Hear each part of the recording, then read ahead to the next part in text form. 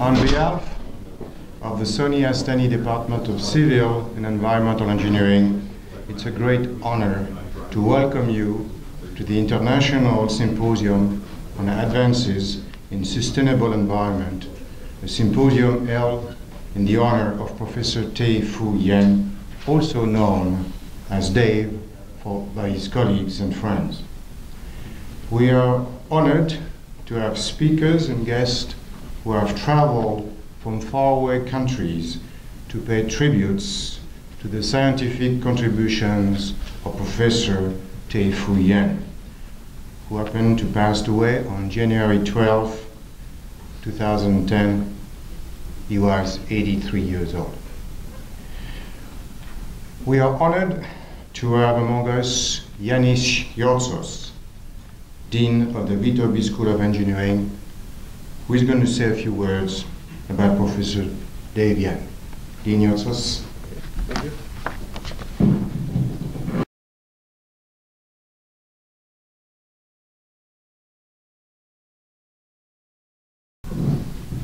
Well, good morning to everyone, and welcome to the school and this wonderful boardroom here. I'm glad that we have been able to support as a school this wonderful symposium to honor Dave Yen. Dave Yen has been a fixture at USC for a very, very long time. In fact, I remember when I first joined USC in chemical engineering, he was at that time a professor of chemical engineering,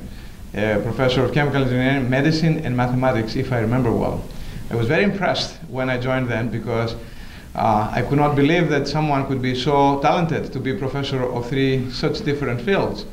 And in many ways, Dave was a personification of interdisciplinarity way before interdisciplinary was a buzzword. And of course now it is very much a buzzword.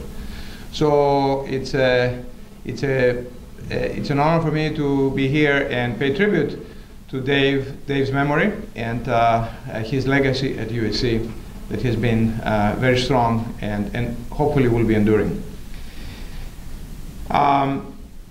As I have in my prepared remarks here,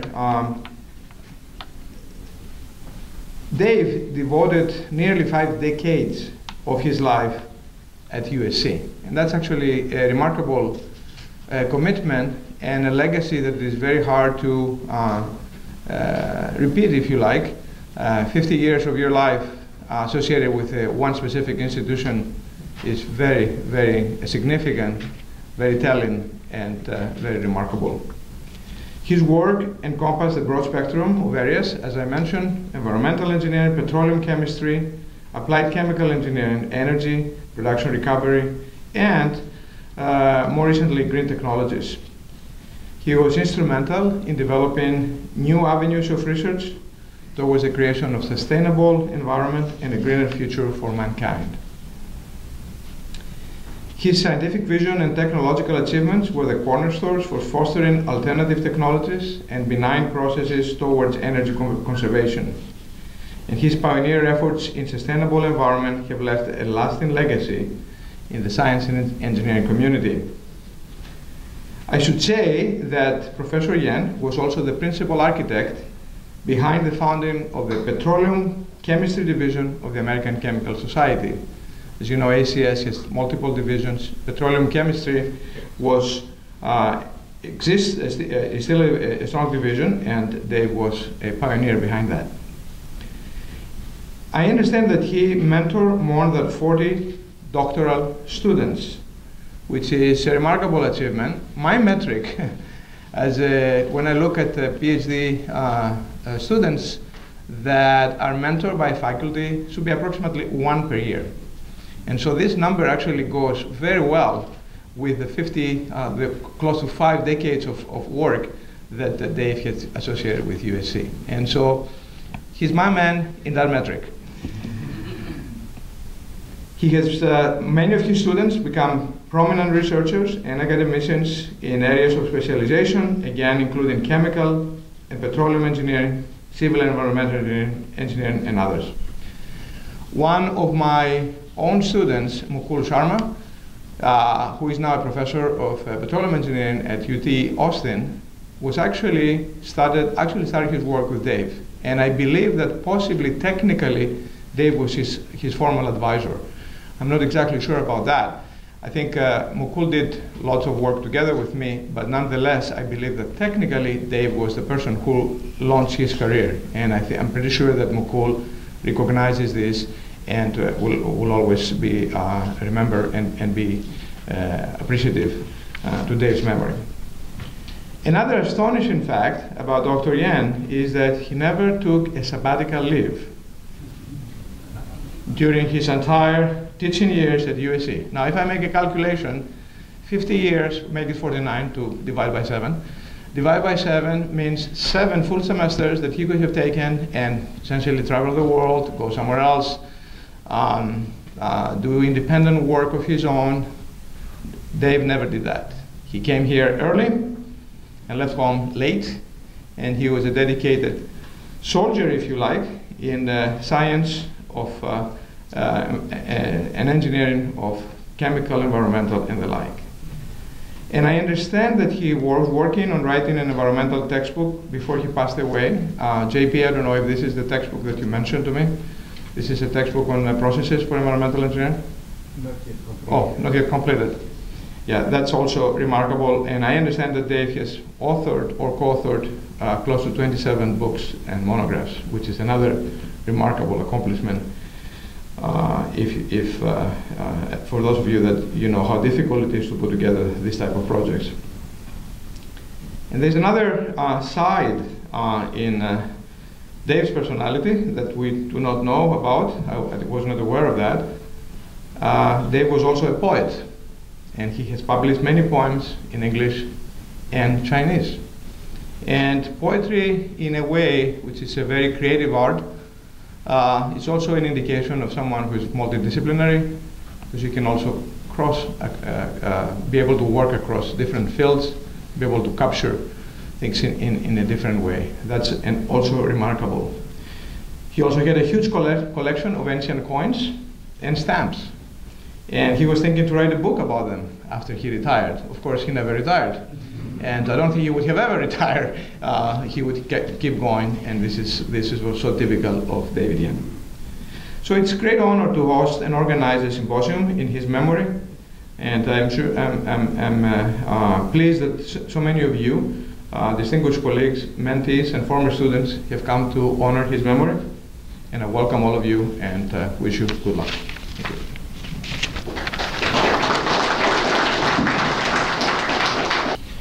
Thank you, Dean Yorsos. Thank you for evoking memories of Professor Dave Yen. And also, thank you very much for your generosity in sponsoring this international symposium in the honor of Professor Dave Yen. Thank you again, Yanni. I was fortunate to be a colleague of Professor Dave Yen for over 20 years. Dave was a member of the faculty for much longer. Dave was a gentleman, a beloved teacher, and a scholar. Dave was a gentleman, a true gentleman indeed. Since I've been department chair in 2006, I discovered every day new facets of the personality of my faculty colleagues. Some of them glorious and inspiring, some of them not as good, which I will not talk about today. But one thing for sure, among all the professors in the department, Dave stood as a gentleman. All facets of their personalities were great.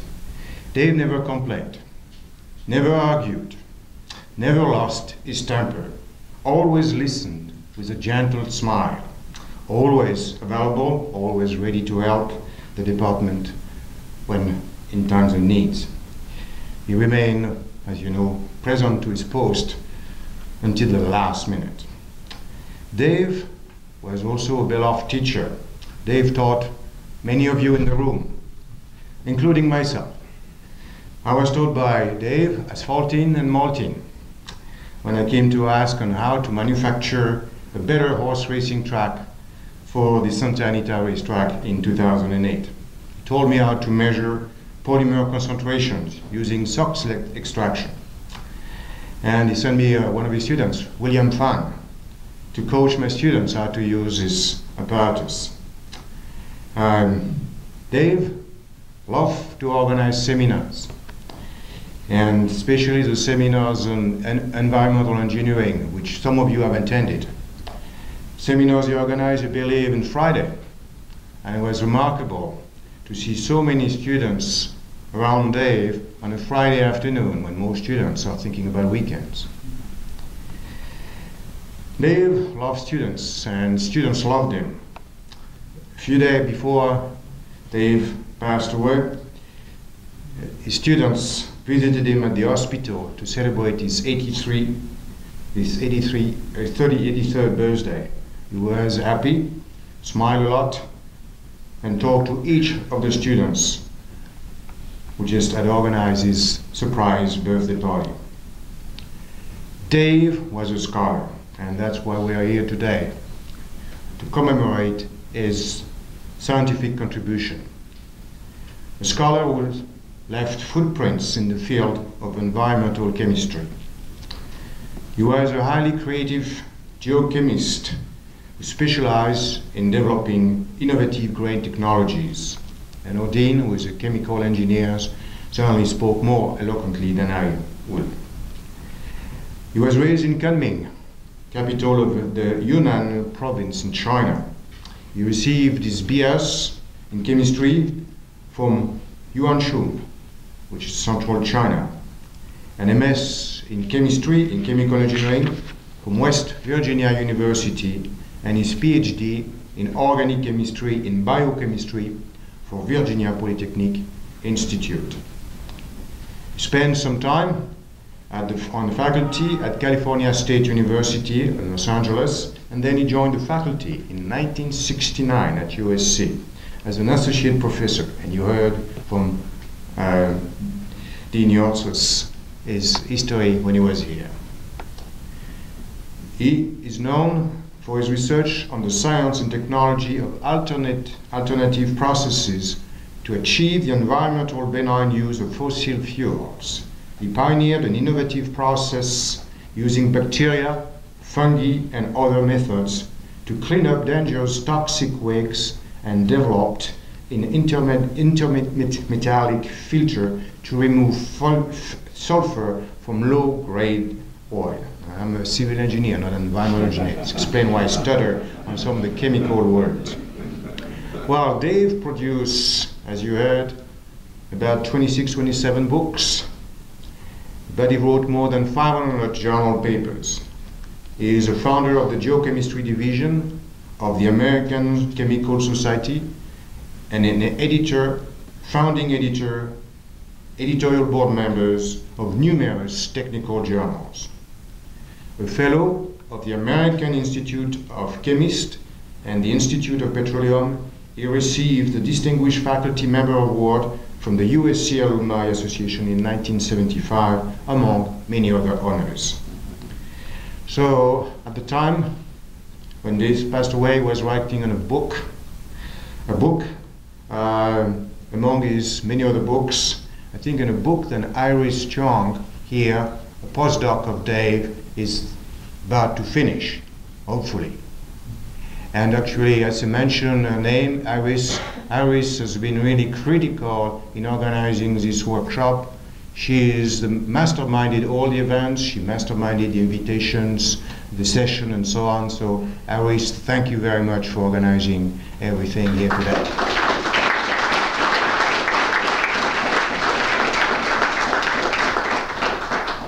So I'd like now to invite to the podium a person who knows maybe more than anybody else about Dave, Mrs.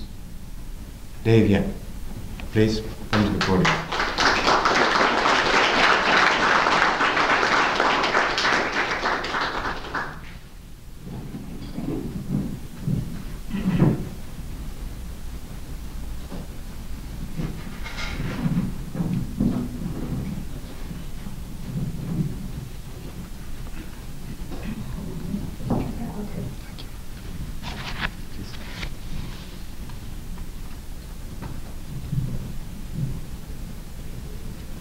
Dean Yoso, Professor Badet, and guests. Thank you very much for coming here for his memorial symposium.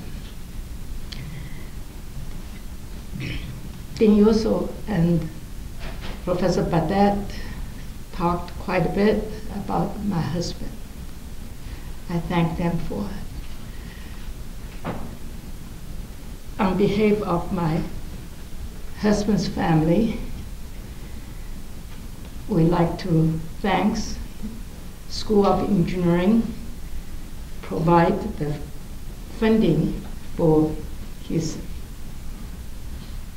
memorial symposium today. I also like to thank the faculties and the staffs of civil engineering and environmental engineering to organize this symposium. And I'd like to thank all the speakers to talk about their research, and those are the things my husband loved most. And they come from long further away. Some come from Mexico, some from Taiwan, some from Korea. Also, some of the faculties come from different parts of the United States, such like Delaware and Wyoming, etc.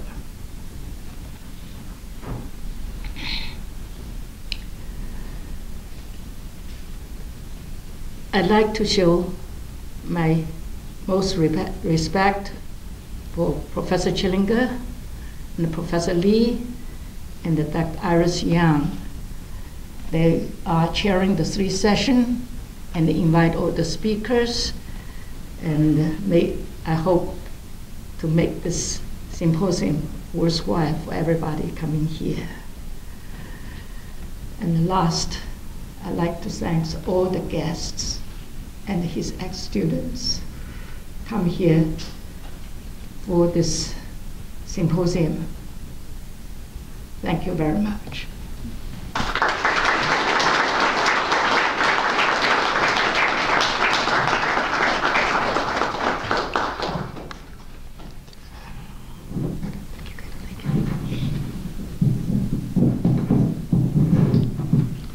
Thank you very much, Mrs. Yen. Mrs. Yen is a scientist at JPL, and she confessed that she and her husband never talk science at home.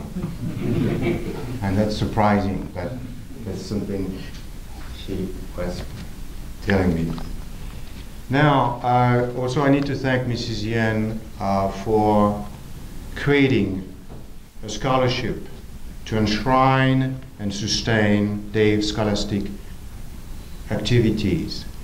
So as we today go through the sessions, I'd like to suggest maybe you can think about increasing the scholarship funds, which Mrs. Yen has started.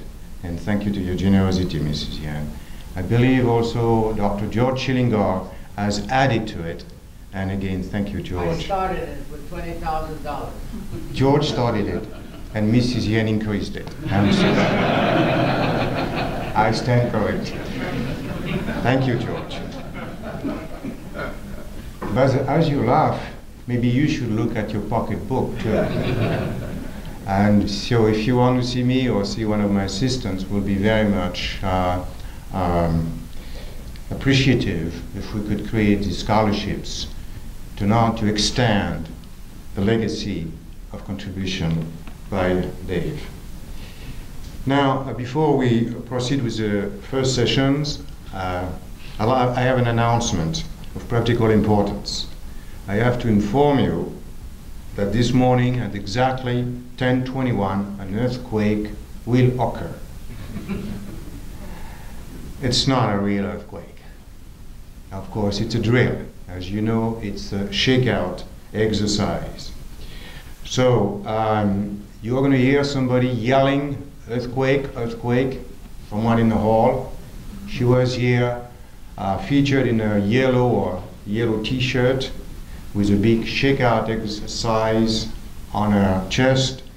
So I'm going to ask you at 10:21, when you hear earthquake, earthquake, would you please cover your head, move away from the windows, trying to, for 30 seconds, to act like if there was an earthquake, to prepare yourself in case there's going to be a real earthquake.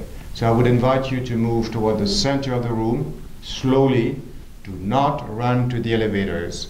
Do not go into the staircases. Stay calm and stay away from objects which may fall from the ceilings. For instance, these panels, I hope they are strongly secured. So watch out for the glasses, the panels, and anything which can fall on your head. It will last 30 seconds, and I believe somebody is going to speak during this at 10:21. We're going to have to stop for 1 minute the talk to play with the statewide exercise, which is called the shakeout. Now, it is time to introduce the first sessions, and the first session is going to be moderated by Professor George Schillinger, who initiated the scholarship fund in the memory of Teh Fu Yen. So if you don't know Professor George Schillinger, I think just Google him and you will know without any doubt, find his name. He has published 68 books. Every day I have to check with George to stay an update on the numbers. Often, and you see he's not shy, when you're in public you will yell, no, not 67, 68, okay? So every time I speak, I ask George, how many books? And he gives you an update in the morning. 68 books in petroleum engineering and many other fields of engineering. So we are very fortunate here to have George to chair the first session. George, will you come to the podium and now start the first session in this international symposium. Thank you very much. Thank you.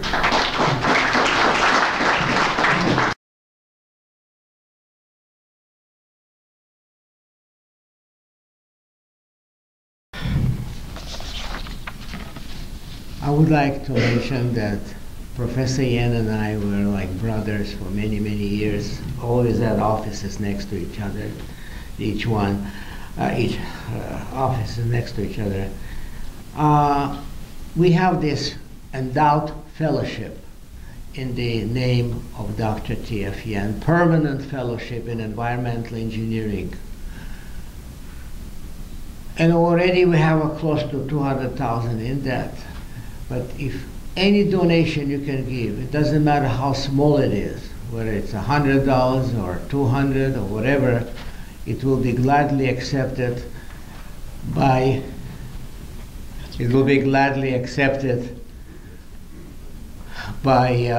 department. So you can send the checks or give the checks, or even today you can give the checks while it's still hot. Give the checks to Dr. Bardet. Huh? Oh, Yortzes, yeah, no, Dr. Yortzes, School of Engineering. Yeah, some questions were raised as to whether it's my 20,000. I have a proof here that the money is there. I have, so 20,000 is there, and of course there's 100,000 from Mrs. Yen. Please, I know that he was a father to all the Chinese students. He was a real father to all the Chinese students. And they all loved him like a father. And I loved him like a brother. So, at this time we'll start the proceedings. I would like to introduce the first. I would like to introduce Dr. James Spade, the editor-in-chief of the Journal of the Energy Sources. I started that journal in 1972, and then Yen was my first editor of the journal. You remember that. He was the first editor of the journal Energy Sources, and of course Dr. Spade made it a world-renowned journal, and I have a, you can pass this journal around. Would you please pass that journal around? And Dr. Spade is an outstanding individual. He just received a medal from the Russian Academy of Sciences, giants of science and engineering, and that tells it all. That tells it all. He is a giant of science and engineering from Russian Academy. And at this time, I would like to introduce Dr. James Spade.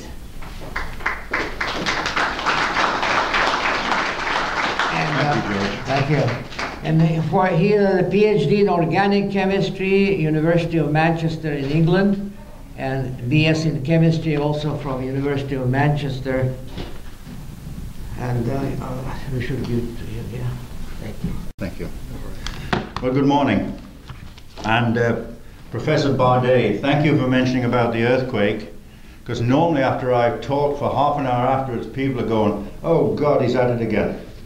So if you see any people doing that, it's not my fault. In regards to giants of engineering, I'm not sure whether that relates to mental ability, height, or girth. I'm hoping it's not the latter. This morning I wanted to kick off by remembering Teh Fu Yen. As the day goes on, of course, you'll see the breadth and depth of his interests and his intellectual capabilities. And I did not want to give any form of scientific paper. I just want to give a few reminiscences about Dave and how he and I met. And this computer's not the same as mine. Technology is wonderful. I left England in '67, so I'll be saying I quite often, but it's to put it in perspective. I left England at '67. I wasn't kicked out. I left voluntarily, and I started work in Alberta on heavy oil. And it's researching through the literature, I kept thinking, who is this fellow Yen who has all these publications? That was my first experience of Dave. I was very impressed by the extent and the quality of the work. It just seemed to me, and I'm sorry for walking about. Some of you heard me say this, I was a soccer referee for 20 years. They throw things at us. If you walk about, you're more difficult to hit.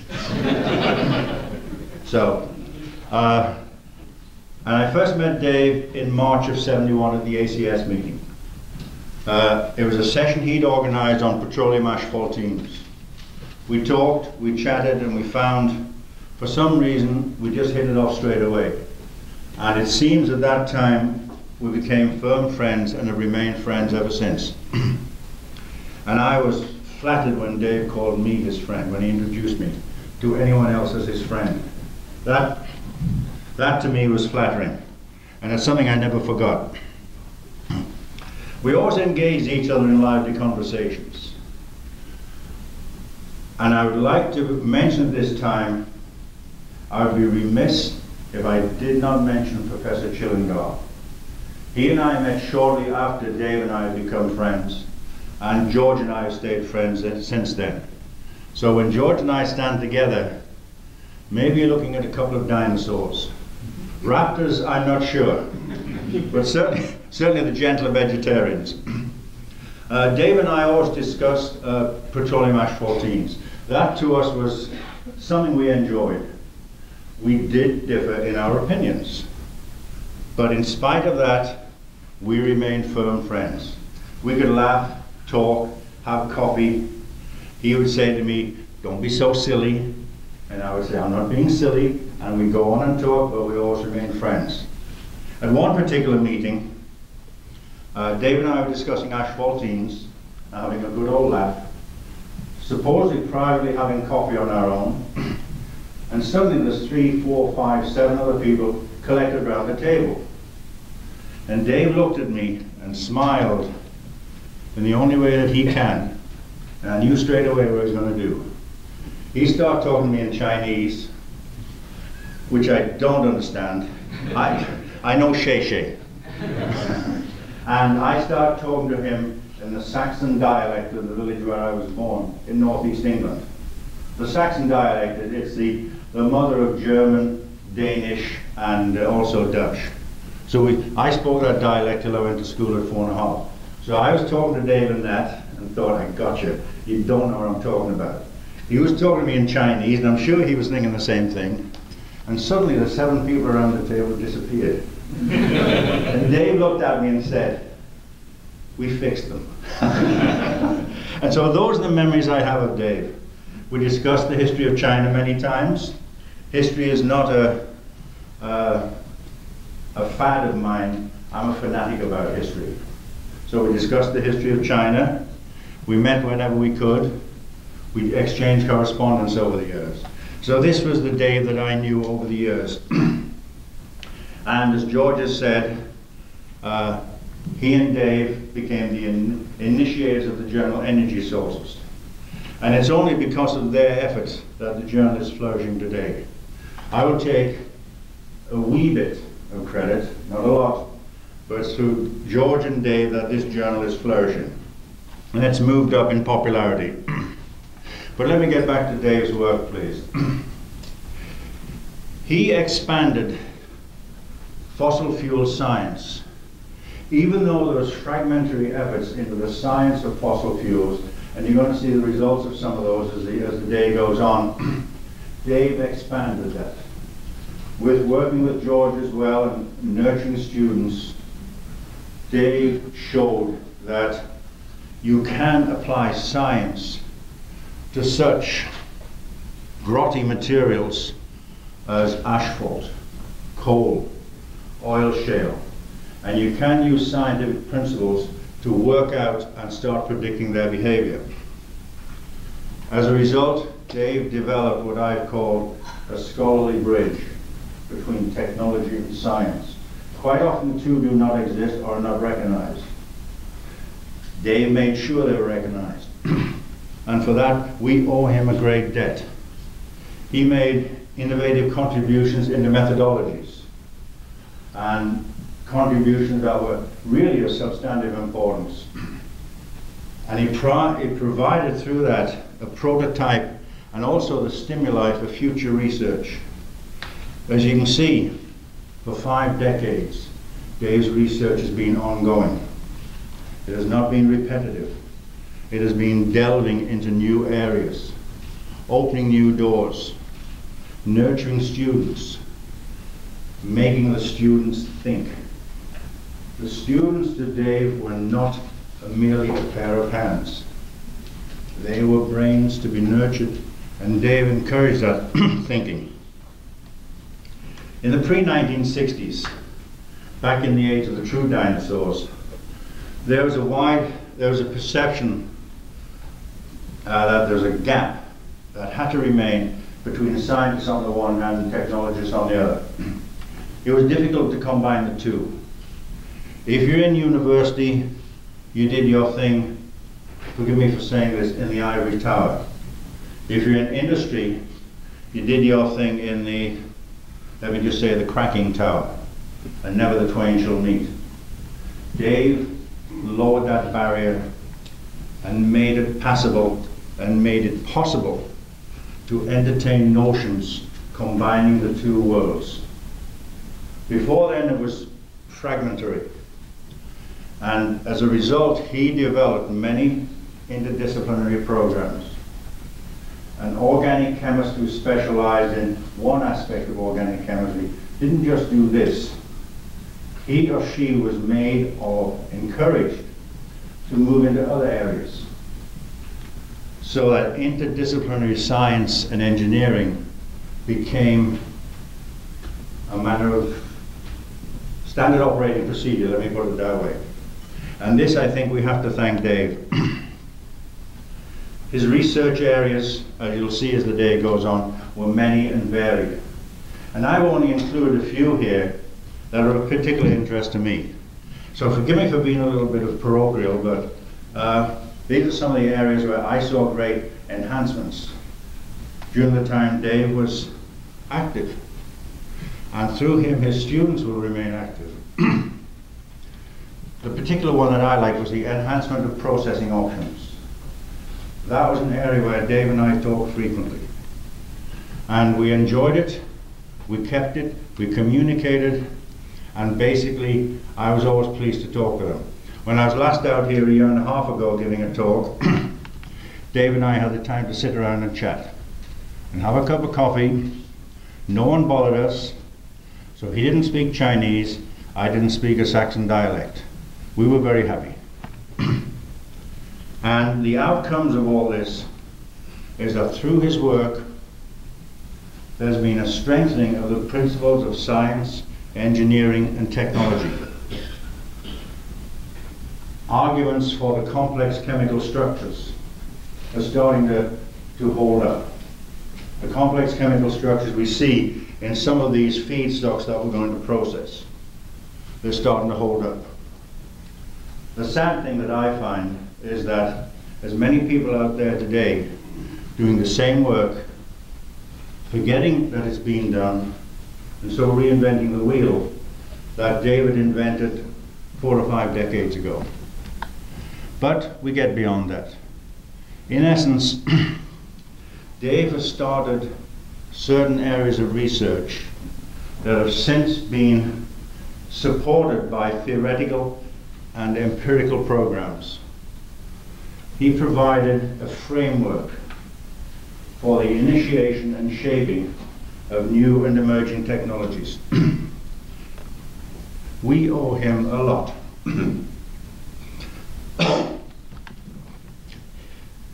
Excuse me. I have the same trouble reading this slide as I did when I made it. But thank you very much.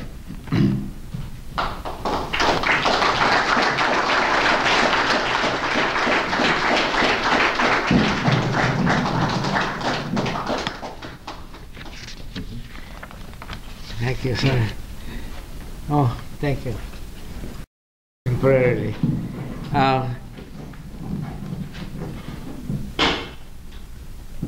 What is engineering? It's applied science. That's the definition of engineering, applied science. And Dr. Spate initially started the journal, founder, editor of Petroleum Science and Technology.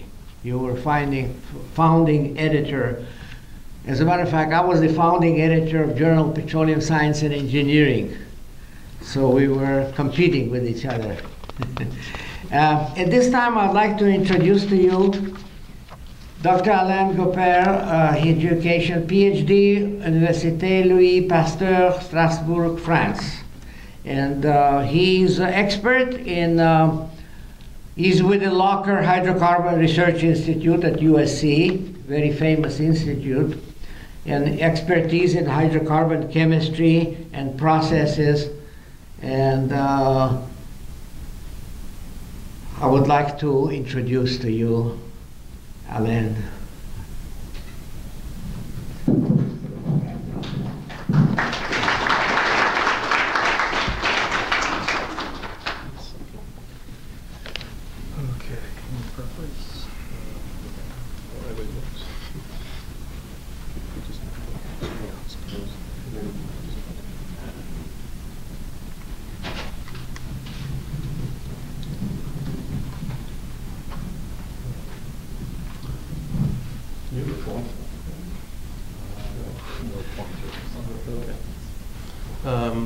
So thank you for this kind introduction. Professor Teh Fu Yen was a good friend of our institute, and he assisted in a lot of PhD defenses there in the committee. And he was a good friend of our founding director, Professor George Ola, and also Professor Surya Prakash, which unfortunately could not be here today, and he asked me to give this talk in his place. So the title of my talk today is going to be Chemical Recycling of Carbon Dioxide, the Methanol Economy. During the next half hour or so, I will talk about some of the challenges we are facing in the field of energy and possible solutions in what we are calling the methanol economy. So during the last century, the population on Earth has grown tremendously from about 1.6 billion in 1900 to more than 7 billion today, I believe. And this population is still believed to increase to 8 to 10 billion by the middle of this century. So all these people need not only food, water, shelter, and clothing, but also a lot of energy for heating, cooking, transportation, and so on. So as our population increased, as well as our standards of living, so has also the amount of energy we are using. So from the 1970s to 2010, the consumption of energy almost more than doubled. And we are consuming now every year about 150 petawatt hours of energy. This is equivalent to the continuous production of 15 terawatts, which could be equivalent to 15,000 power plants of 1 gigawatt each. And this is a tremendous amount of energy, which is still expected to increase to 21 terawatt by 2025 and 30 terawatt by 2050. So where do we get all this energy from? So today, most of this energy, a big part of it, comes from fossil fuel, namely coal, oil, and natural gas, which represent more than 80%. And others include burning of biomass and hydroelectricity or nuclear energy.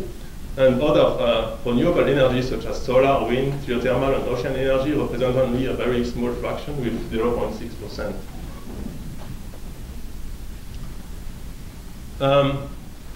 There are some problems with our use of fossil fuel, as you know.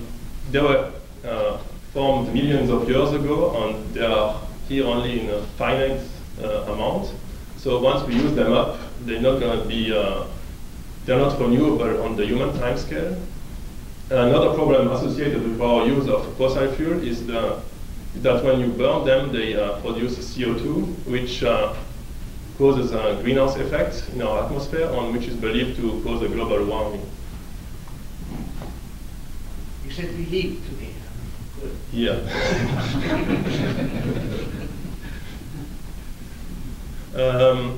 Here in this graph, you can see the emissions of CO2 from human activity from about the beginning of the Industrial Revolution to today. You can see that up to the 1950s, most of this emission came from burning of coal. And after that, and with the increase of use of petroleum and natural gas, these energy sources also contributed increasingly to the emissions of CO2. Also, to some extent, cement production also contributes to this emission of CO2. And we can see that we have an almost exponential increase in the last 100 years of these emissions, which stand now at about 30 billion tons of CO2 emitted each year.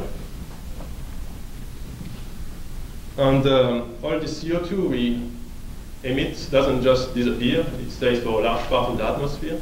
As we can see in this measurement of the atmospheric CO2 concentration over the last 50 years, in this case in Mauna Loa in Hawaii, we can see that this concentration increased from about 320 ppm 50 years ago to more than 390 ppm today. Also, if you look over the period of 1,000 years, we can see a very sharp increase of these CO2 emissions in the last 100 or 200 years. And it's believed that this increase, this increase in CO2 in the atmosphere creates increased greenhouse effect. And actually, the greenhouse effect is good because it's what keeps our Earth at a comfortable temperature. If there was no greenhouse effect, the average temperature would be like minus 18 degrees C, which is pretty chilly. And scientists found that there is a correlation between the CO2 concentration in the atmosphere and also the temperature. So they believe that this increase in CO2 emissions also causes the increase in temperature of the atmosphere. Presently, the most cited solution to this CO2 problem is capture and sequestration in different places like coal beds or natural gas, depleted natural gas or oil fields, also in deep aquifers or under the seas. But none of this technology has been proven on the immense scale needed, like billions of tons of CO2 that you have to pump on the ground. And once you pump them on the ground, you have also to make sure that they stay there and that they don't leak out. And if you have a catastrophic CO2 release, it could also have some very deep consequences. But for now, this carbon CO2 capture and sequestration remains one of the best solutions, because we're going to continue to use fossil fuel for a long time on a large extent. Here are just what we consume today, every day, on Earth in fossil fuel. We consume 85 million barrels of oil, 8 billion cubic meters of natural gas, and 16 million tons of coal every day. And all this contributes to the 30 billion tons of CO2 released each year in the atmosphere. Just to give a comparison, I put here the production of ethanol in the US, which stands at about 7 billion gallons per year. This represents about 175 million barrels of ethanol, but due to the lower energy content of ethanol compared to oil, this is only 1.3 days of supply, so it's really a drop in the bucket. So what are other options besides fossil fuel? Well, there's biomass, but according to most estimates, biomass is going to be able to fulfill only 10 to 15% of our energy needs in the future if you want to harvest it in a sustainable way. And there are also a lot of conditions that have to be fulfilled for biomass to be produced. We need land, of course, availability, and there's water resources which are important. You might need irrigation. So there's also a problem of food security versus energy security. And of course you need fertilizer to get high yields, and these fertilizers have also to be synthesized, and this needs energy. Also to process this biomass, it also needs energy. So the overall balance has to be studied very carefully. Besides biomass, there are other alternative energies, like hydropower, geothermal energy, wind energy, solar energy, ocean energy, or nuclear energy. Some of these alternates are already used today to produce mostly electricity, and in some countries they represent a large portion of this electricity production. Like in France, almost 80% of the electricity comes from nuclear. In other countries like Canada or Norway, hydroelectricity, hydropower produces a lot of the large portion of the electricity. But other countries like the US or UK still rely very heavily on fossil fuel for the electricity generation. One of the problems with all these alternate energies, except biomass, is that they produce only electricity.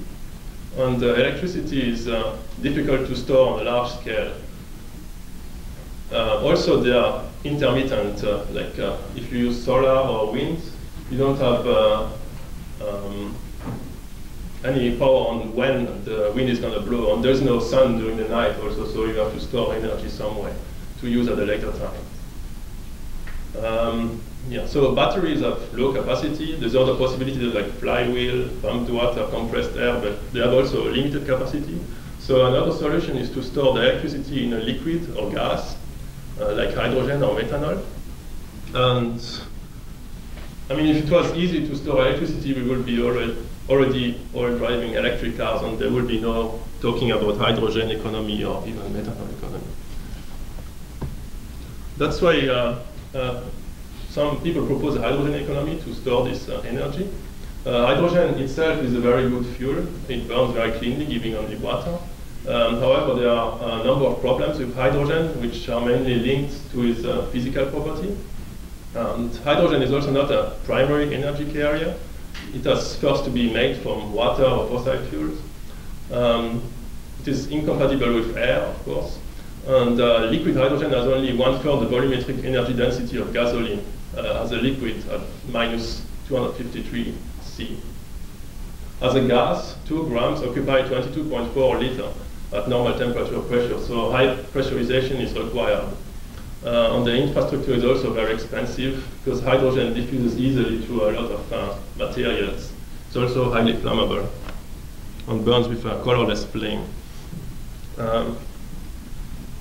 To overcome some of the problems of hydrogen, that's why we are proposing methanol as an energy carrier in the frame of the so-called methanol economy. Methanol itself is an excellent fuel for internal combustion engine. It's a liquid which boils at about 65 degrees C.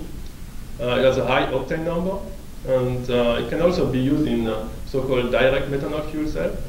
And via conversion into a dimethyl ether, which has a high cetane number, it can also be used as a diesel fuel on a substitute for LNG and LPG.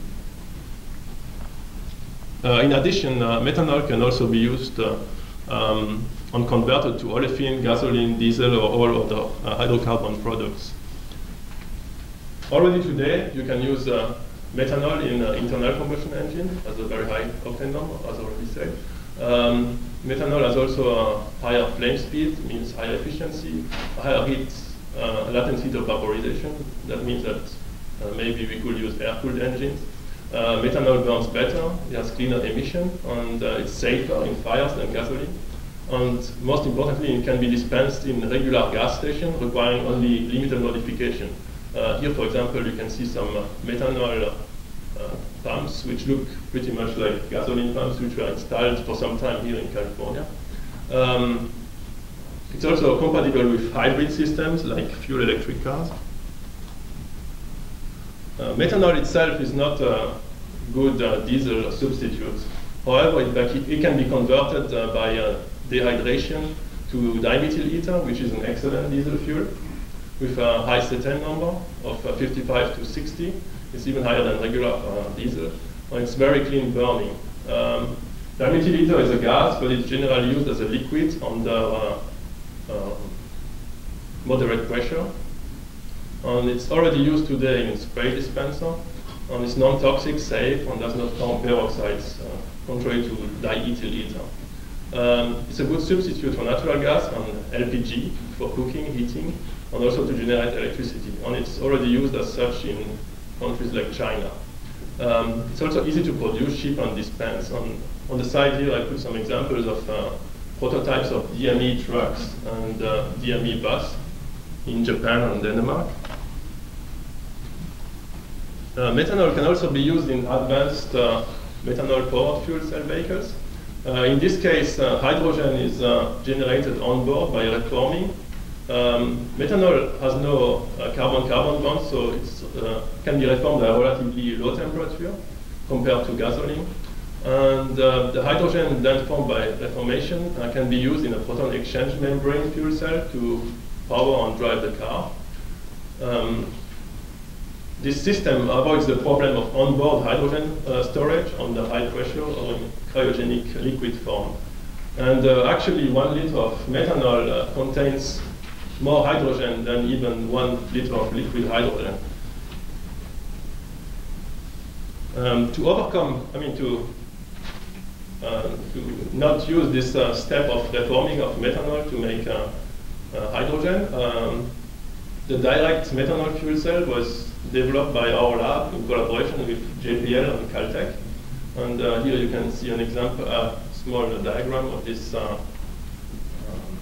DMFC. You can see on the anode side, the methanol is transformed into carbon dioxide and protons and electrons. The protons migrate to a membrane, and the electrons are used to drive some electrical device. They recombine on the cathode side with oxygen to form water. Overall, the reaction is a reaction of oxidation of methanol to CO2, water, and electricity. And I actually brought some examples here of this membrane, which is coated on one side with the platinum ruthenium catalyst, and on the other side with the platinum catalyst. Maybe I can just pass it around. I also brought a small device which is powered by this DMFC. So the membrane is here in the middle, and I have some liquid methanol here, and the cathode side here, where the air, there's air contact, is on this side. So as soon as I'm gonna put the membrane into contact with the methanol, it's gonna start to power this small propeller. Which would, yeah. and then it can turn for at least 2 or 3 hours like that. Pass it around also. There are several advantages to this direct methanol fuel cell. This absence of pollutant. There's only water and CO2 are the only byproducts. It eliminates the reforming step, as I already said. So it reduces stack and system complexity. It's silent. There's no moving parts. It's capable of starting up at temperatures of 20 degrees and below. So it's thermally silent. Could be good for military application. It also uses a liquid feed. That means it's convenient for storage and logistic. Here are some examples of DMFC that were. Some example of DMFC. This one is developed by Toshiba and is used to power some small electronic devices. And here you have a small DMFC powered scooter from Yamaha.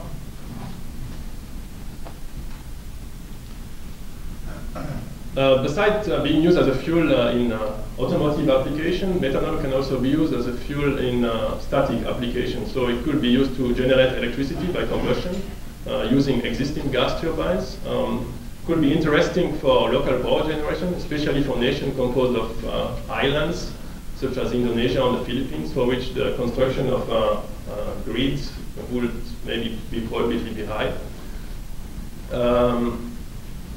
In the case of static application, we are also not limited by the type of fuel cell we can use, because there's no limits of really weight and space like on an automobile. So we could use phosphoric acid fuel cell or molten carbonate fuel cell or solid oxide fuel cells. And in developing countries, methanol could also be used as a fuel for cooking. It's much cleaner and efficient than wood.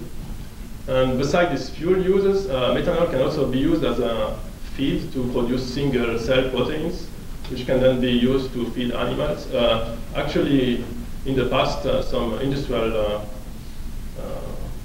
plants already did that and sold this feed in the, I think, beginning of the 80s.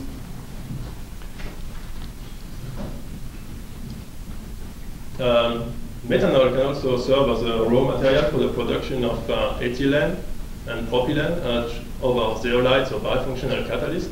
This propylene and ethylene can then be further transformed into hydrocarbon fuels such as gasoline, diesel, or all other hydrocarbon products we currently obtain from petroleum or natural gas. Today, methanol is not much used as a fuel. It's more a raw material in the chemical industry to produce products like formaldehyde or methyl tertiobuthyl ether, which is a fuel additive. It's no more used here in California and most of the other US states, but still some other countries use it. There's also acetic acid, chloromethane, and other chemicals. So what are the methanol sources we have? The industrial production occurs mostly, exclusively through syngas, mostly from coal and natural gas, but any carbon source could be used to produce methanol. Also, interestingly, we could also have the direct methane conversion through oxidation, and most importantly for our project is could make methanol by carbon dioxide reduction. And besides industrial production, methanol also occurs in nature.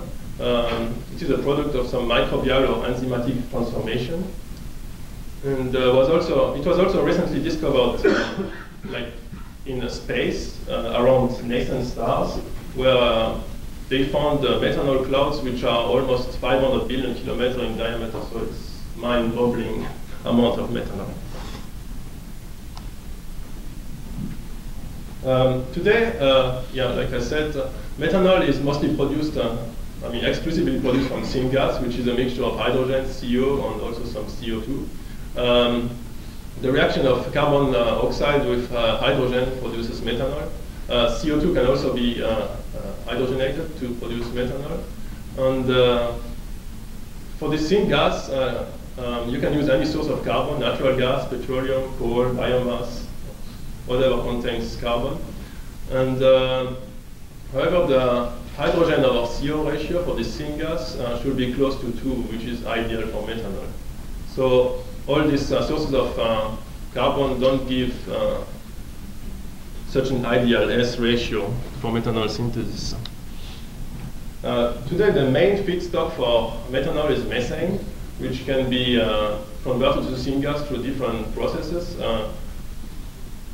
The one which is used the most is steam reforming, in which methane is reacted with water over a nickel catalyst at high temperature to produce a mixture of CO and hydrogen, which has then S ratio of 3, which is that means there's an excess of hydrogen, which has to be used in another process, usually for ammonia production.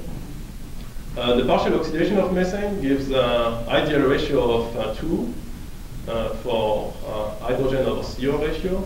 However, this partial oxidation is relatively difficult to control and can lead to total combustion or production of water. Also, there's dry reforming with CO2, but this one gives a deficiency of hydrogen. And there's also only a S ratio of 1. And all these reactions occur at high temperatures. So to overcome some of the difficulties with this, obtain a S ratio ideal for methanol, which means 2, a ratio of hydrogen over CO of 2. We can combine 2 or more of this reaction, in this case steam and dry reforming, in what we call the bioreforming. In this case, methane is reacted with water and CO2 to form a syngas mixture with this ideal ratio to make methanol without byproducts. Coal can also be used, of course, to make methanol through partial oxidation and steam treatment. However, due to the low hydrogen over carbon ratio of coal, there's a lot of CO2 which is produced, up to 2 moles of CO2 per mole of methanol produced. But despite this difficulty, China is currently adopting this approach on a massive scale because it has large coal reserves, and other plants are in construction or planned. Another intermediate besides syngas could be some halogenated species. In this case, we use bromine to brominate methane to obtain bromomethane, which by hydrolysis can make methanol or dimethyl ether. And the HBr, which is produced as a byproduct, can be reoxidized to bromine, which can be recycled to close the cycle. Overall, the reaction is a simple partial oxidation of methane to give methanol. Another possible intermediate is methane bisulfate, which is produced from methane and sulfuric acid over some homogeneous catalyst. The methane bisulfate is then also hydrolyzed to make methanol, and the SO2 produced as a byproduct can be reoxidized to sulfuric acid, which can then be recycled. Here also, the overall reaction is a partial oxidation of methane to give methanol. The advantage of this reaction is that you can run it at low temperature, relatively low temperature, 180 to 250 degrees. It's much lower than syngas generation, but the inconvenience is that you need to recycle large amounts of concentrated and corrosive sulfuric acid. Another way to produce methanol from methane without CO2 production is to use decomposition of methane at high temperature to carbon and hydrogen. The hydrogen can then be used to hydrogenate carbon dioxide to form methanol. Overall, all the carbon which is present in the methane ends up in solid carbon, which is easy to handle and store. There's no emission then. So with this method, we could make extensive use of our natural gas resources without CO2 emission. That's an interesting proposition. But in the long term, our natural gas resources are finite, so that means we need to find some new sources for carbon for the methanol synthesis.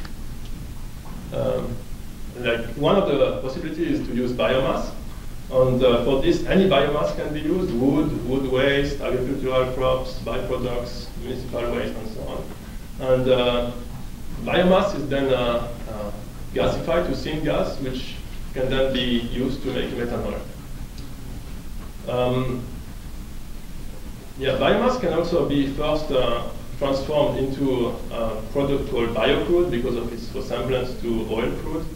And this biocrude can then be shipped easily because it's a liquid to larger methanol production facilities.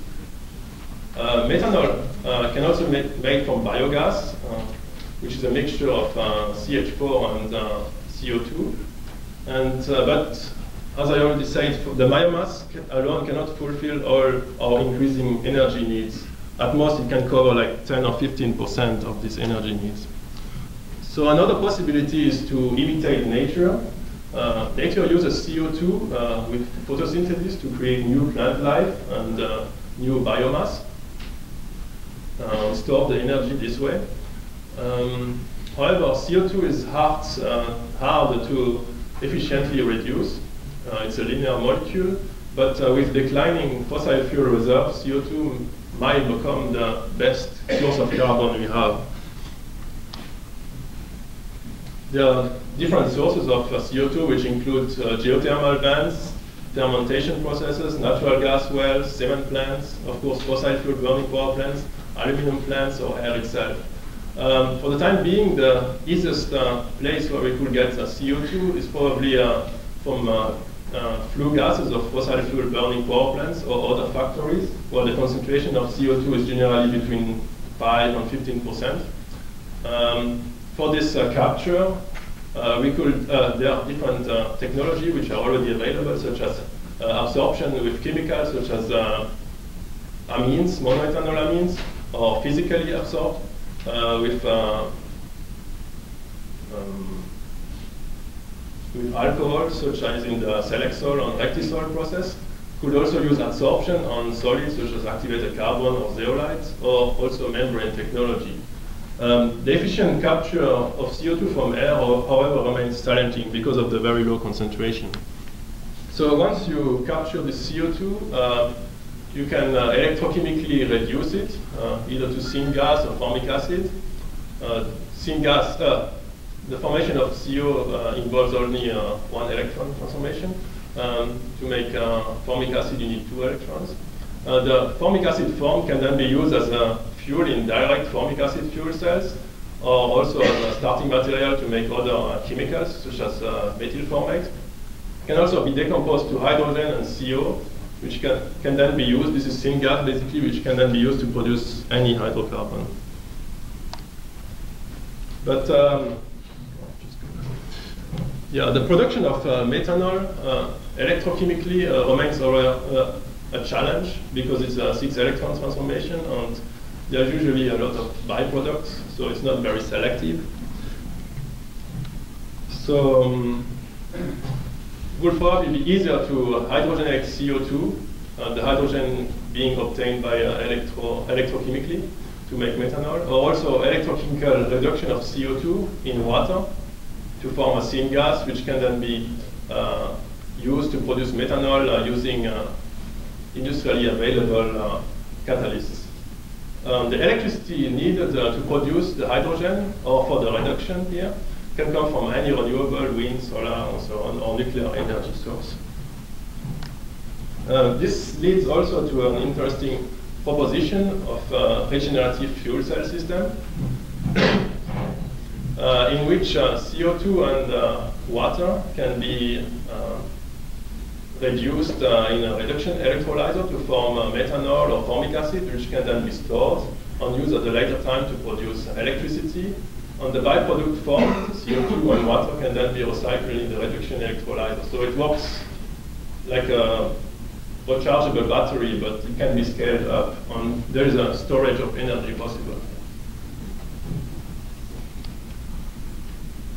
So this carbon capture and recycling of CO2 is one of the bases of the proposed methanol economy. The advantages is that it renders carbon-containing fuel and products environmentally neutral. It also provides a sustainable, universally available regenerative carbon source via carbon dioxide recycling, using any form of energy, alternate, with emphasis on solar, wind, and atomic, and also on hydrogen from water. It could replace our diminishing fossil fuel, freeing humanity from dependence on coal, oil, and natural gas, and also offers a solution to the costly and potentially dangerous carbon capture and storage.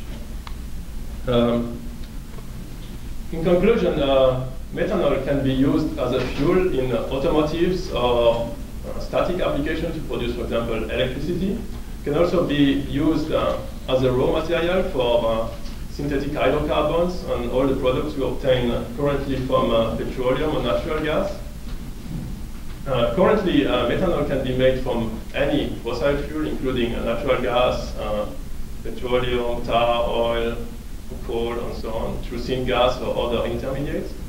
But as our fossil fuel resources are increasingly depleting, we could use biomass by gasification to produce methanol, or most importantly, we could produce methanol by CO2 chemical recycling using electricity from any of these sources, either renewable or atomic energy. And this will constitute some anthropogenic carbon cycle, which will kind of mimic the natural carbon cycle from nature. And there's already quite some interest for this methanol economy concept. Here at USC, we have a collaboration with UOP to develop concept enabling new chemistry and technology around this methanol economy. In Iceland, the first geothermal CO2 conversion plant to methanol is being constructed. In Japan too, an industrial CO2 to methanol demonstration plant is currently being tested. And also China, Japan, South Korea have major low carbon technology energy initiatives to store or recycle CO2, especially from coal burning power plants. In this photo, you can see the groundbreaking of the George Olah CO2 to renewable methanol plant. This plant has been named after George Olah, which is the founding father of our institute.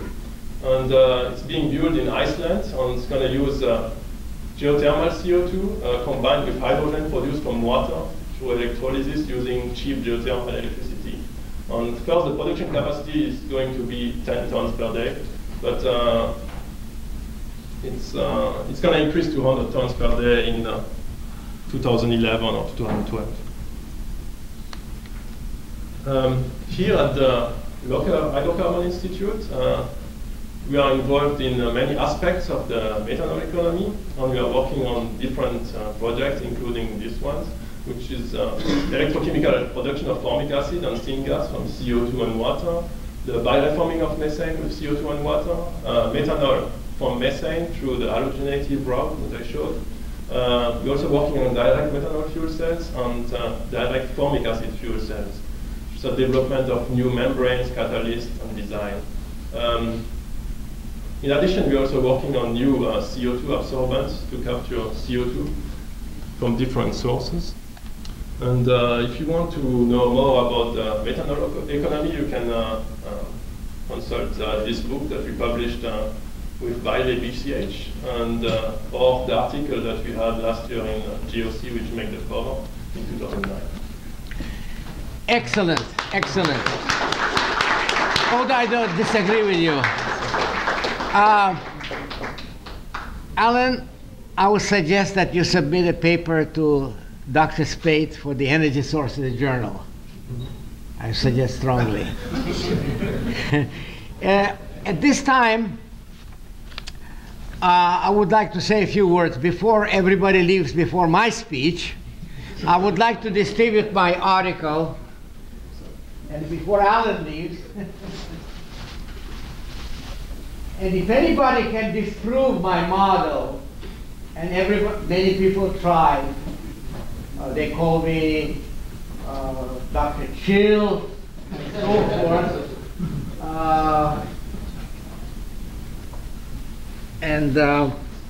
Thank you so much. Thank you. If you disprove my model, I'll eat my hat and retire in disgrace. But earthquake.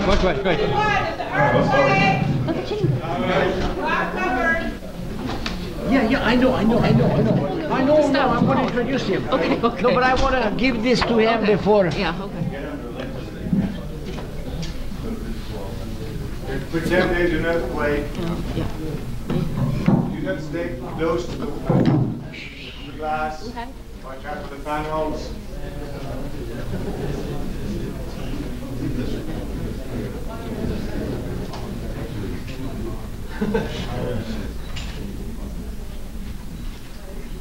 Looks affected by the earthquake. I need some faces. Get right.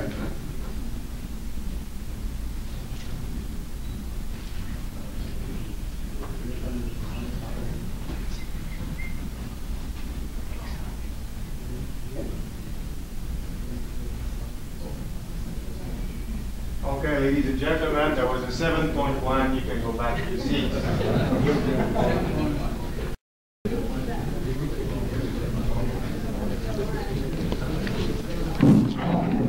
At this time, no, I think that I just introduce him fast and then we'll do it. Yeah, thank you. No.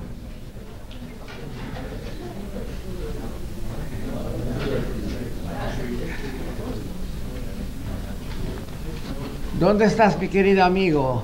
Here. Oh, aquí estás. Aquí, bueno, put it for him.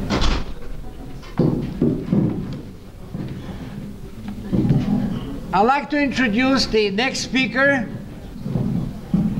Dr. Carlos Lira Galeana, PhD in chemical engineering with honors from National University of Mexico. He is with the Mexican Institute of Petroleum, IMP, since 1985.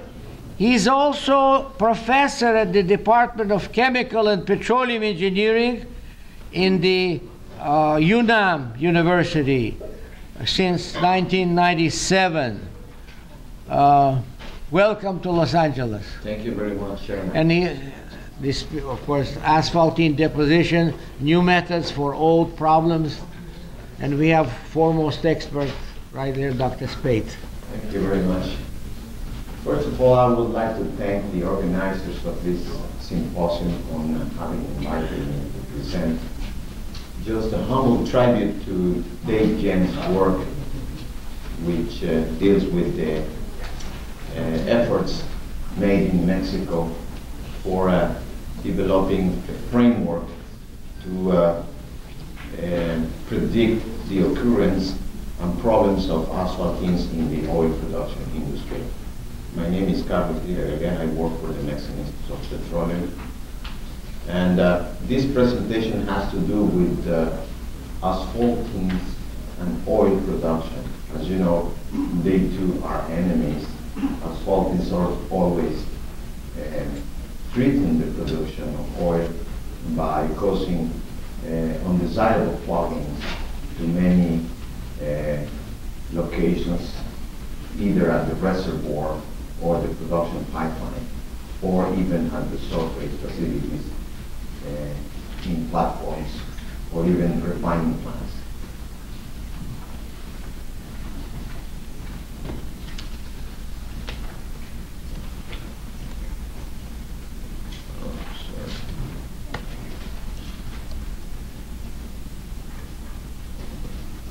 I cannot just going ahead.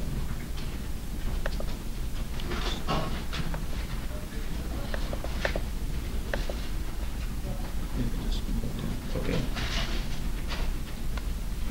So the outline of this presentation is that I'm going to just very briefly mention my few experiences with Teh Fu Yen.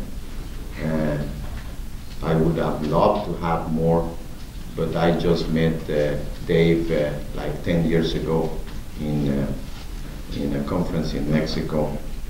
But even though that was enough for me to see about the personality of Dave's and its accomplishments in science.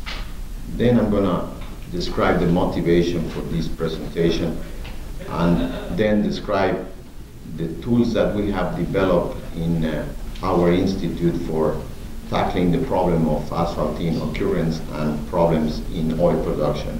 I'm going to also describe the application of the whole framework in resolving and giving predictions for a real well in the Mexican Gulf of Mexico, and then going to give a few remarks. As I mentioned, I met Dave 15 years ago in a conference in Rio de Janeiro, where we both were presenters of asphalting topics in Petroleum Society of Petroleum Engineers conference in Rio back in 1995. Together with us is Dr. Correa of University of Rio de Janeiro, and in that occasion I met Dave and had conversations with him. We both agreed in many aspects of petroleum characterization, and that was enough for me to just notice and become aware of the giant scientist I had in front of me, and of course the personality of a gentleman that he showed every time. Then later, 2 years later, then we organized together with Dr. Otto Strauss of U of Alberta in Edmonton, co-organized a conference in Cancun, Mexico, also devoted to asphaltenes. And then later we together published those proceedings in an issue of Energy and Fields. So this was just a very pleasant experience, and we enjoyed many conversations also, and very nice memories of Cancun with also Dave. Finally, I was invited to contribute a chapter of this Asphaltings and Asphalts 2 book of Dave and Dr. Schillinger, and we just wrote a chapter together with my colleague of D.B. Robinson in Canada, Dr. Ahmed Hamad. So those were the few experiences that I really enjoyed with Dave. And as I mentioned, I would love to have had more experiences like this, but then I remember Dave with deep respect. As a motivation of this presentation, this table just shows the number of troubled wells due to asphalting deposition in our state-owned oil company of Mexico called Pemex. There is a total of about 116 troubled wells due to either wax or asphalting precipitation. My work deals with, the topic of flow assurance. Flow assurance is a subject that deals with doing whatever from the technology development or even going back to the scientific research, in trying to keep wells producing every time, not having stops due to points due to caused to many factors such as hydrates, such as scales deposition, such as wax deposition, such as asphalt deposition, because that threatens the production and of course stops the income and increases the expenses of producing crude oil. So my work deals with keeping and making all possible to maintain the wells producing either gas or oil wells producing intermittently and constantly. So among those 116 wells, there is about 50 of them troubled by asphalting problems, different asphalting problems either at the reservoir or at the production pipeline. Economic losses, as I mentioned, are high, are very demanding. There is an estimate that approximately you lose about $50 million per well per year due to problems of asphalting precipitation. So doing research on prediction techniques is very important for solving this problem. So the first question that a petroleum engineer has whenever asphaltings are giving problems to the producing wells is, okay, where is the deposition taking place? Because as a difference to our refinery, you cannot just go and open a tank or just open a valve or a pump and just looking at the plugs in the refinery at the surface level. Instead, in a reservoir, you have to predict where the problems are occurring just based on different kind of studies, such as phase behavior, flow improves media, and so on. So we develop, I'm going to just show a very simple technique to predict where problems in a producing facility are occurring. So this figure shows the picture of the reservoir and the attached production pipeline or well, and of course the surface facilities. Asphaltings can be present in whatever sector of the reservoir or along the production pipeline or the surface facilities. So we need, as I mentioned, the development of macroscopic tools for simulating and then predicting the occurrence of those deposits. So here we combine the hydrodynamic features of the multi-phase flow along the producing well. This is a plot called the dynamic PT profile. This is a plot of depth of the well against the pressure. We have two sides of this plot. In the surface we have the wellhead pressure, and in the bottom of the well we have the so-called flowing well pressure. So this is the dynamic hydrodynamic pressure decreasing the pressure, the reduction along the pipeline as the oil goes to the top. Together with this plot, you also have the phase diagram of the asphaltenic crude oil, which, as you may know, it is divided in many multi-phase regions because of the appearance or disappearance of several phases that cause asphaltings. At very, very high pressure, you have only a single liquid phase, which is called the live oil state. But as soon as the well is depleted because of the nature of production, then you enter a region of asphalting precipitation where solid asphaltings are present. These are called the asphalting envelope. Below this upper onset, you will have now two phases, the oil and the solid asphaltings.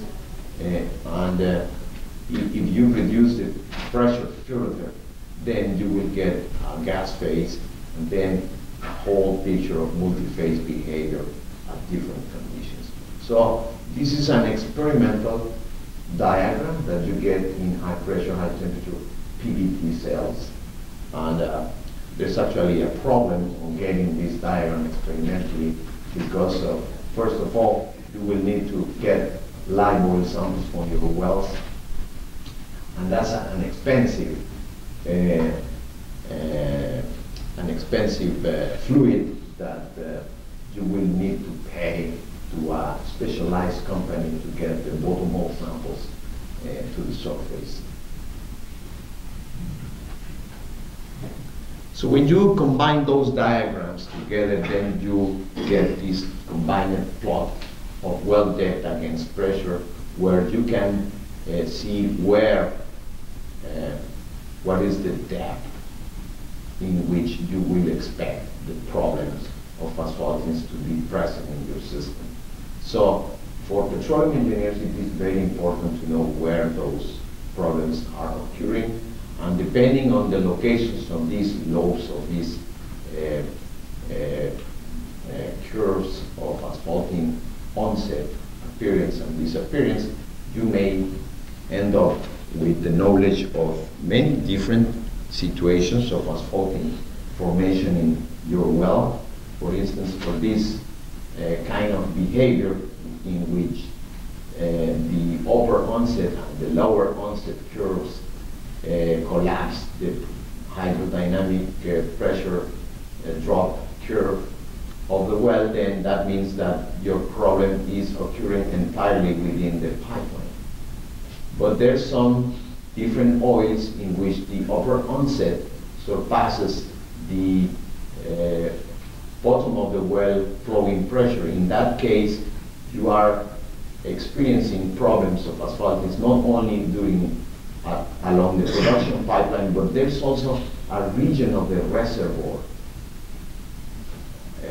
in which you are having problems. And with this plot, you can detect where exactly, how deeply within the reservoir, given by this pressure reduction in the reservoir, you are experiencing the problem. So there's different, depending on the features of this combined diagram, there's different diagnosing plots that tells you where exactly your problem is. This is important just for you to use chemicals injected to many different locations of the system to prevent the deposition to happen. So this is a diagnosing method. However, the method, as I mentioned, requires very expensive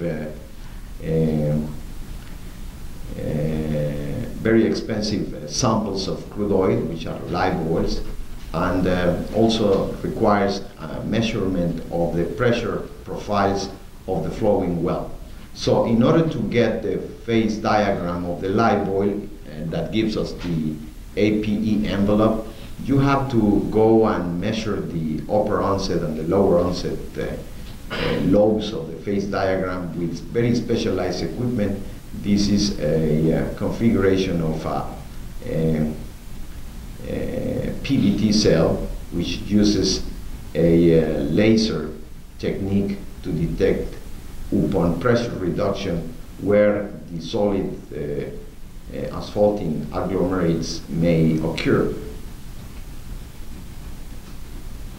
You just pass a laser along the liquid depth of the live oil within the cell, and then by detecting the light features of the laser just passing across the cell, as it is shown in this plot of pressure against light transmittance. When the cell gets a decrease of the light transmittance, then that means that you are having the onset of the solids formation, because the light stops the path in between the two laser probes, and then you get at the reduced pressure, you also get the bubble point pressure.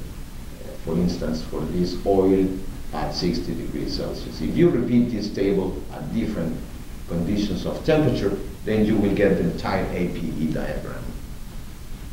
This is an expensive toy, and only a few labs in the world have this kind of experiment. You can also do titration experiments in this cell to test the chemical inhibitor behavior with this oil, also at live oil conditions. Finally, then you get the APE, such as it is shown in this plot for a Mexican offshore producing platform that we measure this phase diagram. Okay.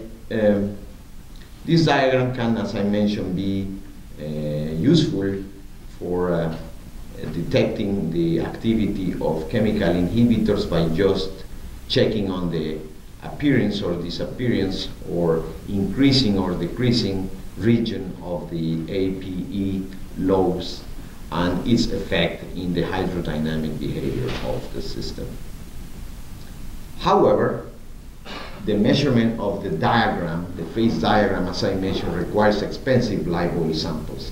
So it became desirable for everybody to avoid the need of taking the live oil sample and then to send it to expensive lab measurements using the laser cell.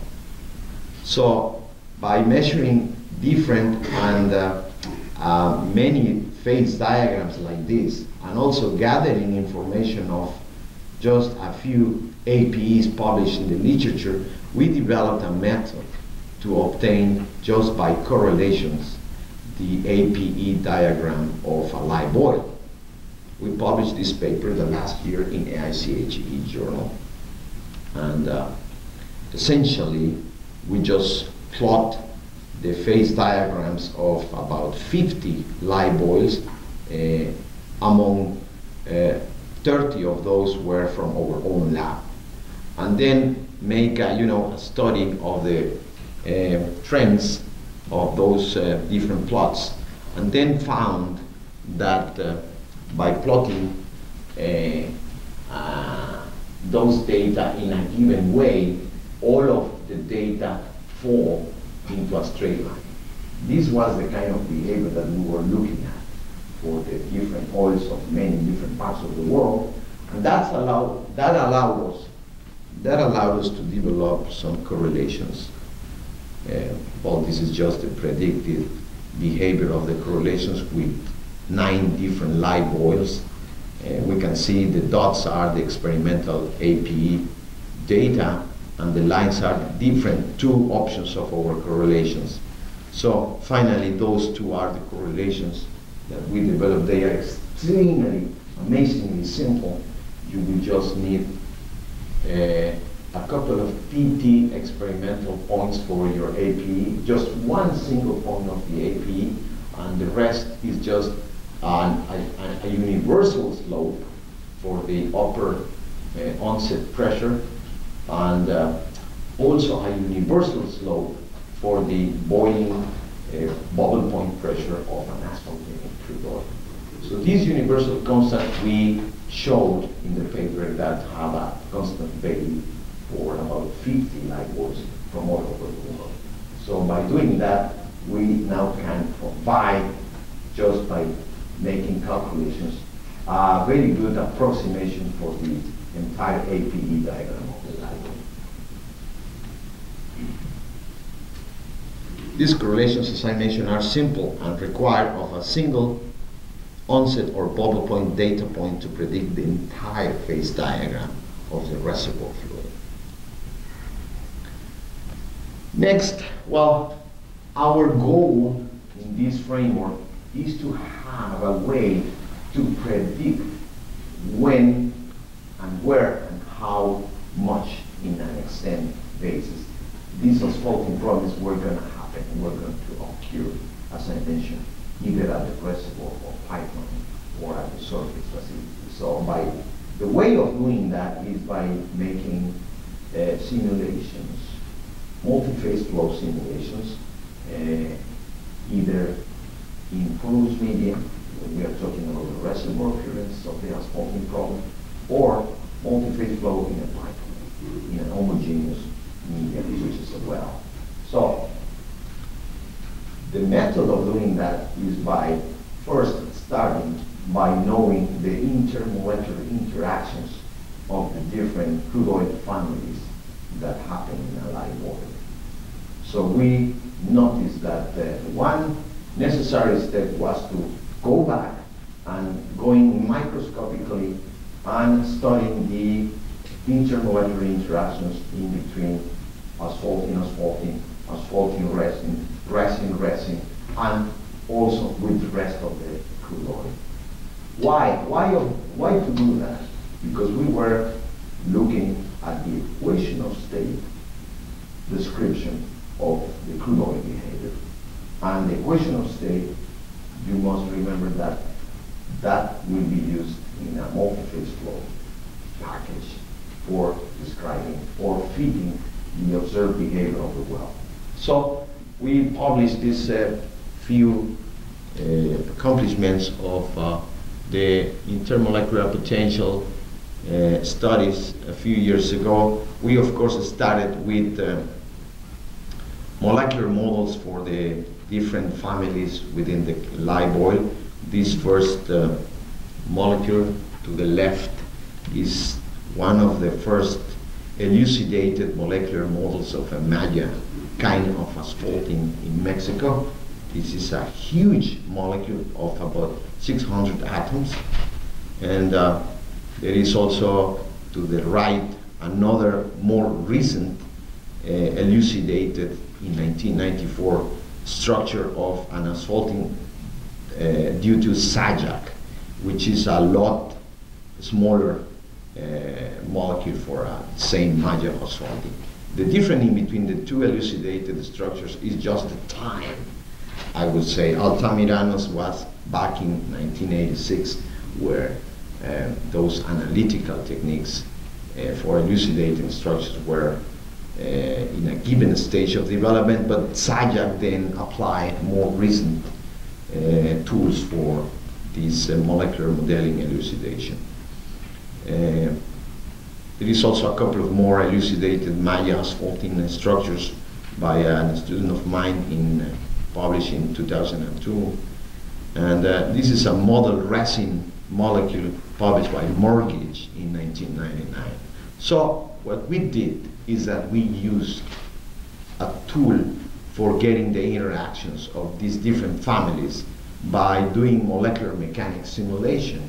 Molecular mechanics is not only other thing that making a simulation of the minimization of the total potential energy of these molecules in a vacuum, in a vacuum, and then there is many different movements of the molecule due to many factors that are taken into account, such as torsion and a number of interactions within the molecule that are taken into account, and the minimization of the total potential energy of a given molecule system with respect to time and to coordinates will give you the optimized molecular structure. So what we did here, we were supposed to have a movie here. How do I? Well, the two molecules get together and move in different situations and positions, and that minimizes the total potential energy of the system. The same happens with the resin-resin interaction. So we finally came up with an expression for the binary interaction intermolecular potential of the different binaries within the heavy fraction, resin-resin, resin asphalting, and asphalting, asphalting. We put different parameters to the interaction potential function and made it function of the dielectric constant of the solvent. And then by that way we obtain an expression for the intermolecular interactions. Then we took such potentials in a higher level simulation method, which is called molecular dynamics, and used a number of assumptions, and then put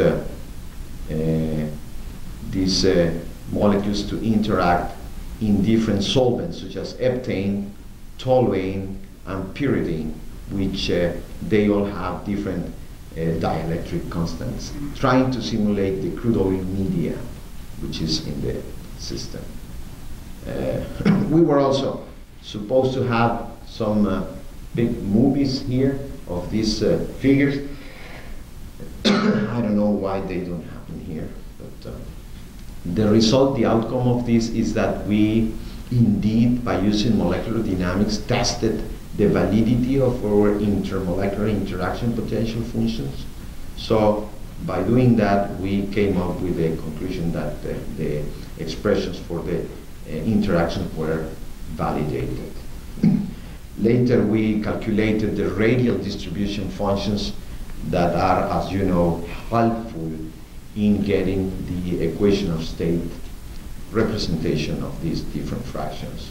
We, in a higher even level simulation, microscopic simulation, we resort to integral equation theory of dense fluids and obtain the different phase diagrams of the petroleum families and the petroleum crude oil as a function of pressure and temperature. These are many statistical mechanics quantities of the molecules in a given density or temperature or pressure.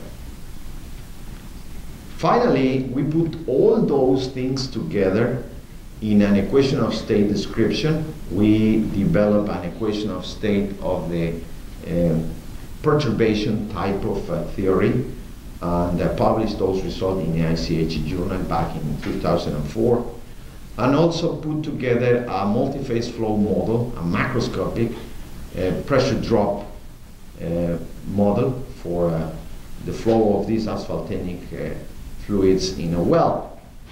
Here I'm showing you the configuration of a producing oil well of Pemex where there were reports of plugs due to asphalting precipitation and deposition by our client. Very generally, the model takes into account the contributions to the pressure drop along the pipeline due to acceleration, elevation, and friction. The description of each of these parentheses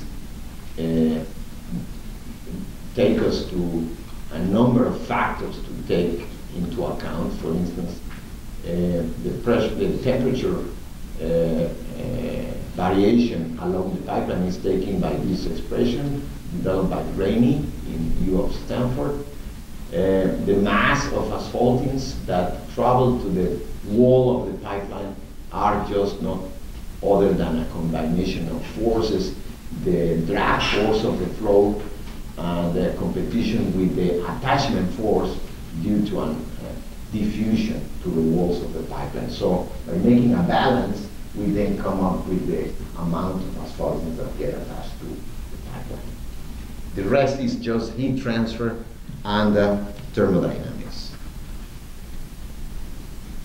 So I'm going to skip many slides. These are just the real well data, the configuration of the well, taking into account, you know, the deviated nature of the well, because there's no well which is strictly a vertical line. They are deviated along the earth path. This is the live oil description, 30 components, and of course the Zara analysis of the live oils that are put into the equation of state of the system. These are the measured asphalting precipitation envelopes necessary to tune the equation of state that I just mentioned to you. And these are the predicted, these are the matched hydrodynamic PT profiles of the flowing model. We can see that we match the field level results very well. And then we expand the model to predict the scenarios of the deposition of the well due to a number of factors. For instance, due to a variation of the rate of produced oil in barrels per day, but also by varying the diameter of the producing well. So that all influences the extent of deposition in the system.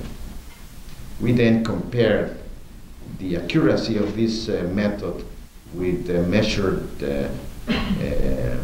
locations of the plugs in this well that we published in another journal in Mexico called Ingeniería Petrolera, Petroleum Engineering.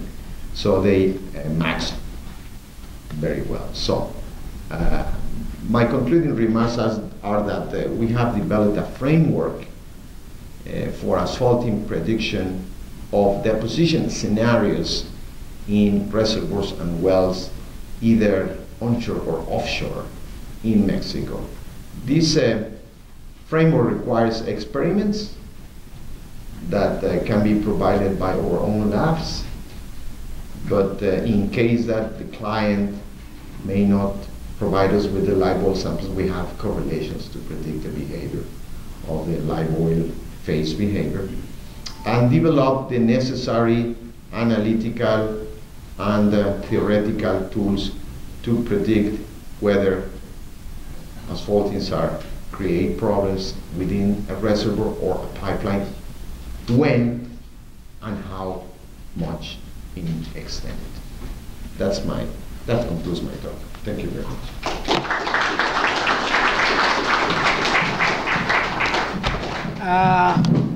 Thank you for an excellent paper. As an editor of the journal Petroleum Science and Engineering, and also one of your editors of the energy sources, I would like to invite you to submit a paper to us, to both journals. Sure. Yeah, make it different papers. You want to have this? Yeah, I think everybody's there. Did everybody get a copy of this paper? If not, please get them. I knew that the number will decrease with time, and so therefore I distributed those papers ahead of time.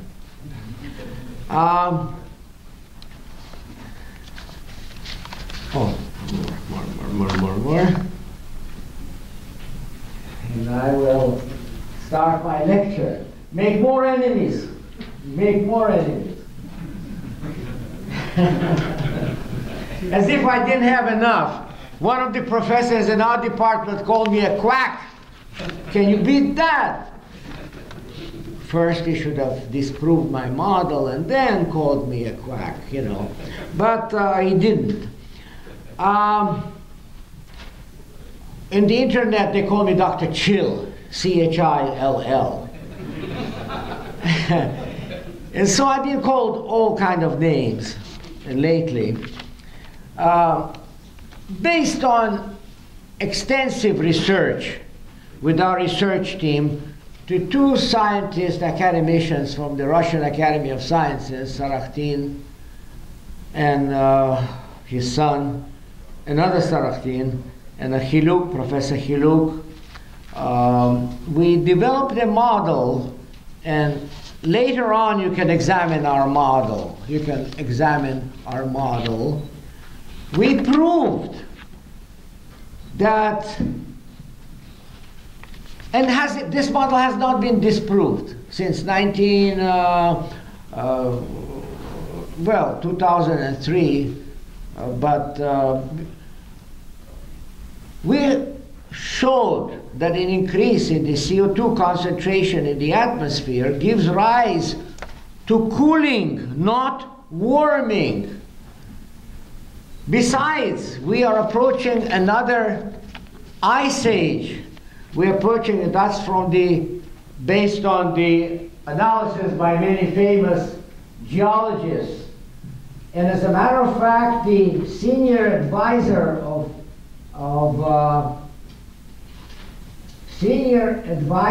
see, I'm not like that in my classes, no.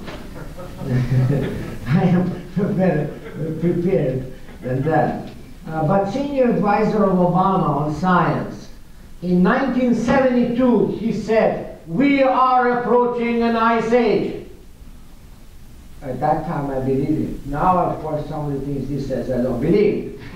But that senior advisor, recently a famous physicist from University of California resigned from the Physics Society because he said that it is a myth.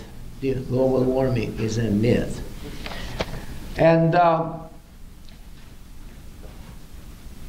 previously we have shown that the human contribution to CO2 supply in the atmosphere is negligible compared to all other sources of outgas.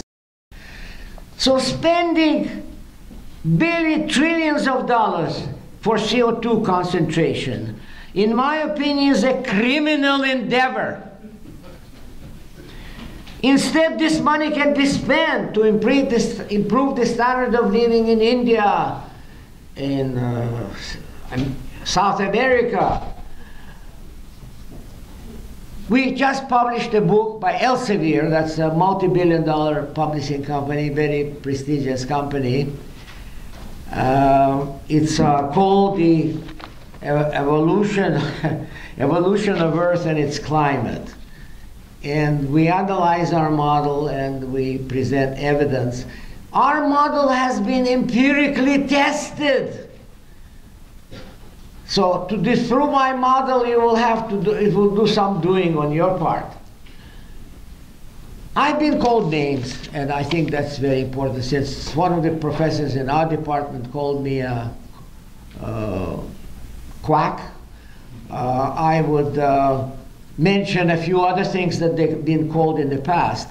In Iran, there's an oil field named after me, Chillingar oil field, and I think that recently a World Journal of Scienza Iranica published in Iran was dedicated to me, and in that journal they mentioned that the oil field was discovered using my technique of dolomitization. I proved that dolomitization creates porosity where oil has to have a place to reside.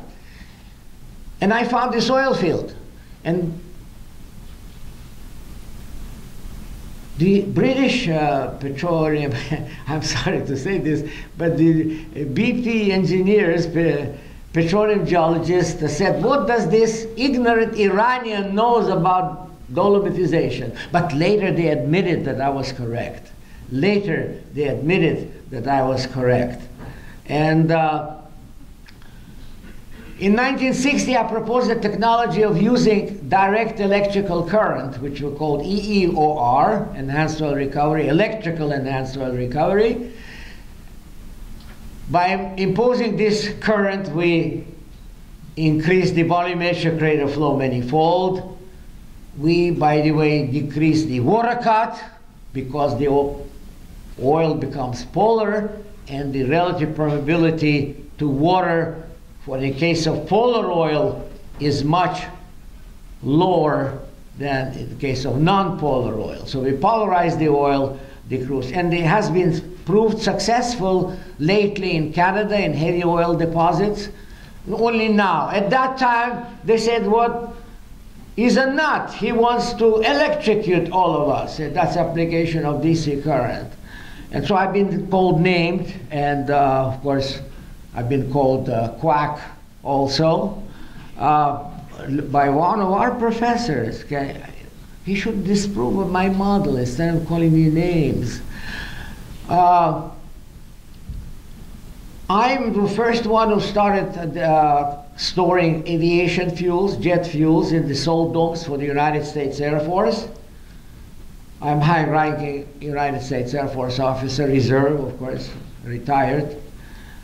And I actually went to one of those salt domes and I showed, and one of the generals said, and at that time I was only a captain, and one of the generals said, well, he's a nut, you know, he's a nut. He wants to store aviation fuels in the salt domes. We pump hot water, create a cavern, and that's where we stored the fuels, and it was a very efficient way of storing fuels. And then in the 1950s, 60s, I popularized Soviet literature. And at that time, I was called even a worse name. I was called a communist, and I'm not a communist, I'm a rotten capitalist. I popularized Russian literature. I showed that we should pay attention to the progress made by the Soviet scientists at that time. And when the Sputnik appeared, they said, aha, Chillingar was correct. We should have kept up with the Soviet Russian literature. And so I've been called communist, I've been called quack, I've been, so I don't know what to do about it. And Dr. Yen told me about a couple of years ago when he said, George, drop it. It's a hot potato, and it's a big potato, hot potato, because you will create more enemies. And it's this global warming issue is emotionally motivated, politically motivated, and economically motivated. Sequestration. Trillions of dollars will be spent to sequester the CO2. This money can be spent to improve the standard of living of poor people in Mexico, for example, for that. And so, I'm not going to bore you with mathematics and so forth. It involves a lot of math and so forth, but I gave you the reprint of our paper. It was published in the Springer journal, Environmental Geology, very prestigious magazine, and they didn't want to publish it. All these reviewers said, it's fait accompli, fait accompli. We have to sequester CO2. But the editor of the journal, and then I published it in the Energy Sources, and our distinguished editor here, he went against the reviewers, and so they published my papers. And the editor, because he is my brother, you know. Well, I was worried you would call me a name. Yeah. And then I published a paper with one of my Saudi Arabian students, about the overpressured formations in the Gulf Coast in Azerbaijan. We showed that well tests do not show whether there is oil or not. And many oil fields were abandoned because initially the oil flows out, then the pore pressure goes down, grain to grain stress increases, and there's irreversible compaction, pores close down, and no more oil. And they think there's no more oil. And of course, Gulf Coast, I published a book on the origin and prediction of abnormal formation pressures. And my Saudi student now is working for Aramco. He got a promotion. And I got a medal from the government. And I don't want to mention which government, because anyway, so this is the story.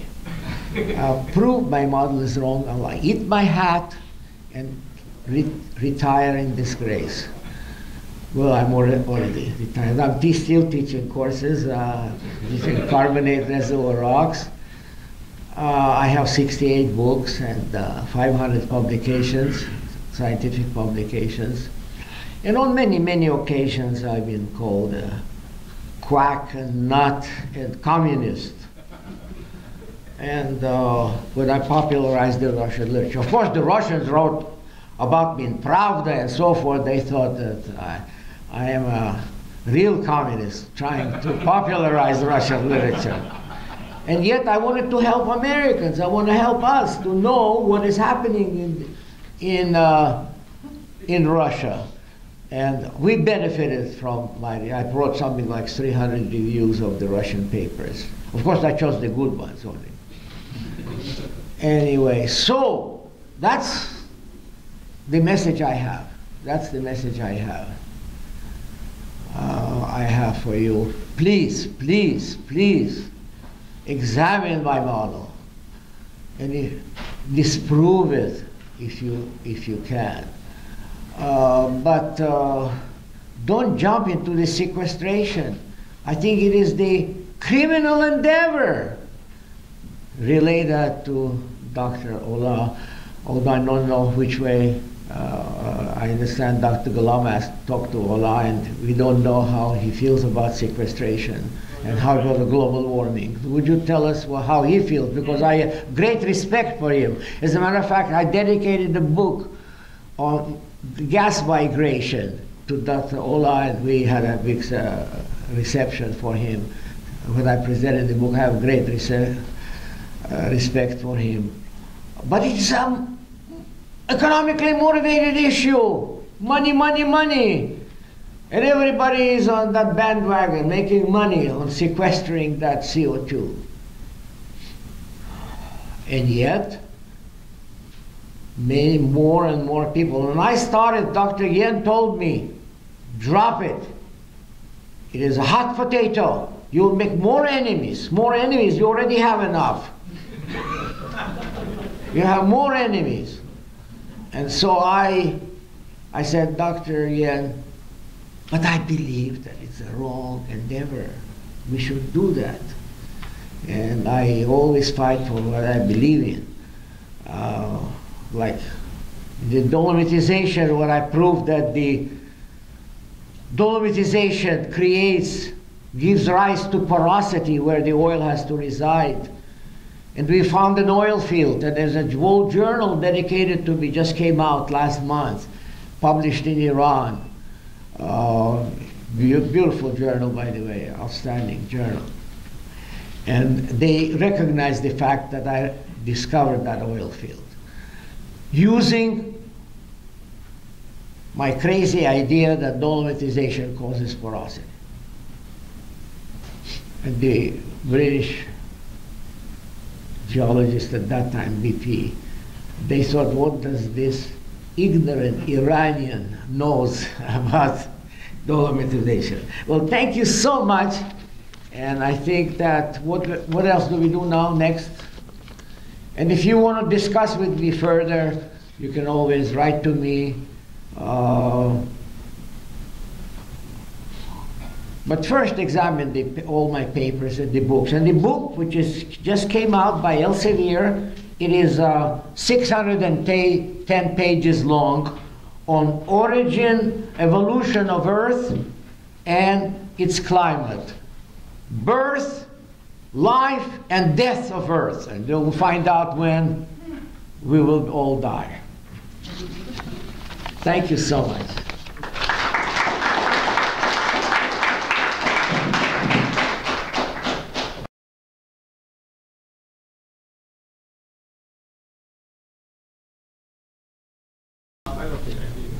Well, welcome back to the International Symposium on Advances in Sustainable Environment, a symposium held in the honor of Professor Teh Fu Yen. I hope you had a good lunch, and I hope that you will enjoy this afternoon session. But before we start the session, I'd like to read a letter which we received from Professor George Olah. As you know, George Olah is a Nobel laureate and is also a distinguished professor of organic chemistry and chemical engineering and founder of the Locker Hydrocarbon Research Institute. So I'm going to read the letter which he has addressed to me, and of course it concerns Teh Fu Yen. Dear Jean-Pierre, that's the way I'm called. I'm not always called JP. I think George knows French, so he used a full French name. Dear Jean-Pierre, thank you very much for your kind invitation to participate in the International Symposium on Advances in Sustainable Environment on October 21st, 2010, in memory of Professor Teh Fu Yen, who passed away on January 12, 2010. Because of prior engagements, we are not in a position to attend. However, our colleague, Dr. Alain Goeppert, will present our institute with a talk on CO2 recycling. And we heard this morning the talk by Dr. Alain Goeppert. Dave was a dear friend and a wonderful scientist. He served USC well for more than 40 years. He pioneered studies on Avis oil, asphaltene, and maltine. He richly contributed to the scientific literature in this area and also lately on environmental problems. He was highly prolific. He received many honors and accolades, including a national award from the American Chemical Society in Petroleum Chemistry. He was down to earth and always had interest of his students in mind. His students from many parts of the world are continuing his legacy. We were fortunate to have known him. We wish his wife, Dr. Xiaoping, also known as Elizabeth Yen, who is an accomplished polymer scientist on her own right, the very best. Signed, George Ola, and also Surya Prakash, who is a professor and Ola's Nobel laureate chair in hydrocarbon chemistry. So I think we should thank Dr. Ola for this very, very nice letter. Thank you, George. Now, before I have another announcement. As you noticed, we are taping the lectures. We're going to create videos. If you feel like you do not want to be seen on the internet, and if you have any complexes, let us know. We will remove you. We are planning to put these videotapes on YouTube so our students can enjoy it and can also remember the contributions of Dr. Yen. So if you feel like you don't want to be seen, you want to remain incognito, let us know, and we will simply remove the video of your presentation. So I would assume that you would agree to be seen. So if you're not, please let us know. Now, I'd like to turn the session to Professor J.J. Lee. Professor J.J. Lee has been with USC, I can't say how many years, but we will say quite a while. 40. Indeed, 40 years. So J.J. is the field of J.J. is hydraulics, fluid mechanics, coastal engineering. He's a director of the cross-connection, J.J. help me, cross-connection. Foundation for cross-connection control. Okay. And you understand now my trouble here. Here's this long title, and he's not afraid to actually to say it. But so we're going to turn the session to JJ, and again, I wish you a great afternoon. JJ?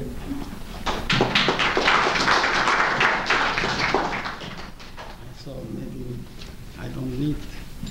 Yes, it's better. Is it?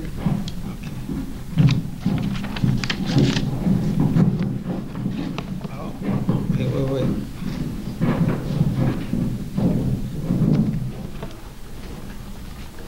Welcome back. Teh Fu Yen is a very good friend, and he and I joined USC about the same time. He was in chemical engineering, I was in civil engineering, and civil engineering sought to grab him to civil and environmental engineering and cover a lot of areas that we were lacking at that time. This afternoon we had 3 very outstanding papers to be presented. The first one is going to be presented by Dr. Augustin Colucci. He is from Caltech. Augustin graduated from Buenos Aires University with a PhD degree, and he been joining USC. Oh, he was with USC in 1977, working with Professor Benson in chemistry department. Then he went back to be a professor there, and then came back as a research faculty, as a senior research associate at Caltech since 1998.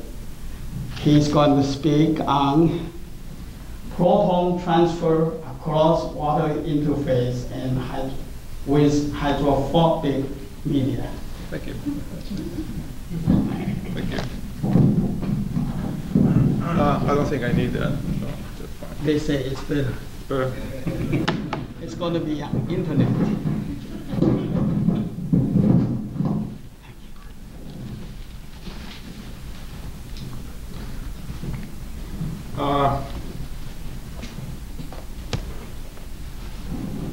Proton transfers across water interfaces with hydrophobic media. I thought this, the work we have been doing recently might be of interest. We saw the connection with green chemistry and very recently. And so one of the possibilities of doing green chemistry is just using water as a solvent.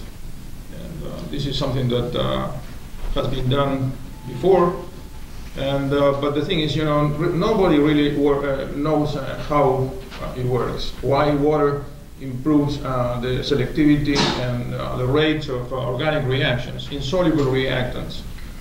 And so we just have a hypothesis. Probably water works because it enhances acid-base catalysis. Acid-base catalysis is a general phenomenon, so I think that we think that water might be part of it. So but the thing is, what do we know about proton transfer at water interfaces? Not very much. Interfaces is something that people just really don't want to think about, talk about, or do anything about. There is a very seminal paper by Sharpless in 2005, and he found very interesting results. Accelerations. This is a Diels-Alder addition, and these both reactants 1 and 2, and the product are insoluble in water. And here you have just a very dramatic example of what they found. Running in toluene as a solvent, it takes about 120 hours to complete the reaction. In water, 10 minutes. And the nice thing about it is,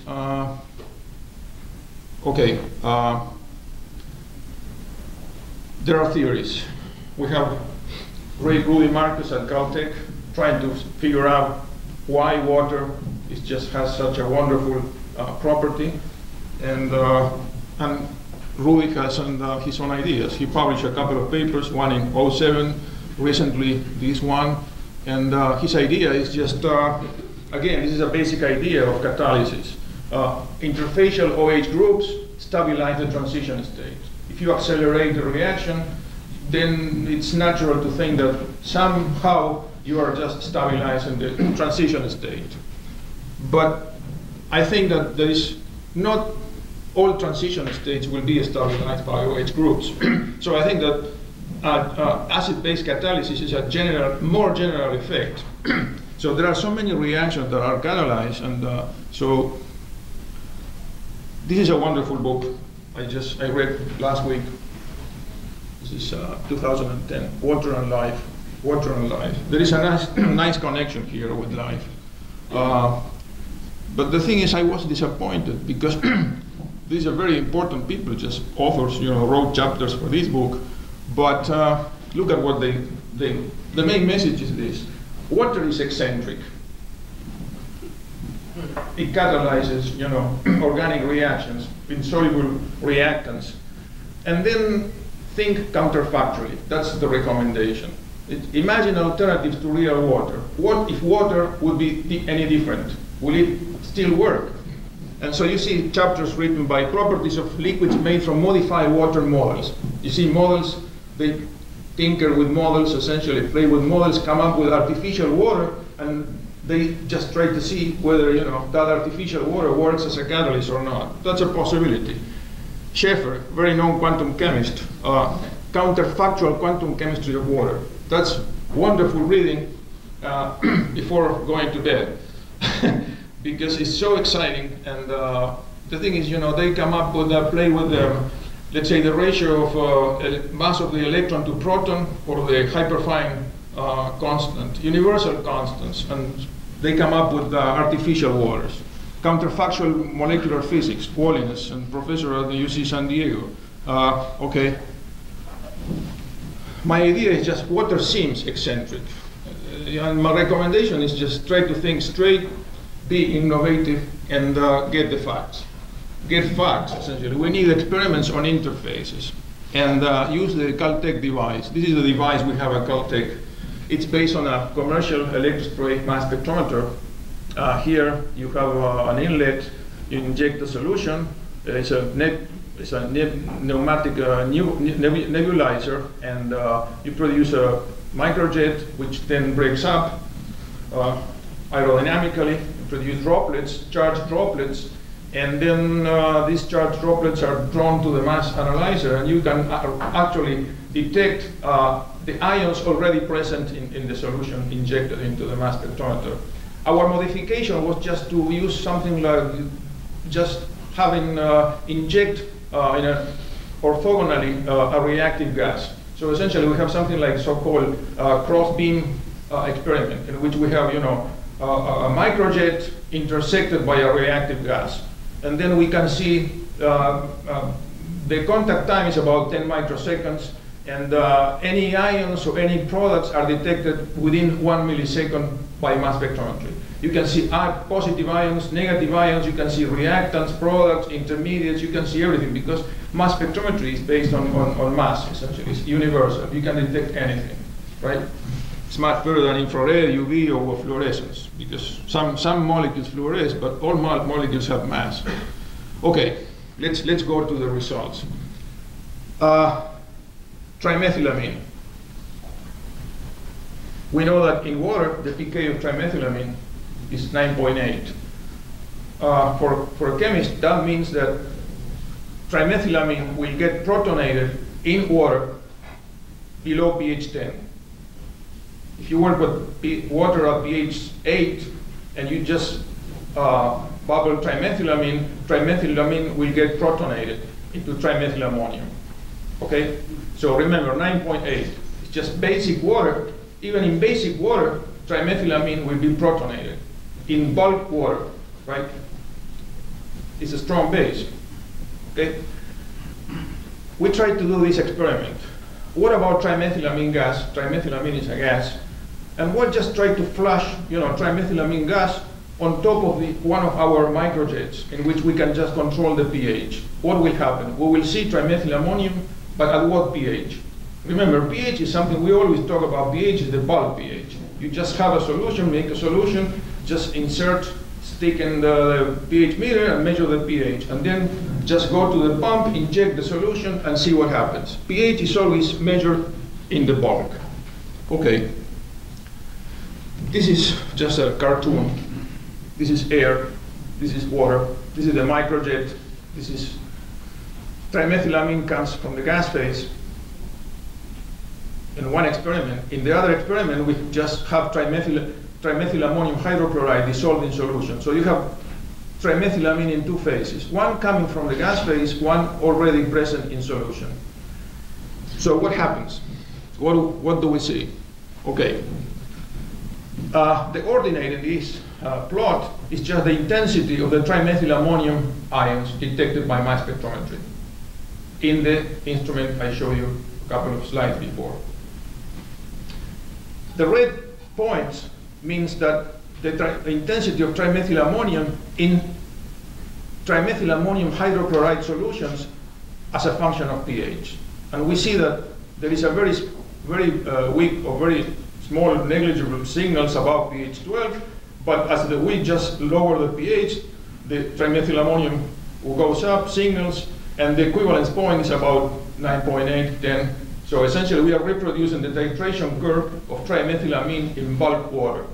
But look at what happens when we just intersect this water, different pHs, with trimethylamine gas.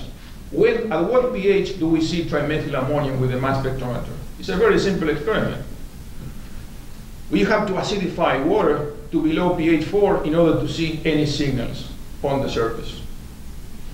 Remember, these experiments, the ions we detect come from the surface, from the skin of the microjet. Because when it breaks up, the droplets are made from the skin of the microjet. So that's where we are saying we are looking at the ions produced at the interface between trimethylamine gas and water. Remember, water has to be very acidic to protonate trimethylamine gas. Why gas? Well, gas is a hydrophobic phase, so it fits into the title, essentially. We are investigating interfaces between water and hydrophobic phases. Air is a hydrophobic phase, okay? So what happens? So it looks like hydronium are not present below pH 7, as in bulk water. Below pH 7, you say, well, water is acidic if it's below pH 7. Well, that's not enough. You have to go down to pH 4 in order to protonate trimethylamine gas. It means that the protons or the hydronium are just not present at the interface. Somehow they are buried in the bulk, but they are not present at the interface. I don't know if you're aware, there is a very hot debate about why is it so. But the thing is, okay, let's try with a weaker, much weaker base, hexanoic acid. Hexanoic acid, it dissociates in water to hexanoate. The pK is 4.8. It's a typical carboxylic acid. It's like acetic acid, 4.8. But can you protonate hexanoic acid? In water, you have to go to superacidic media. pK is about -3. It's just not, it's a weak base. Trimethylamine, hexanoic acid in water is a weak base. Of course, it's a weak acid, but it's a weaker base. So in order to protonate it, you have to just use concentrated sulfuric acid. Okay, now repeat the experiment. Use, instead of trimethylamine, now we use hexanoic acid vapor, gas. And look at when will we, at what pH we will start seeing, let's say, protonated hexanoic acid, mass 117. Very simple experiment. There are no tricks. So here, look at what happens. Here, hexanoic aqueous. We dissolve hexanoic acid in water, just vary the pH, and just inject it into the mass spectrometer. That's what we see. Very weak signals. Of course, it's very difficult to protonate hexanoic acid once it's in bulk water. But what happens when you just flush hexanoic acid vapor? We can see very intense signals below pH 4. So in the same range at which we could protonate trimethylamine. So it means that hydronium just emerge to the interface and can protonate both trimethylamine, which is a very strong base, and a very weak base like hexanoic. Both. Once hydronium are at the interface, they act as a superacid. They can protonate trimethylamine, but they can protonate also a very weak base like hexanoic acid. This is the reverse. We just try to dissociate hexanoic at higher pH. This is the blue curve, is the points we have for the detection of hexanoate in solution. When we dissolve hexanoic in water and change the pH, now we see negative ions and see the hexanoate. The equivalence point is about 4.8, again, like in solution. But if we just flush gases, we don't get hexanoate. It means that, okay, they say, well, below pH 7, you don't have hydronium. So then you will have hydroxide. That's, okay, chemists will think like that. But it's not so, because we just flush hexanoic and we don't get hexanoate until pH 9. So between pH 4 and pH 8, there are neither hydroxide or hydronium on the air-water interface. That's what we are finding out. These experiments are new, believe me. Here is just sidekick. If we just use sodium chloride as a, let's say, as an electrolyte, we can improve but we never change, the scenario. We use microjets made of 5% H2O, 95% D2O, and look for the protonation of protonated hexanoic acid. Look, we have only 5% protons and 95% deuterium, but the most intense peak is just protonated. In other words, hexanoic gas comes and picks up a proton from the surface, and there is only 5 out of 10, but it picks that preferentially with an extraordinarily high preference. See, this peak should be 20 times larger than this, and it's just the reverse. So we have a very large isotope effects. Here is the ratios, protonated versus the monodeuteurated, increases with pH. This is the ratio. It reaches about a factor of 88 at pH 2. Remember, kinetic isotope effects, normal kinetic isotope effects in the gas phase or in solution, maximum are about 12. This is predicted by transition state theory. Here we get 80, 88. And for this ratio, it's even bigger. Just between 1 and 2 deuteriums, and it's just, you cannot just put deuterium. In other words, it's not that you cannot put. Hexanoic acid will not pick deuterium from the surface, only hydronium. with extremely high selectivity, beyond anything that you can find in the textbooks. Nitric acid. We repeated the experiment with nitric acid. Nitric acid is a strong acid, but still you don't see nitrate in this region. But if you put 20 millimolar sodium chloride, then you just find nitrate. So this is nitric acid vapor on water of various pHs. If you just don't put anything into it, just adjust the pH with HCl and sodium hydroxide, then you see the blue points. Why? How come? It's a strong acid, pH 8, pH 6, you should see a lot of nitrate. You don't see. You don't see very much. But if you put sodium chloride, that's it. So there are subtle things. 1 millimolar sodium chloride is enough to let nitric acid vapor to dissociate immediately between pH 4 and pH 8. Okay? So isoprene, we can just, you just flush isoprene gas over acidic water, and you can protonate isoprene.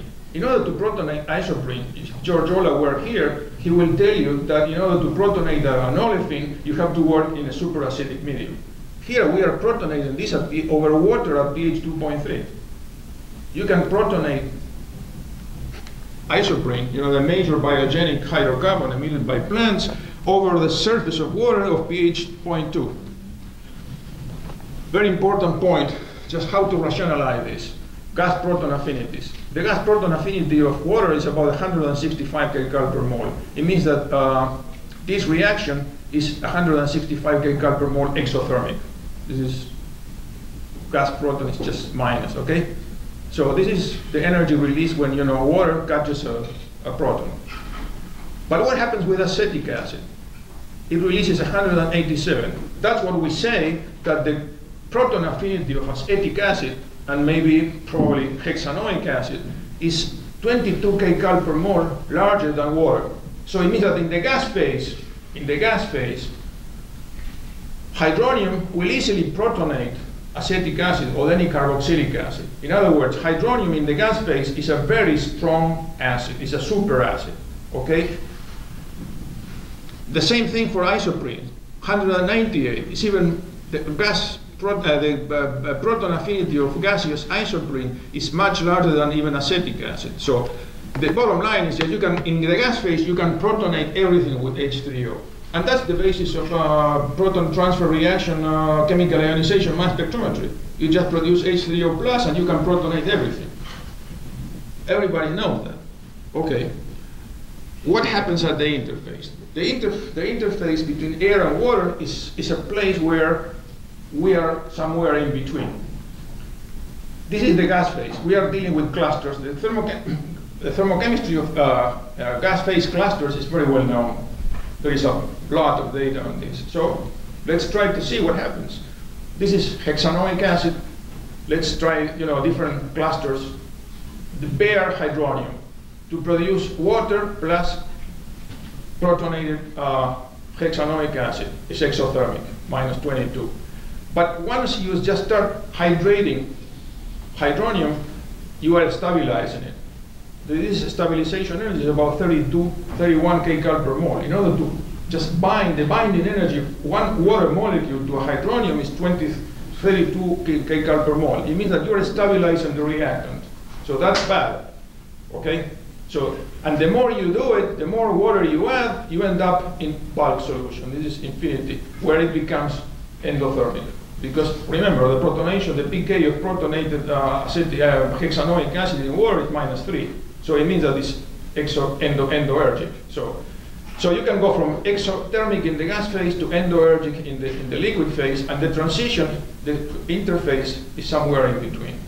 So it's perfectly reasonable that anything except alkanes are protonated on the surface of water, just weakly acidic water. Okay. Conclusions. Protonation of non-alkanes allowed on pH 4 water. Okay? Protonation of gaseous alkanes on the surface of water. Okay? That's why I say I use the preposition on, not in, on. Interfacial hydronium behaves as a superacid. You don't have to have a superacid, means you don't have to have a bulk superacid, just water at pH 4 behaves as a superacid for gases. Okay? Hydronium or hydroxide, remember, are unavailable between pH 4 and pH 8. Unavailable to weak acids, to strong acids, to weak bases, anything. They're absent. Gases don't see anything. Proton transfer across water surface, extreme tunneling. Remember, 88 versus 12, huge, huge difference. It means that there are just quantum effects at work here for proton transfer between water and gases. Scope and implications. Well, clean organic synthesis on water. We can go on. People have wrote about it. Of course, you can use water as a solvent. It's very easy. You can recycle water. It's not flammable. It's cheap. I mean, it has all the advantages. And the thing is, water is wonderful because it really works. Because it facilitates proton transfer, but does not dissolve. It means that you have to separate the products from the solvent at the end. So that's a great advantage from the energetic point of view. So reactions in water are nice, and they work. I think that's our hypothesis, because proton transfer is so much enhanced because of thermodynamics, not because of kinetics. Just we have to take into account gas phase versus aqueous phase thermodynamics, and the whole thing will become clear. It's not magic, it's just thermodynamics. The thing enzymatic reactions occur on water rather than in water. Enzymes, you have to dissolve the enzymes in water, but the reactions actually happen at the interface between, the organic stuff, proteins, fats, and so forth, and water. That's where things happen, right? So again, we have a water hydrophobic interface. And so I expect that in understanding interfacial proton transfer is key to enzymes action. There has been a lot of activity on that. So essentially there are articles that say how to enhance proton transfer in enzymatic reactions. So enzymes work just by creating a microenvironment around the reactants and so forth. And but the thing is, what I find very, very appealing to it is just it's interesting. It's a beautiful idea that you can just change the thermochemistry of a reaction very dramatically by very small motions. Remember, the thickness of the air-water interface is about 1 nanometer thick. So if you just move 1 nanometer, you can go from exothermic to endothermic. So it's a very economic way of just modifying the microenvironment. That's what enzymes do with an economy of motion, and you just can shift things. But remember, proton transfer across water hydrophobic interfaces are favored by thermodynamic and dynamic reasons. Remember, I'd like to thank Professor Hoffman for giving me the freedom to do whatever I want, and so he's always happy with what we do. And I think I forgot to. I have to just thank to Dr. Shinichi Yanami. He's a postdoctoral fellow from Kyoto University. He has been working with me for 4 years, and he is my right hand. And he's got a position in associate professor in Kyoto. He's going back, but I surely miss him very dearly. And so thanks very much. Thank you. Paper. Okay. Thank you. Any questions? Any question? Too technical. Thanks. Thank you. Our second paper, I'll speak louder. Our second paper will be delivered by Professor Jinbao Huang.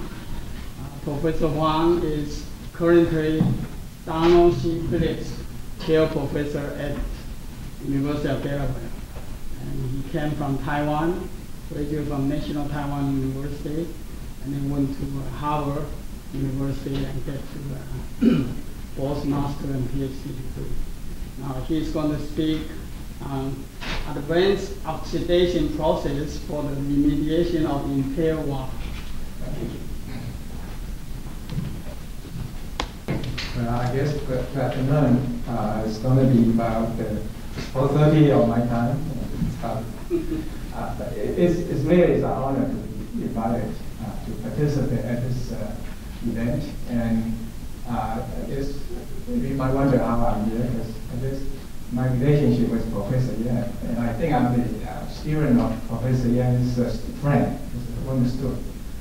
So one student is my thesis advisor. I think at the time when I was a graduate student, they were interested in the geochemistry of origin of life, and I guess this is how the connection started.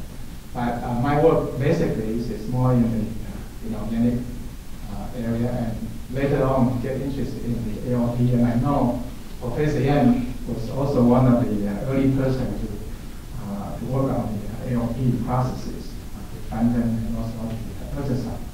So I guess with this, I would take this opportunity to sort of pay my respect and my tribute to Professor Yen on his long-lasting excellent work. What I would like to do this afternoon is to do two things. One, the first part of the work would be basically trying to see if we can find some different way to recover or reuse wastewater. I hate to use the word waste, but to reclaim the water that's from the municipal wastewater treatment system for direct uses. And the next part of my example work in the ALP is related to our recent interest in the area of photocatalysis and how to make photocatalysis process more effective. So I'll begin with the first part of the talk, which is related to the use of the ultrasound. Oops, we still trying to learn my East Coast high-tech. How do we make this move?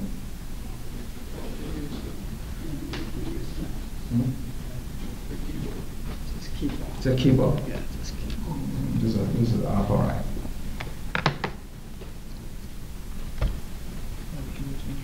This one? Okay, great, thank you.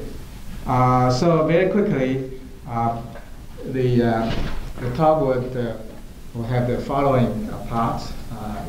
Very quickly, essential waters, and this has been discussed already. And what is AOP? And an example of some chemical processes, an example of electrophotochemical processes, and then of course the conclusions. Now, if we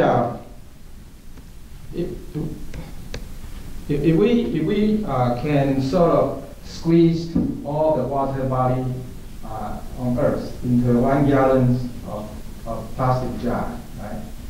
And in that 1 gallon of jar, there is fresh water and there's a salt water, all mixed together. Right? But somehow you were able to differentiate between the saline water and the fresh water. The fresh water component is about 2 to 4 cups, right? And the rest is all salt water. And then of the 2 to 4 cups of fresh waters, the portion of water that is directly available for human consumption is about 2 drops. So that's pretty much the situation with the water demands. And I'm sure in this day of water shortage, we see a lot of one-line things of this sort on the headlines. Public medium, the water is oil, the 21st century, blah, blah, blah, blah. And so water definitely is going to be one of the most important natural resources for the next, even now and for next generation. And I think you folk in the West Coast probably experience more of the water stress than we people on the East Coast. So water is such a valuable natural resources, and yet during the various states of water uses, water has been impaired. And I use the word impaired, and this is because the water can, upon the various uses, we definitely would see some changes of water quality, and those impurities, as we can sum them up in several categories: the soluble versus insoluble, organic versus inorganic, and living versus non-living substances. And And traditionally, I think we have a set of devices and technology to take care of those substances. But what I would like to concentrate on the quality issue of water is on the organic substances. And we have two basic ways to take care of the trace organic substance, the chemical transformations by the oxidations and also separation and by absorption, membrane separation, and so on and so forth. But one of these processes that I would like to work on it is this advanced oxidation process, AOP. And the definitions actually is quite straightforward, although this probably doesn't cover the whole set of the reaction mechanism brought by what we call the AOP. But nevertheless, the terms AOP were first coined by Professor Bill Glatz at NC Chapel Hill. And in one of his early publications in '70, they first brought about this definition. And that term, actually, this has been sort of followed by most of us who are in this area of research. And so it's hydroxy radicals as one of the major electron acceptors. And the hydroxy radical actually can react with a whole list of species, including some inorganic substances. The typical characteristic of hydroxy radical kind of reaction is this is I still need to use my phone right here. Yeah, got it. So, hydroxy radical actually, if we compare the reduction potential, is only one of the this is oxidation agents, only next to the fluorine.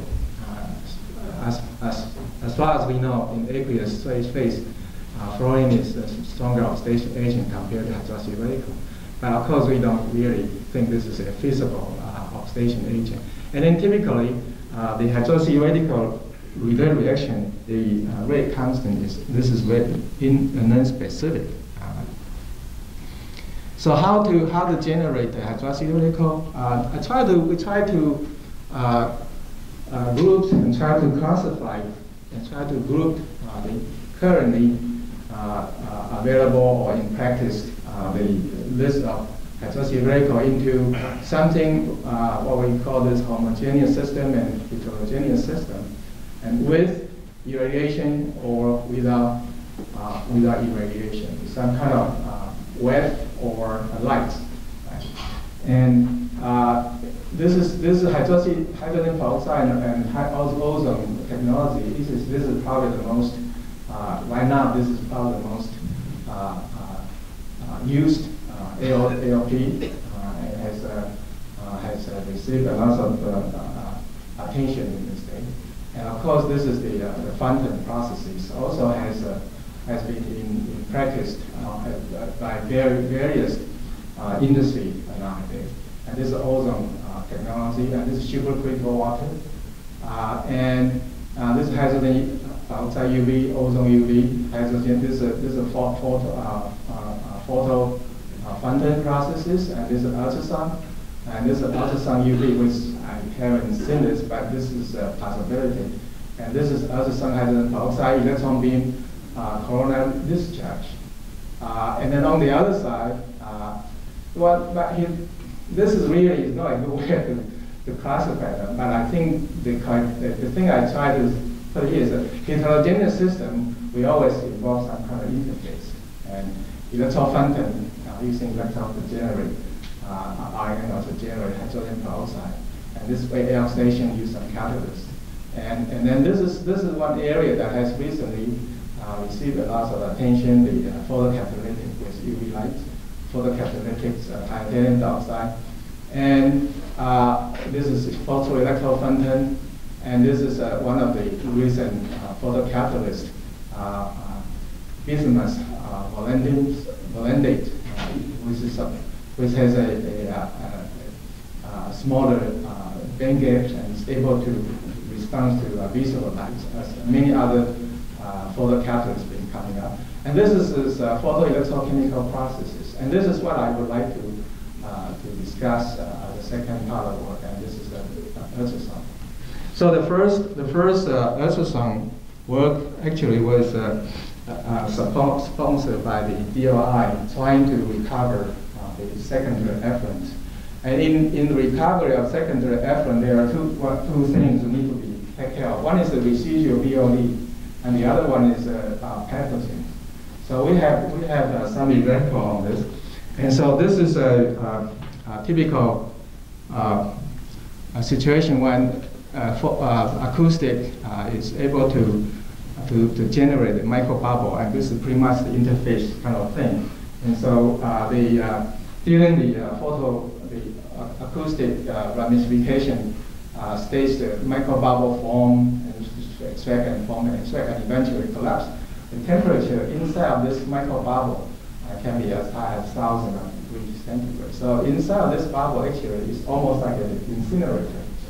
And at the meantime, water's molecule will be dissociated into what we call hydroxy radical and some hydrogen atoms. So this is the ultrasound processes. And so the first set of organic compound we test was trying to see if those refractory organic compounds that escape from the biological waste treatments, saying that cannot be easily be biodegradable, whether we can take those organic compounds and degrade them with some chemical processes. So we select 4 compounds. One is dibenzoyl thiophene, and we also try to just select a hydrocarbon as a comparison to see if it's structured by the sulfur containing and just regular hydrocarbon, we see any differences. And this is 2 groups together, the benzoyl thiophene and the naphthalene. And those organic compounds are typically very insoluble, very small water solubility, and of course they do have some toxicity with them.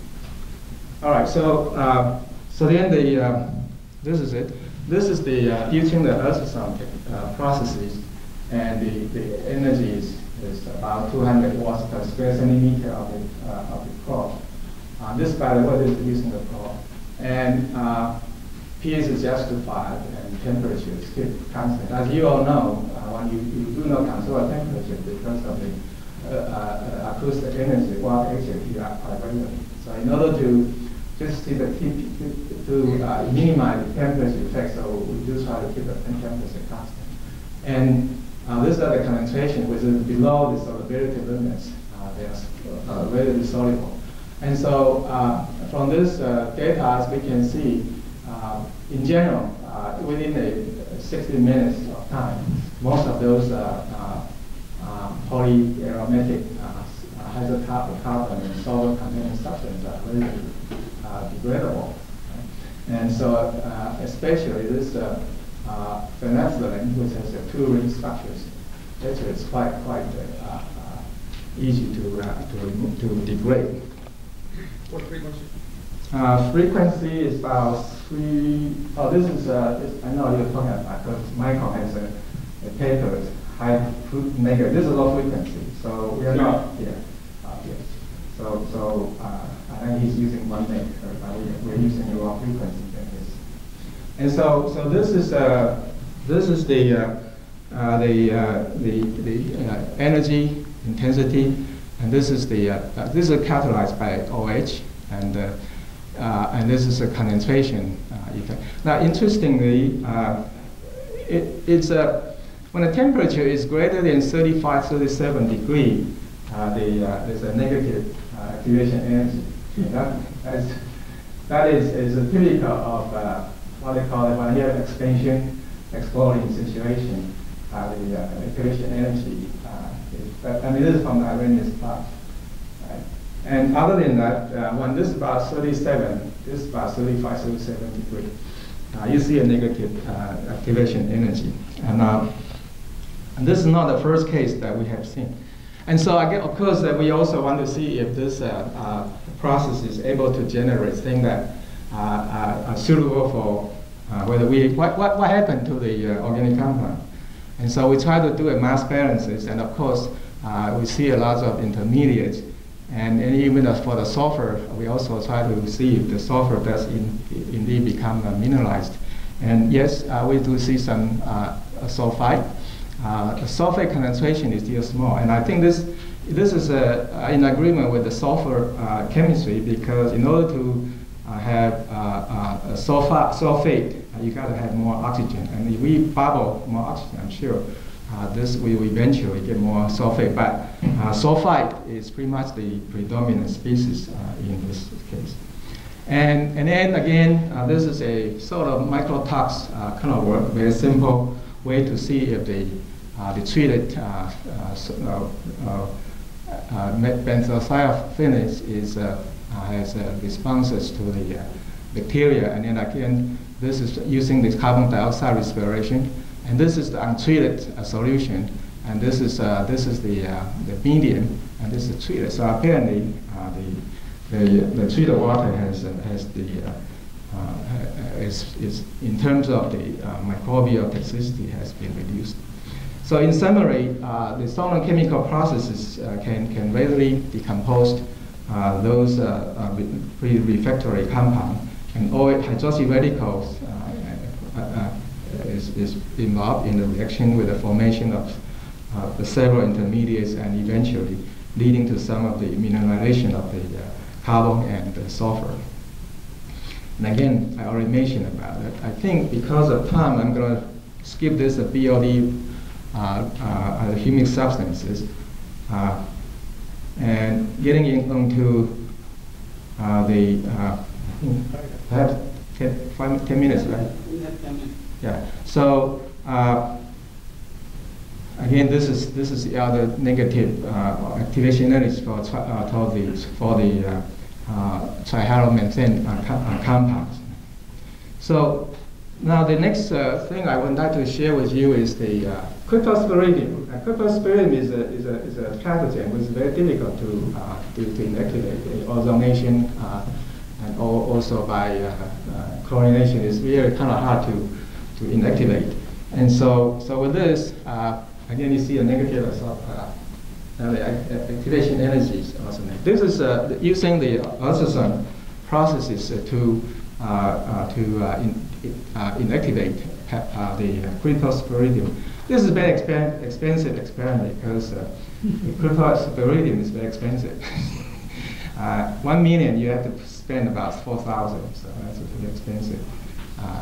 So we couldn't do too many of those experiments. I wish I could more funding to do this. But anyway, just to share with you, this is the impact. In other words, the rate constant seems to increase with the number of the oost, we call it oost, the population. The more of those oost, the faster rate. And this is something that this is probably more like physical processes in this case, because you have microbubble and you have all this spherical oost was coming from, I think the cryptosporidium is about 10 micron. Yeah. And so it's got a bombardment and impeachment of the microbubble. Well, microbubble actually is quite dynamic. When you put your hand in it's pure tickling. So and again, you see this negative activation energy. So this is and we took some movie, but I guess again we don't have the software here, so we can see it. But so basically, you take this kind of cryptosporidium. This is under it has been stained for the antibody and for the DNA. So until you can see the green outside, and then the inside, you can see sporozoa. You cannot see clearly about 4 or 5 of those sporozoa inside the capsule. And so after for 1 second of ultrasound treatments, all these things are shattered. Now, so now that's about the story. We try to use this ultrasound technique to take care of the refractory organic compound, residual BOD, and those trihalomethane, and they seem to be very effective. And also to see if we can use this technique if there are pathogen, and you can get rid of the cryptosporidium, E. coli, or those bacteria is not sweat. Right? So it's good. It turned out to be. I guess this is a pretty feasible way to treat the effluent for direct drinking purposes. Then recently we get interested in the photoelectrochemical processes. The reason is this: the photocatalytic processes using the titanium dioxide, for example, upon the irradiation of the light, and you generate hole and electron. But then those hole and electron, they recombine very quickly. Therefore, we lost the efficiency. So we thought one way to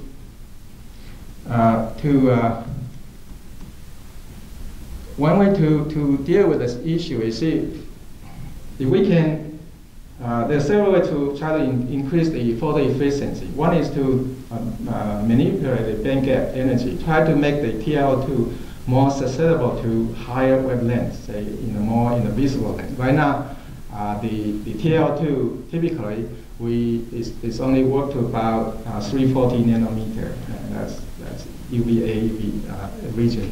So a lot of work's been trying to see if we can push the bandgap energy to the visible light. So that's one approach. And the other approach, what we're doing here is try to see if we can take the electron and hole and separate them. And with that, so this is just to separate by applying a external bias. And so when the electrons are generated, we just use this electron pump, so to speak, and pump the electron to the other electron and then separate them. So then on one side, we still have the photo-oxidation reaction, and we separate the electron to perform the reduction reaction.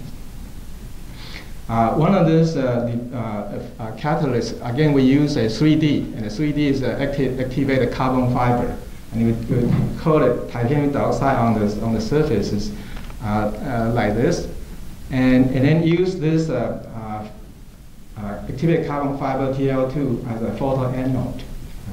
In this study, we just try to look into the oxidation reaction and see whether the concept work.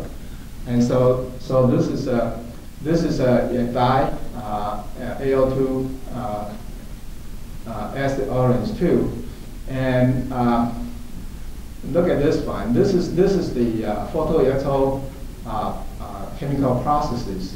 By that, we apply a voltage and then separate electron and hole, and then as you can see, the oxidation. This is removal. The degradation rate has increased over the one with just the this is photocatalytic processes.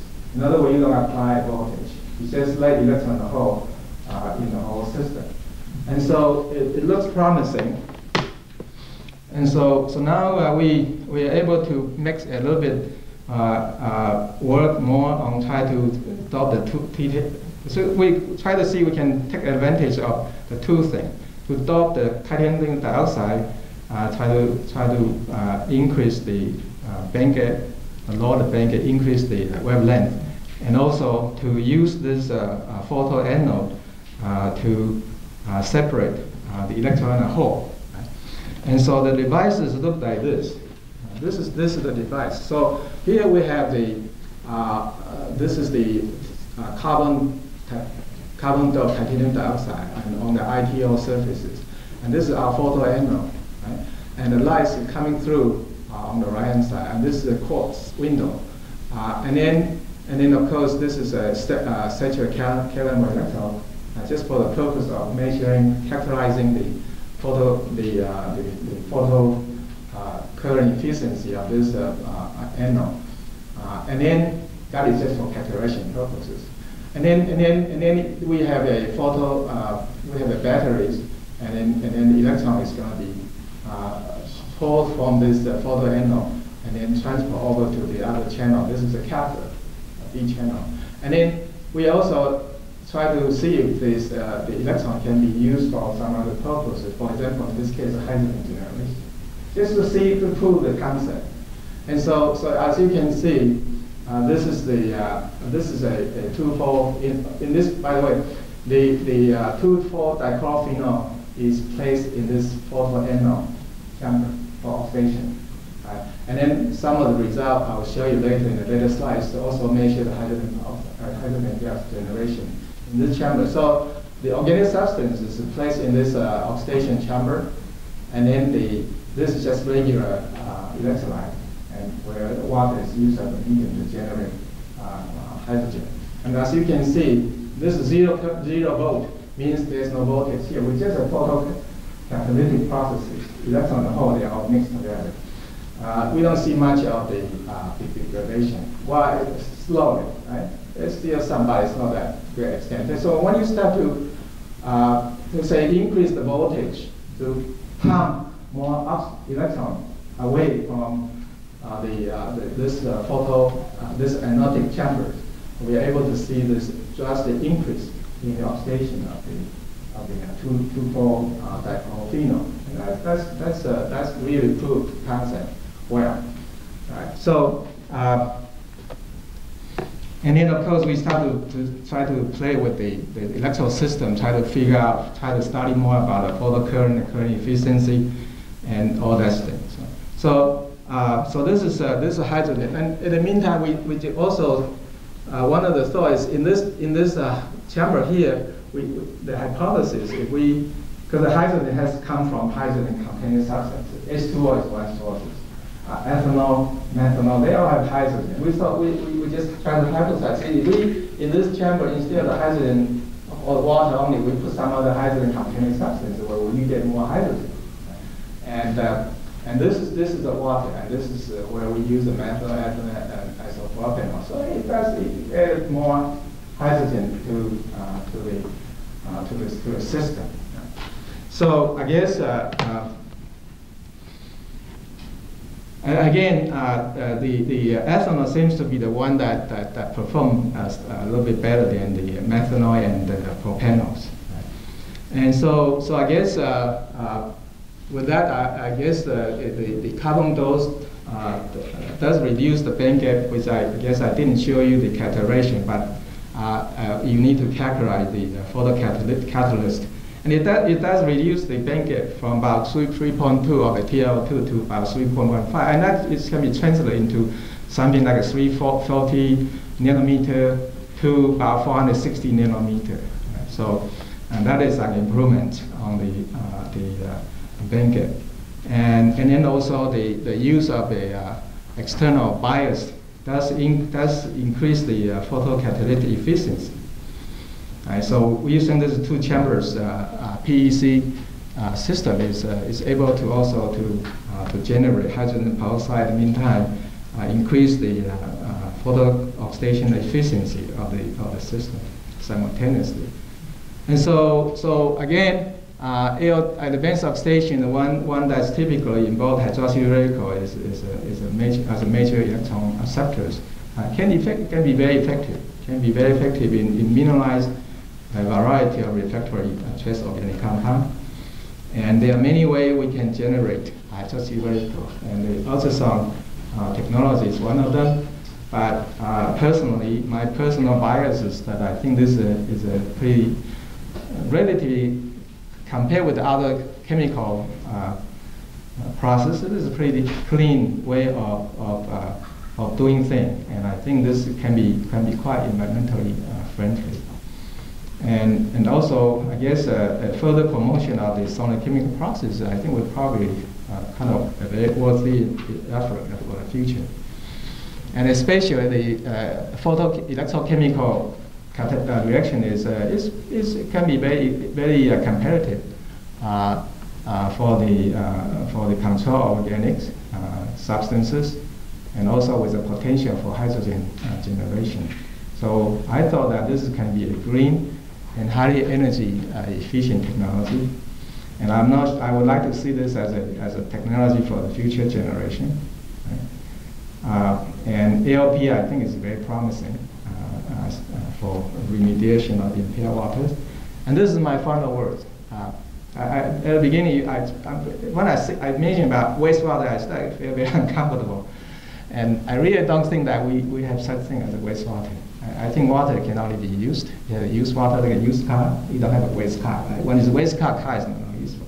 So water has to be, I don't think that this wastewater term has to be eliminated from our textbook. And we can use impaired water or used water, but definitely I don't think there's a wastewater as such. And then I think all the used or impaired water can be remediated and or restored for use and recycling. And then remediation techniques on the sun and sunlight instead of those traditional chemicals. I think this probably is going to be very potentially sustainable. So with that, I would like to close my talk. These are the sponsors without any set or support.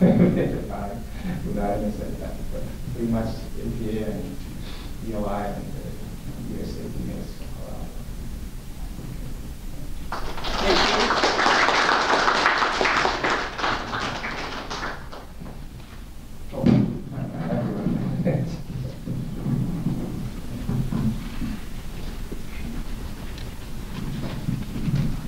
Thank you very much.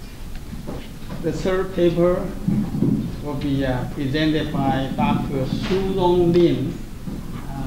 Dr. Su Rong Lin came from Taiwan, National Cheng Kung University with undergraduate degree. He came to Brussels University for master and PhD degree. Right now, he is the president of Applied Catalyst Technology Company, and he has been collaborating with Dr. Yen's group in the last few years. Oh, he will be speaking on a new catalytic oxidation process for reclaiming raw-down wastewater from the cooling tower. Thank you, Professor Lee and the guests. It's my honor to be invited in this conference. I know the Professor Yen in these 2 years through the Dr. Alice Yang. We are very great to have a chance and for the opportunity to cooperate with him through some research work. My company major in the manufacturing catalysis. Today we're talking about the new catalytic oxidation process and reclaiming raw-down wastewater from greenhouse. A little bit nervous because in front of all the giants here, the speaker, and do a very good fundamental research work. Here I come from the industrial side, so I'm talking more on the industrial application of the process. That's a different aspect and different research purpose over here. My talk is online here, only 4 sessions. Now I'm not go through this. Let's talk about why we are focused on the cooling water. Because in Taiwan, this is the table show here.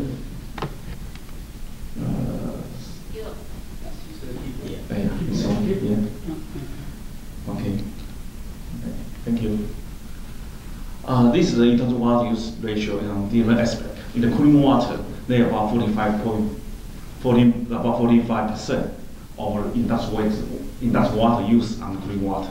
Then for processed water, only about 0.7%. So you can see the cooling water usage is pretty a lot amount. So in Taiwan, there are about 700 million tons, 700 cubic meters per year of cooling water use. This for Taiwan government encourage the industry to increase the recycle rate or reclamation of this wastewater. Then you can see through the year they have industry doing something about from 42 to 51%. However, they can see on all the use and reclaimed water, cooling water only 50%. Now most of them come from processed water. So the chlorine water becomes a very big issue in Taiwan. So development a new process of reclaiming the cooling water, wastewater becomes important. This is the schematic diagram of the cooling tower. Okay, they are about 4 parts. One is from make water. Generally in here they take water, and in Taiwan sometimes use groundwater. Because in Taiwan the groundwater is limited by the government, so some company will just drain and then pump kind of groundwater because the groundwater are a little cheaper than the tap water. Okay. The other one is some preparation because you know most cooling tower is work for the heat changer. So some water go to air due to heat. Then because the most water recirculate inside it. The cooling water most recirculate. Then they also create some wastewater, and then they could breathe, or here I could blow down wastewater, then they come out. About 30% of water. The problem of cooling tower, because sometimes they're polluted by the air quality cooling tower, because in Taiwan, the industrial area is really crowded and very compact. So the air is not very good. So sometimes they go on dust and the grease polluted go into the cooling tower. And also the other thing is the heat changer. Because when the heat changer is used for a long time, then there are some organic because due to the leakage of heat changer into the cooling tower. The other thing is come from itself, like water quality, like magnesium and calcium, they also go inside the cooling tower. And because the problem, sometimes they also put a lot of chemical inside there. So the cooling water become very complicated and very polluted. So they have three problems for the cooling tower, especially the region. First is scale, because calcium is using this hardness. They cause scaling of heat change pipes, and also corrosion from the chloride ion and sulfide. And then this is all the problem. And the third problem is the most important problem, is the microbiology volume. As you know, in USA, you are care about the cooling tower because some bacteria grows inside, then they go to hospital, the problem. The same here. This is a picture of show the heat pipe. You can see the bacteria go inside here, they find the fiber, then they track some particle, organic or inorganic, inside here. Then they grow the bacteria, then the pipe, sometimes they crawl. Then also again scaling. This is show the different water quality on effect. This is three aspects, like corrosion and scaling. So to create the cooling water, it's very important, but it's very difficult because you see they are focused on so many different water quality. So in this study, because it's an industrial application, we also need to all the aspects, all the analysis here. pH is important, and the most important is COD. Now this generally COD is about wastewater about 100 here. This flow is about 50 to 80, and also conductivity here is much higher because in Taiwan sometimes they put a lot of chemical because the shortage of water. So you put a lot of chemical inside in order to recirculate the water. So concentrated is mean the make our water divide to your brought down water. So when you have this wastewater come out, then it means you have a higher concentrated. However, then your water become much polluted. You put more chemical inside, but you can use less water. Okay, that's the problem. Then you have SS problem, then you alkalinity problem, then you have iron and also silicon dioxide problem, and then you also chloride ion, because sometimes they use sodium chloride or sodium hydrochloride to destroy the bacteria inside it, and then also sulfide, and then also like a phosphate and the carbon in this one. This slide shows the tap water quality, industrial water for the cooling tower. You can see for the COD, sometimes you need some less than 10 ppm. For this one, the quantity about less than 1,000. Okay, for the SS is less than 3, then for the alkaline less than 300 ppm. What I'm putting here, this water quality, this pollutant, it comes from the make water because it is circulate. So most hardness will come from the make water and accumulate inside. Then here I put here is most from the chemical because sometimes they say they have scale problem. So need to put some anti-scaling chemical. Now I'll show what kind of anti-scaling chemical in later. And also put some anti-corrosion chemical inside. And also your bacterial problem, you need to put some biocide. And sometimes the biocide, you're afraid to increase the corrosion of pipe. So they put something else called a biodispenser. It's different chemical. So I'll mention later. Okay, so that's the general process for the cooling water. That's the recirculate, put some chemical like I mentioned before, but it's very expensive because the chemical is expensive. Okay, also because of the wastewater pollution problem, I heard some another speaker talking about the cooling water problem into the surface water in the USA. Okay, then later some people put a filtration to filtrate the SS. And recently in Europe and the United States, they applied ozone inside the cooling tower to replace the biocide, because ozone is very good on biocide, clear all the material. It's very good. Okay, but however, there is still a problem because it's the high capital cost, and sometimes you do not control ozone layer. If you're going to touch it in water, greenhouse open phase. It's not just like the whole space. So ozone might go to the air, create ozone problem in the air. In here for Florida water, because I told you, in the wastewater from greenhouse, they have so many different pollutants. So it's very difficult to treat. Right now, according to literature and what I know, the most common use is membrane ultrafiltration plus reverse osmosis. They must pass these together. You cannot use only ultrafiltration overall because they don't work. You must combine these two, and that's why this is very expensive. You talk about membrane filtration to the chromatography, very expensive, and also their problem because the bacteria is also inside there. So the membrane are falling too. In Taiwan, one country use this process. It's very expensive. Only 50% of water will claim. So later on, they also cooperate with us. Okay, one company. So maybe we can find something we can do it. Here we cross. Dr. Huang already mentioned IOP. There's the slide I don't tell too much. He also explained very clear. In here, we use the catalysis. Why we use catalysis? We use the catalysis because catalysis can enhance the oxidation.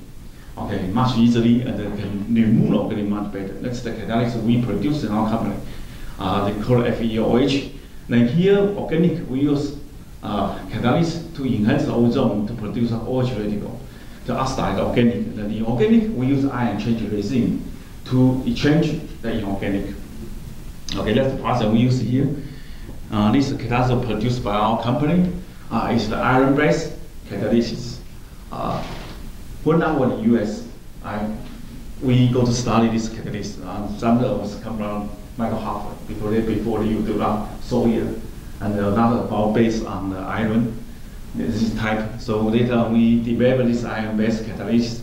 We found out it's especially advanced oxidation, and if we high efficiency utilize ozone H2O2, and the reversible reaction, and we have an enhancement of ozone, the mass transfer of ozone, because we make in Taiwan, so for Taiwan people, we can recycle it, we can use it locally in Taiwan.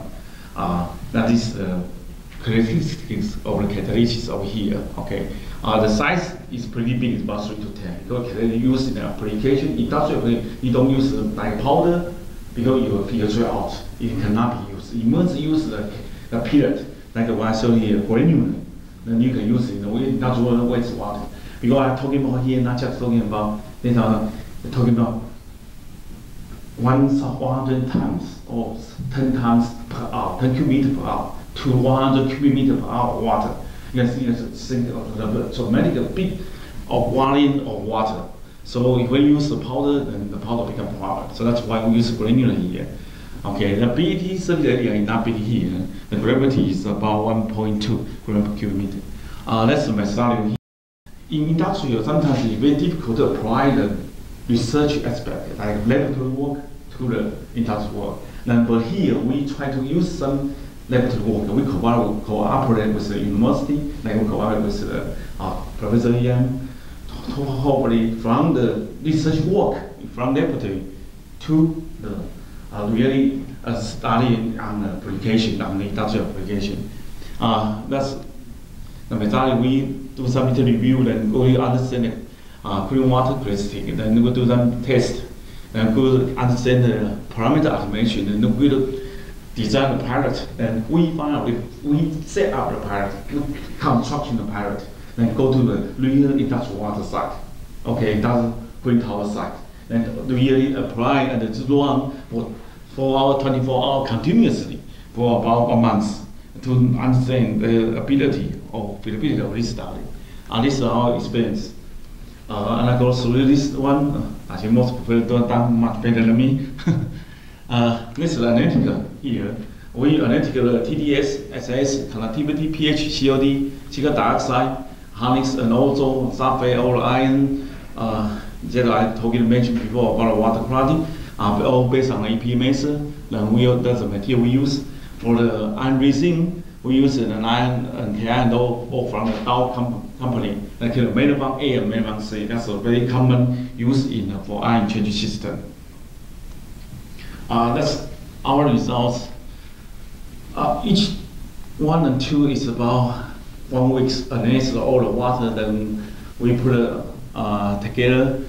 It's probably pretty similar because for a cooling water system, it's very continuous. So sometimes you control very well. The conductivity is pretty high, about 3,000, 300.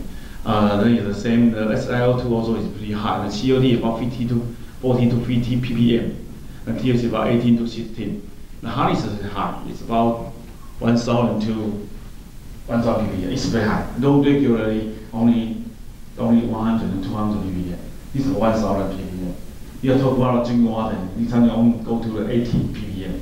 Then for this one, it's about 100 to 1,000 to 1,100 ppm. It's very high. And then you can see the sulfate much high. Why? Because they use sulfate to neutralize the pH. So we can sulfate go to how much here? 8,000 ppm. Sometimes they go to 10,000 ppm. And the phosphate is not so high, but they also get very high concentration of chloride. Because the chloride or bacterial, or the sodium hypochlorite, they go to as the biocide. So you can get very high chloride ion. Then you also get a very high calcium amount of magnesium. You can see about 200 to 300. Usually in water, you only get 5 to 10. Then you can see it's much higher. Because here is shortage of water down for this company. So they sink the water over time and put a lot of chemical. You can see what kind of paper they put inside. For anti-scaling, they put some high-strength polymer. You don't get the formula, you just know it's a polymer. You don't change about 10 to 20 carbon inside it. Then you get some carbon, and then you go get some diphosphonic acid. They also long chain. Then also some anti-scaling, they use zinc and use also phosphate. They use something called HIA, also the long chain chemical. Then for the biocide, Nigeria sodium hypochlorite, they also use some, they call it fitting MBIN polymer, something like this name. It's very high organic content polymer, organic. Okay, so you can see why in industrial, I think that this chemical here, because this company is from USA. In USA produce a lot of clean power chemical. So I think this will be similar. In USA use a similar chemical, this kind of chemical. So this kind of chemical is very difficult to treat because you can see all high polymer in not a single compound. Then here we want to use intervention process to remove organic. It's very interesting. I'm talking about later. It's very interesting study. Then we use the ozone alone and the ozone catalyst. Then find out with and without they have different significant difference. This is done in laboratory. Later we try different fluoride to understand the retention time or catalysis. Okay, that's how much left in TOC inside the water. Okay, sometimes you use COD cannot represent all the data. So that's why here we use TOC. You can see how much organic can be removed by the process. When you have used the catalysis with ozone and OLP process, you can see how much left. The insulin here increase the flow rate is meaning you have less retention time. Then you will get higher TOC demand, is meaning less, more efficiency on this process. Then we apply after the organic will removed by the ALP process. Then we put the water to the ion changing system. Then that's the result of ion changing. It's pretty close to the data, the result reported by the Dow company. So it's okay, but interesting here, we try the water without ALP. It means we don't remove the organic. We just put a resin, then we place the water in. Then it's find out, it's interesting. They can see the running at different time, the volume of different water, but they did not show any, it changed the capacity of this calcium. In the beginning, yes, but later it did not. So we go to analyze what's going on to understand, to see all the data. That's the data here. For COD, of course, ion change don't have to do that. And ALP can remove from 43 to 9.3. And later on, to the ion change, then they are the CO2 consumption are much lower. I believe maybe because this AOP also can remove, not just remove also Astani, this organic to the acid, then also can be removed by the ion changing system. You can see the conductivity. In beginning, the first time we try first run, it's okay, the data increase. The same hardening is this. But you can see with AOP system, the ion changing can perform much better. You can see the hardness ND, about 5 ppm is the detection limit for this case. The conductivity are much lower, about 73, 47. This kind of conductivity and hardness is pretty close to the salt water. We call it salt water because it can be used in industrial water too. Then what I show here picture here, we found this chemical. Chemical can destroy the function group of this resin. It's basically because I think because this biocide or some chemical here is very high chain of organic compound. Then they can go to function group. They can to catch all this biocide, this aster, also aster, because the pure bacteria also aster. They might also destroy the function group of this resin. So the resin cannot be used. That's why that's why the cooling tower, I think in USA or in Taiwan, most people use ultrafiltration because sometimes they use engine, they don't work. That's what found here. They can even if we can remove all organic compound, then this compound will not go to destroy the function group. The ion changing system can be used. Later on, based on the data, we come out with paraffin. This is a paraffin. The water flow is about 0.5 to 0.6 ton cubic meter per hour. It's very big. The size of this one I can show here is about each reactor where the water will pump through here. This is the injector. The ozone will generate by the ozone generator through the oxygen. Then go into there. They will call ozone reactor. Ozone will first absorb inside this reactor, then go to catalysis. Then later on go to Ki and I change current. Then finally this water. We analyze this water. And in each tower here is about 1.5 meter, about 40. This is about 0.4 meter. It's really big. I just change it to the US metric. So it's a pretty big of the size of this one. It's about dimensional. I forgot to copy. So this is the system, and this one includes the industrial cooling tower on the side. Then we just pump water inside. Then we treat it. Then we come back. Then we do analyze all the data. This data we show. Each run is about 1 week. It's continuous run for at least 4 hours. So every day it's running.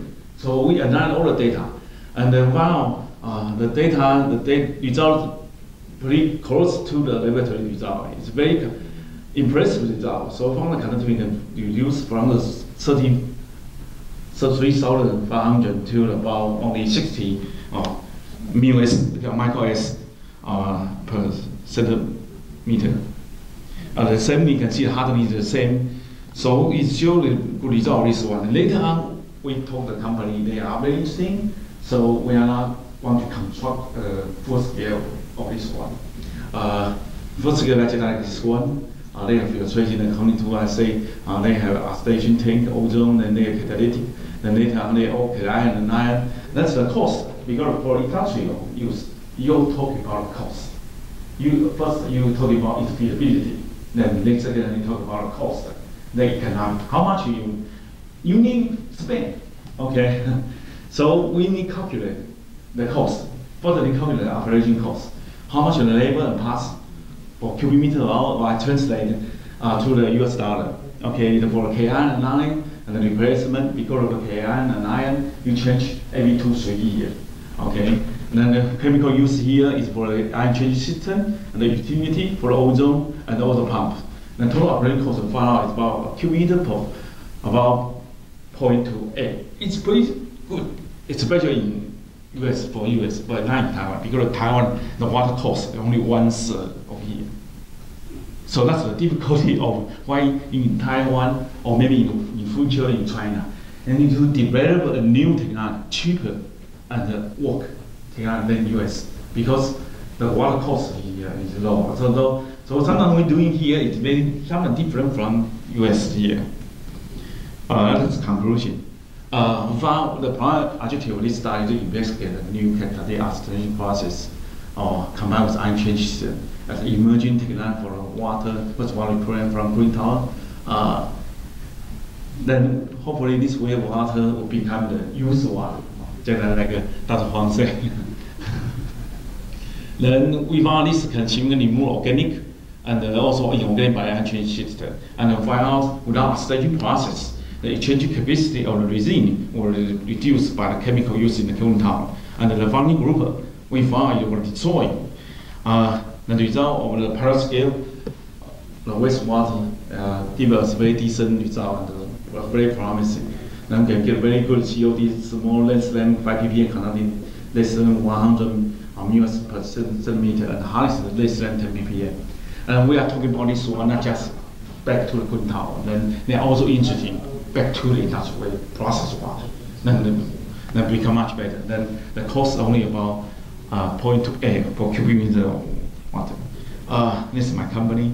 We develop emerging catalysts. We are on the industrial wastewater application. This one we done. This is about each one about 50 cubic meter per hour. The tower is about 6 meters tall, about 2 meter diameter. And this is for a semiconductor. We also do some OED and grease wastewater treatment. That's some work related to the Professor Yang. We also apply on the on the industrial to remove the oil and grease. That's our company. We also work on gas abatement. Okay, thank you much.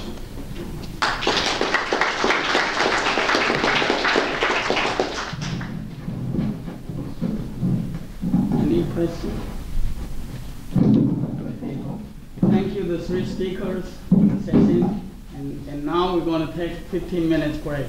Right? Yeah. Still have coffee, tea, and some cookies and fruits.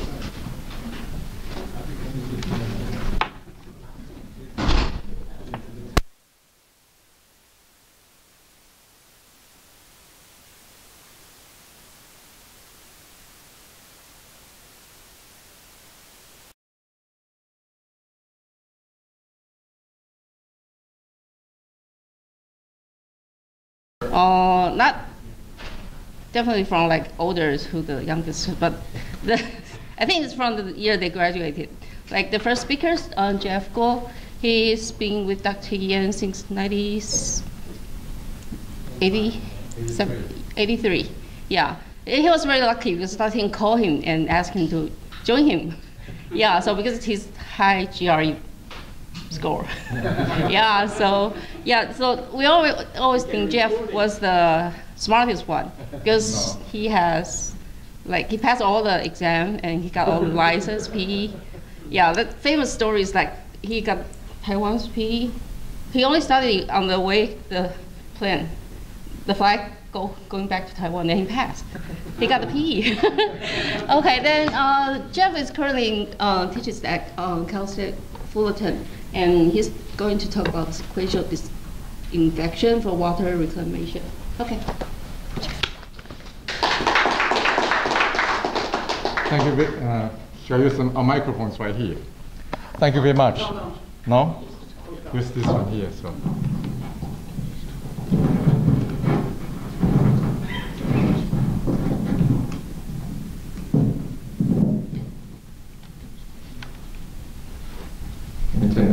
Turn off here first. Okay. Seems. Before making all the noise, can you turn the gun? Okay. Thank you very much. I was Dr. Yen's former student. Actually, I should say I'm Dr. Yen's student because I'm still digesting what he taught me after so many years. And I met Dr. Yen in 1983, and there are many Dr. Yen students here.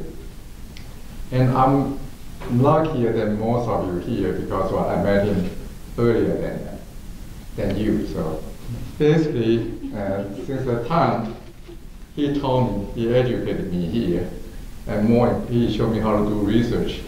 Most important, he showed me how to be a good person. And at that time, he was about my age right now. Okay, and after 28 years, I'm still chasing. Okay, I'm still learning what I learned from him. And more importantly, if I want to follow his footsteps, now I'm 56, I'm thinking about retirement.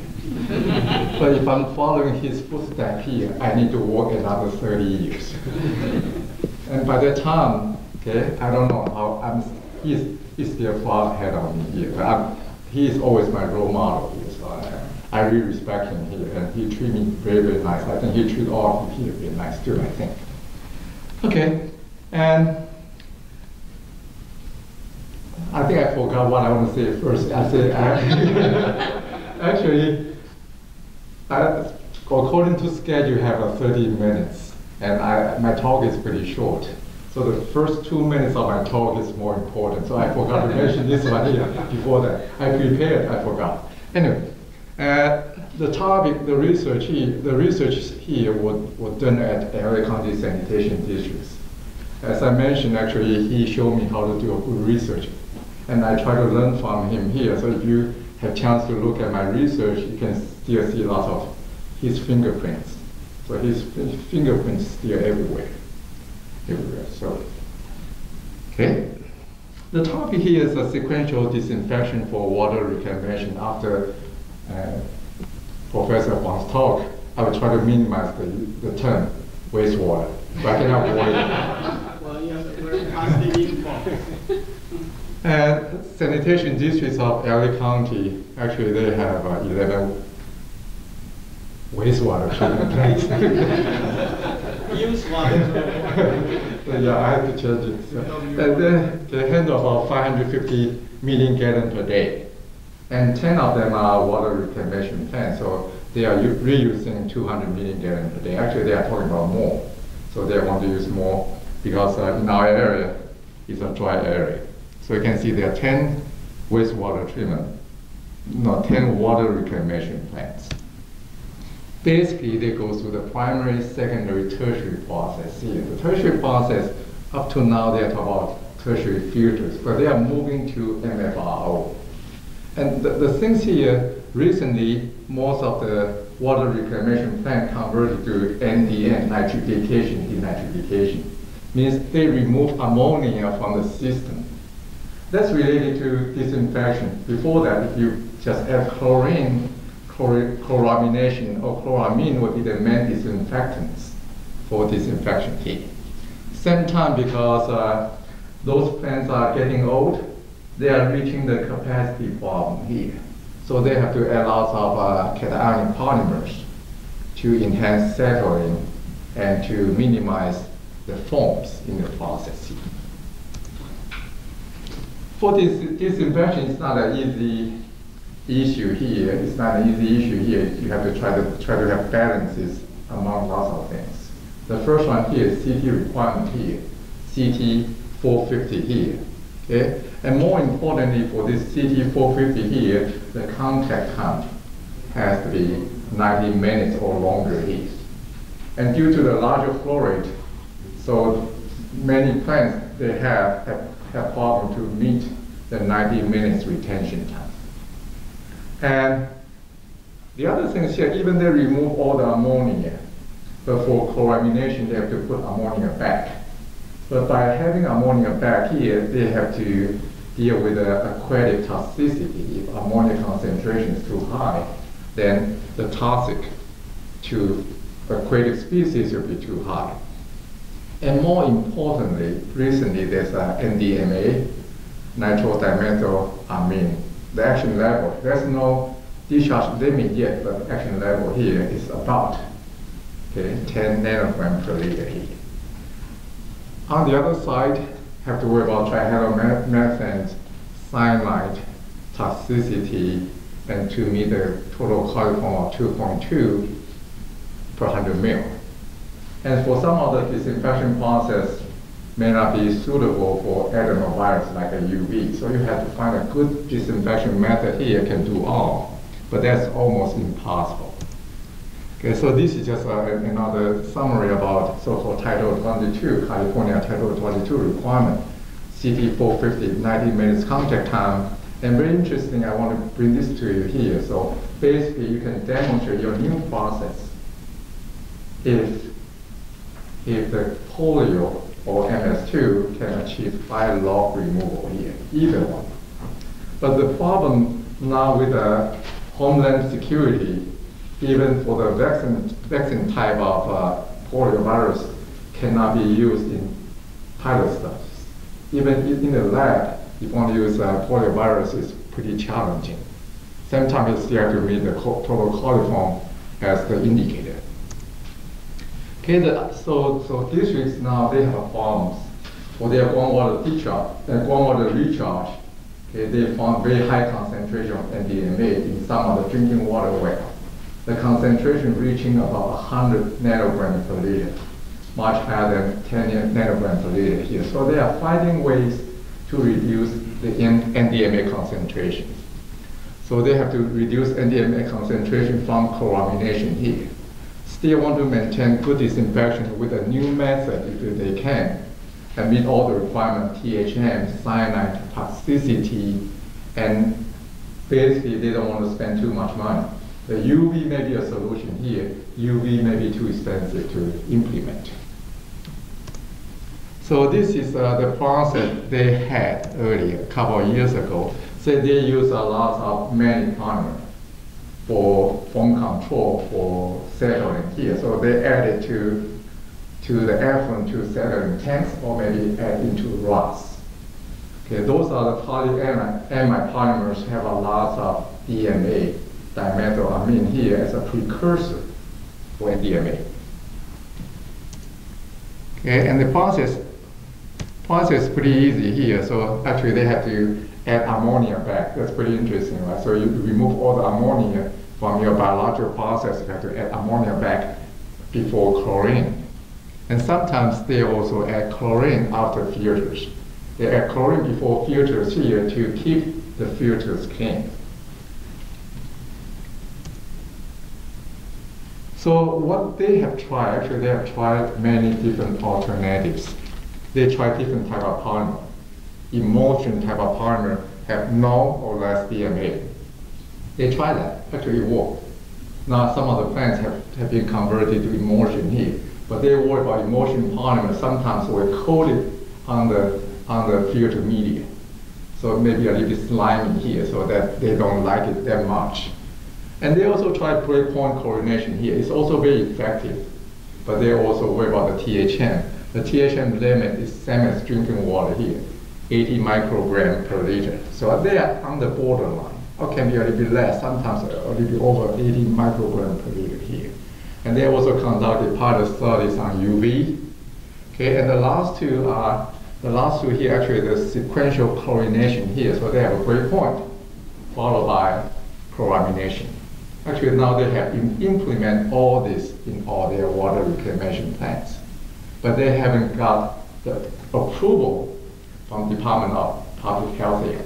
Okay, I'll tell you a little bit more about the story. And also the last one here is a research project from Water Reuse Foundation, combination of UV and chlorination here. So basically my topic today here focus on the last two. I call them sequential disinfection, including sequential chlorination and UV and chlorination.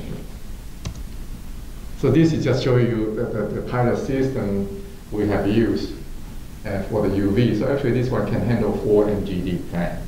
The 4 mgd flow is pretty big. For sequential chlorination here, it's very easy to implement. Basically, you just what? This is, okay, again, this is the old process, just to let you know, give you some idea what kind of chlorine dose people use. Actually, for this plant, or for these plants, normally they add about 10 milligrams per liter of chlorine.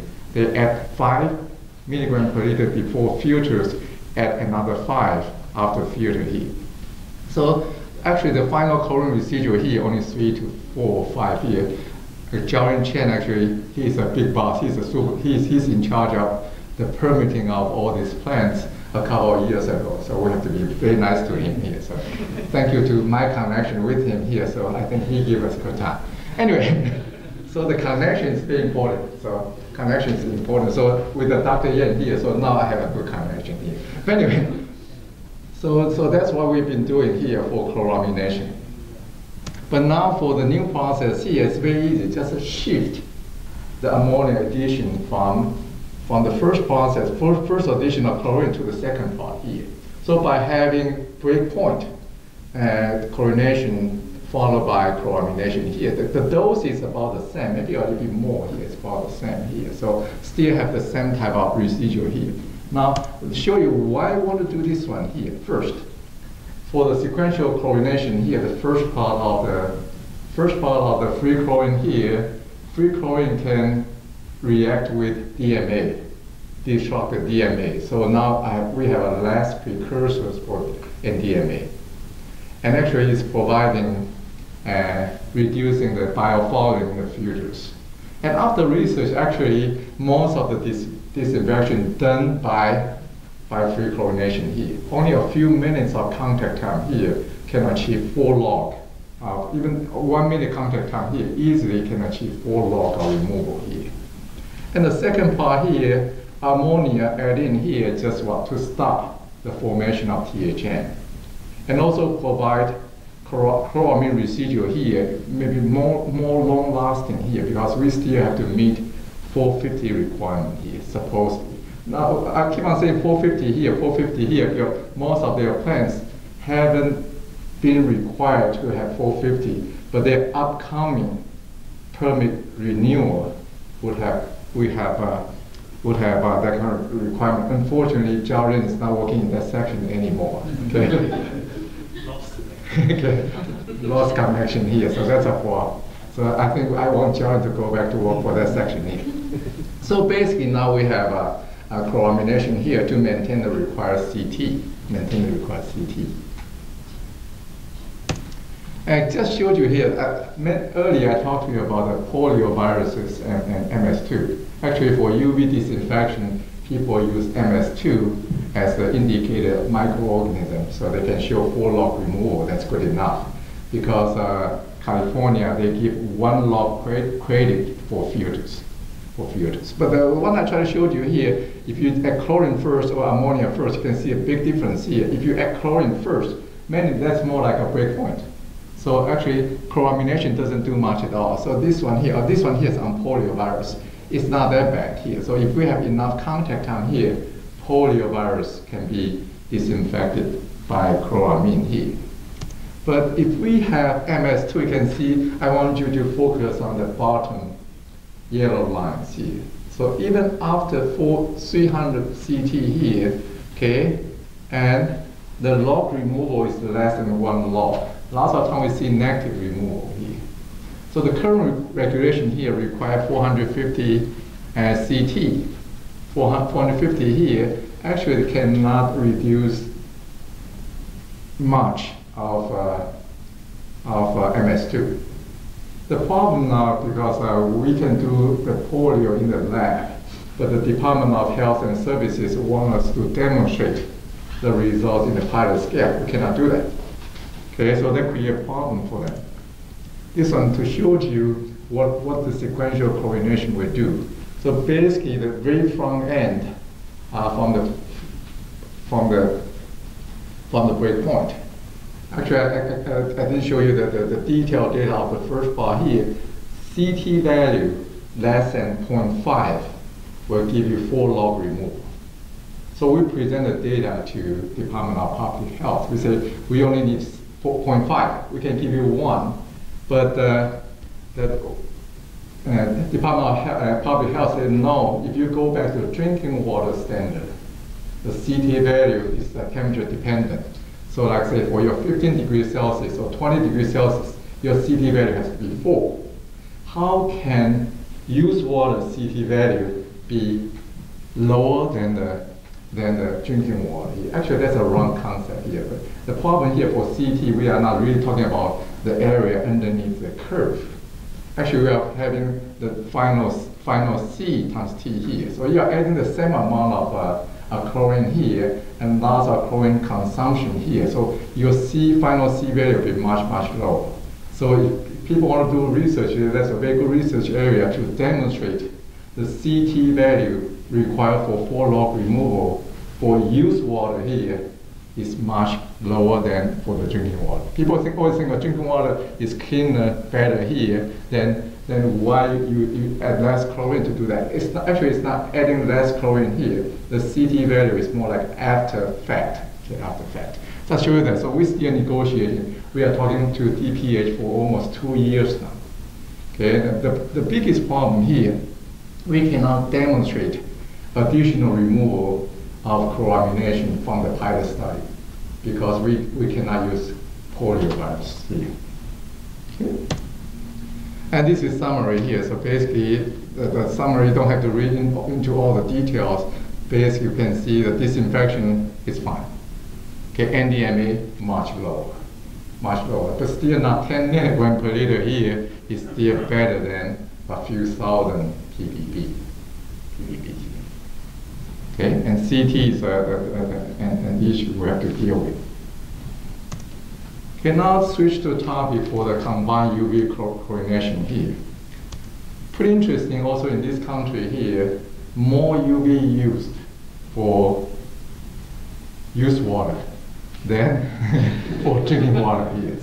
So actually, it seldom you see UV used for drinking water here, but now more and more, about 30% of used water treatment plant using UV here. So there are about 4,000 POTW means public owned treatment works greater than 1 mgd. They are using 30%. Not 30% of them using UV right now.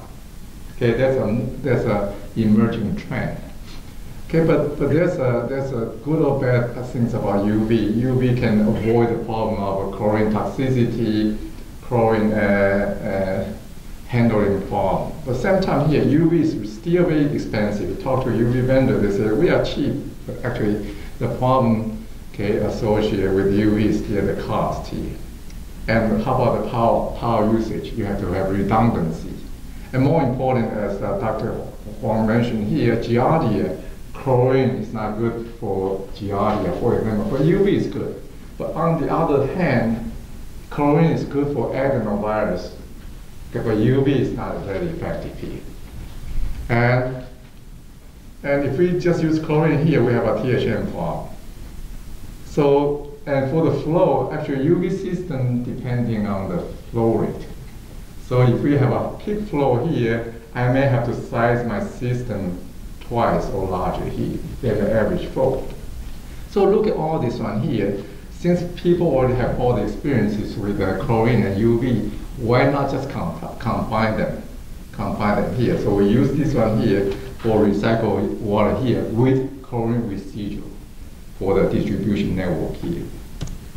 Okay, the study design is pretty easy here. Just want to show you. Okay, maybe I learned. Okay, by the way, actually this is my design here. Actually, this must be Dr. Yen's design. I learned from him. Okay. Anyway, so for the UV here for reclaimed water here in California, people talk about UV dose of 100. Okay, so the easiest way for me to do here, I just subdivide it 1/3, 2/3, and total UV. And also I figure out maybe 6 milligram per liter of chlorine for the water we study here have the similar removal of 100 dose of UV. So chlorine half and 1/3, 2/3, and half. Okay. So with this combination here, so we can have 100% UV, 100% chlorine, and mostly UV and mostly chlorine here. And even for UV and chlorine here, you have a way to add UV before chlorine, chlorine before UV, or add them simultaneously. So this is a research project here, so that's what we are doing here. And by this one here, we try to compare them, okay? And we also work on the filter effluent versus secondary effluent. Here, the general idea, it doesn't matter, that's about the same here. I know you can see up and down here, so basically, all this way work here. The bottom line here will be the cost. So the general idea, I think maybe the 1/3 of UV plus 2/3 of chlorine may be the best one here. The UV is still more expensive. But also we have to consider THM. All this one here, we don't really have a THM problem except sometimes for 100% chlorine here. And the next couple of slides, just a little bit details. We talk about older UV first, chlorine first, do have some effects, but those effects are generally small. Okay, and there's no best order here. Sometimes you find this one better or not. Maybe we didn't do enough experiments. Anyway, the experiments we have conducted here, no conclusive results here. And the dose here, generally, chlorine is still better. By the way, the chlorine I'm talking about here is free chlorine. Free chlorine here. Actually, chlorbromine can do here, but for our study here, MS2, chlorine cannot do well. So that's the reason we don't really have that. But more importantly, okay, I want to mention here, free chlorine is strong, but free chlorine may not be the best one here for total coliform. Actually, total coliform, you need to have enough contact time. So when you use free chlorine inhibitors, think about 10 minutes may not be enough. So 20 minutes of contact time may be required for the coliform here. Okay? So as we have shown here, so combined can achieve 5 log of poliovirus, can show 4 log. Okay, and the coliform is okay. And I think that we can always see the filter effluent is better than the secondary effluent here. And the effects of disinfectant odor are not generally small, and it depends. It depends on whether we're talking about adenovirus versus a poliovirus or the coliform here. And the water quality is so important here. I think this should be my last slide here. I think I still have a few minutes if you have a question for me. I also have to apologize. I have to leave pretty soon after my talk, because I have to go back. I have to teach 4 courses. Okay, and 4 courses here every semester here. And because of the job market here, my student body grow. Last night I have a midterm for my wastewater treatment class. Do you know how many students in my class? 85. 85 students. Many students from, I think we should be happy here. No, we should not be happy at all. Some students from UC San Diego, structural engineers. Students from UC Berkeley, civil engineers. I do have those students coming in here to be the grand students of Dr. Yen. Okay, so that's my talk here. I don't know if there are questions.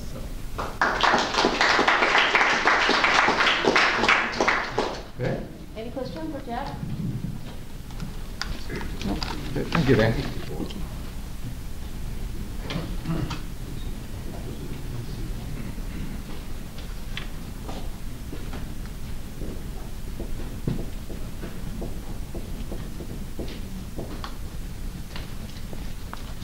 Okay, next speaker is Jason Chen. He's from Taiwan, and actually I first came to US in 1990. The first day I met is Jason, because one of his buddy also a student here. He brought me to his office and introduced me to him. So through him, I know Dr. Yen. So I became Dr. Yen's student. So yeah, so I've been working with Jason like here and also in Taiwan for a while. Yeah. So Jason, he went back to Taiwan after he got the degree here. Yeah, and he worked in the government agencies. Then he works in industries. Then now he's teaching in Gaoyuan University.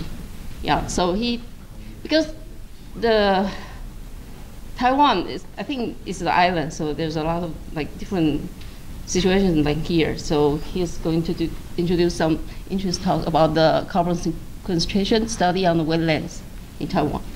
Okay. Thank you. I think the topic today will against Dr. Chillinger's idea, and hopefully he's left already. But I think the carbon is a concern for greenhouse effect, but I think it's still controversial. However, in terms of funding, if you're working on the carbon, easy to get funding. And that's why we're working on the carbon. my topic today is the carbon sequestration study of the wetland in Taiwan, and we have two case studies here. One is constructed wetland in the campus, and then we are expanding this research on the nature wetland. So, I will basically follow this order to give the presentation today. And Iris already introduced me, but for those who didn't know me, I still have the slide here. I finished the degree at 1992, then go back to Taiwan, work for government for 4 years, then work for private consultant, start the academic career in 2003. Since a lot of phenomena of wetland will depend on its geolocation, so I will show you where the Taiwan is. This is China, this is Taiwan, okay? And it's around 250 miles long and around 90 miles in width. And this case of tropic is running through this way. It's a subtropical area. And in order to gain the public attention to protect wetlands, so the government will select around the 70 wetlands and ranking as international importance or national importance based on the Ramsar Convention definition. And this wetland was distributed around the island, and the rating here indicates the international importance wetland, and we will go a little bit detail later. For the wetland work in the past, as I mentioned earlier, we concentrate on the study on the constructed wetland in the campus. So this wetland is designed to treat wastewater, and therefore we study a lot of removal efficiency, hydrology, and measure the emitted greenhouse such as gas, such as carbon dioxide, nitrous oxide, and methane. And also, later on, I will show you the carbon budget study we done last year. And now we cross over some research to the nature wetland, such as coastal wetland and freshwater wetland. And in future, we hope we can use this knowledge in some of the subsidence areas of limitation. Talking about the carbon, this slide basically shows in a global scale where the carbon has been stored and how the flux changes. From the upper part of the chart, you see the carbon. There's about 1,600 G-tons carbon was stored in the soil, and among this amount of carbon, around a quarter of that was stored in the wetland. But you have to know there's only 2% of the land is wetland, but it accounts for a quarter of carbon there. And the flux, carbon flux of the, based on this study, it shows some of the carbon, the positive means output means the carbon coming from different form become carbon dioxide. The negative form means the carbon dioxide was removed. As you can see, annually, the carbon dioxide emitted from fossil fuel is 5.4 G-tons. The photosynthesis will take around 120 G-tons from the carbon dioxide, from the atmosphere.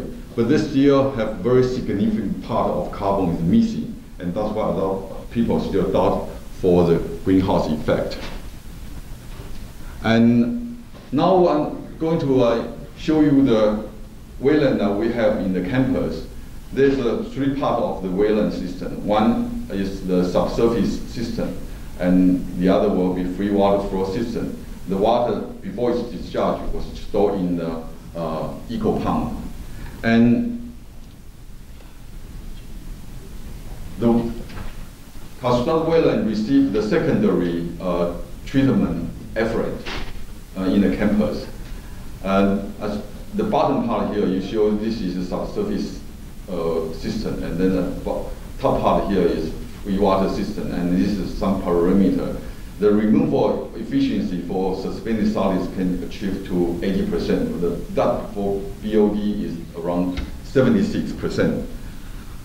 And in order to calculate how much carbon can accumulate in the constructed wetland, we have demonstrated some pathway for carbon input and carbon output. The major carbon input to the system is through the photosynthesis process and become biomass. And the other input pathway is the transportation phenomenon, which is coming from for the water, influent water, and some will be bring out by the effluent. And the other pathway to output the carbon is the carbon emission for, say, like carbon dioxide. And anaerobic decomposition will be carbon dioxide and methane. So if we balance it out, we can have the equation for the constructed wetland. The carbon accumulate, which is standard for CNEP, means net ecosystem production, equal to carbon input minus output. The input have the term NPP, which is the primary production, and the influent carbon.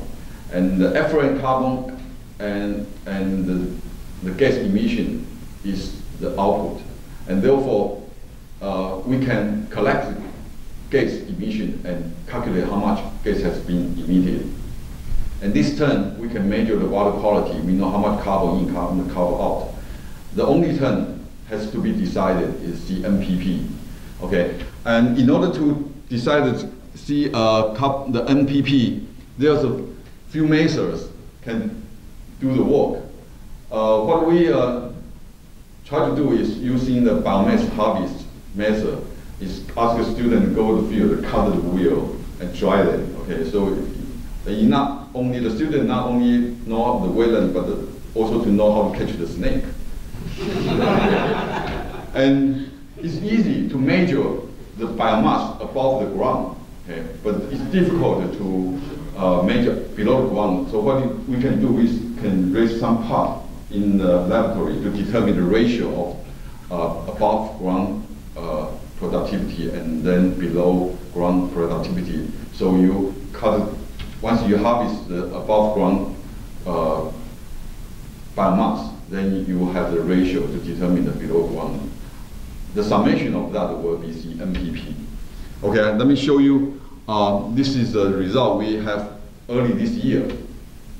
For the subsurface system, the ANPP and the BNPP is measured in this as this number. Then the water in and the water out, and then we measure the gas out emitted.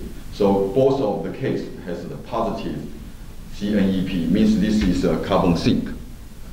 Okay, so it's a win-win situation. The wastewater, the construct wetland was designed to treat wastewater, and besides, you also can neutralize some carbon from the atmosphere. Besides this, we also calculate the greenhouse potential, warming potential. Since some of the methane has 23 times strong power to absorb infrared radiation, and that same as nitrous oxide is 296 times than the carbon dioxide. We first calculate, transfer the emitted methane and the nitrous oxide into equivalent to that of carbon dioxide, and then we compare with the carbon sequestration to find out even this ground GWP, if we convert and calculate, compare with the carbon absorbed, the carbon absorbed is still greater than the GWP. That means the construct wetland has the potential to neutralize the atoms carbon dioxide emitted. Okay, but this is a problem people might ask, because the carbon dioxide sequences in the construct wetland mainly are in the microphyte, which is annual growth plant. But in order to maintain the normal operation of the construct wetland, you have to clean it periodically. So in order to maintain this flow. But to our view, this type of carbon sink is very short term. It's less, probably only a season. And once you remove it and it's decomposed, it will go back to atmosphere. Okay. Next, we are talking about a little bit for the natural wetland. We just started this project on September, so I don't have much data to show you, but I will show some picture of this wetland. As I mentioned earlier, this is classified as wetland of international importance because it's a star. This star is the bird you look here, and this is a migrating bird from North Korea to China, and then in the winter time it will come to Taiwan. And the bill is a spoon shape. When he likes the shallow sea water, so when he stands, he will vibrate, stir the water, and eat some animal inside. Okay, and according to the survey, it's only less than 100 birds left in the world, and so it was endangered species.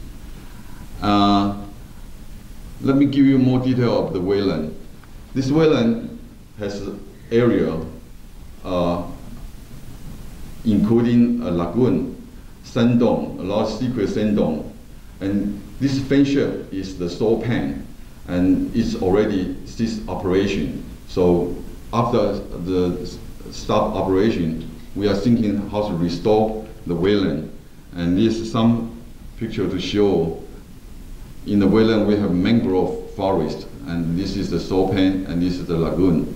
Okay, and the restoration idea is try to maintain the people living and away from the flooding concern, and maintain its ecosystem, and also the production of fishing. Okay, so this is some guideline. The first guideline is try to reduce the hydrology back to the pond, and using the existing water gate, and also try to meet all the requirement. And I think this zoning some area was designed for those birds to stay, and so I won't go this detail. And before we measure the carbon sequestration, we have to make sure this wetland is healthy. So we do the very fundamental study of the wetland, include the water quality and the sediment, and we measure the heavy metals, except the arsenic. Other heavy metal is under the standard, and we believe this heavy metal is not come from pollutant; it's from the natural origin of geoformation. We also determine its evaporation rate and study the hydrology, and also we have a survey for ecological survey for aquatic and terrestrial animals. Okay, and for last year's typhoon, we do have the flooding model, study the flooding model to ensure that the village won't be threatened by the flooding, and also the rain intensity. And after that, we think this is a healthy wetland, and so we go ahead to measure the carbon storage. Okay, I would give you some idea of why the coastal wetland has more potential to absorb carbon than the fresh water. I give you three simple examples here. One is the productivity and the carbon concentration. This is the data analyzed for the soil core. And you can find the lagoon intertidal have very high concentration of organic carbon. And this number is 15 times higher than that of that soil in the forest. And because this has high concentrations due to the productivity of this region, and that's why the sediment has very high concentration of carbon. The second reason for the salt water is because in the salty water, you won't produce much, you produce less methane. Because during the decomposition of organic, you need an electron acceptor. From thermodynamic order, the oxidation will prefer to use oxygen and then nitrate, sulfate. Since the seawater has more than abundant of sulfate compound. So it seldom go to the reaction to produce sulfate. This is a set of data in Louisiana. You can see freshwater marsh produce 160. If you have salty water, it's only 4.3. And without producing the methane, more organic will be buried on the sediment. And the other reason for seawater is because its pH. This shows the ocean water pH is around 8.5 to 9. Okay? And river fresh water is around 6 to 7. If you, I think we all take Dr. Papadari's class, this figure shows if you have PC-pH diagram, the pH above pK2, the predominant species will be carbonate. If this below pK1 is will carboxylic acid. So as long as your pH increases alkalinity, it has more tendency to dissolve carbon dioxide. And so if in Wayland, the salty water, you find a lot of oil shale, which is a precipitation of calcium carbonate. And it's also an inorganic way to sequence the carbon from the air. Okay? But if we will go reverse, very end case, your pH reduced 2, it's just like a Coca-Cola, the carbon dioxide actually will be venting out. Yeah. And the real case will be more complicated. I just simplified it and give you some idea why the coastal wetland has more carbon absorption potential. And this is the way we collected the emission gas. We custom made a stainless bottom, just like this, and then that is sit on the seashore. And then there's a box to collect the gas. And then we use a syringe to restore the gas for gas analysis. And this is for the shoreline, and this is for the water column. We made it, and so you can float on the top of the water. And besides these items, we also have ecologists to measure the stem, the stem of the mangrove, and also measure the amount of leaf fall in the mangrove to determine the productivity. Okay, and this is the sample inside. Actually, it's quite a beautiful thing, just like Swiss here. And this is lagoon, this is mangrove, this is the fish pond. And I only have one set of data before I departure. This is done last, and I'm still waiting for lab result from the lab. This set of data shows that for all the cases, most of the cases, we still have emission of carbon dioxide. And as I mentioned earlier, actually the methane emission for the coastal wetland is very minimal. If you compare with fresh water, this is ranging from 14 to 30 for methane. Okay? And if you compare methane, mangrove and lagoon area, you can find actually the lagoon still have a methane emitted, but mangrove topsoil is almost is still aerobic.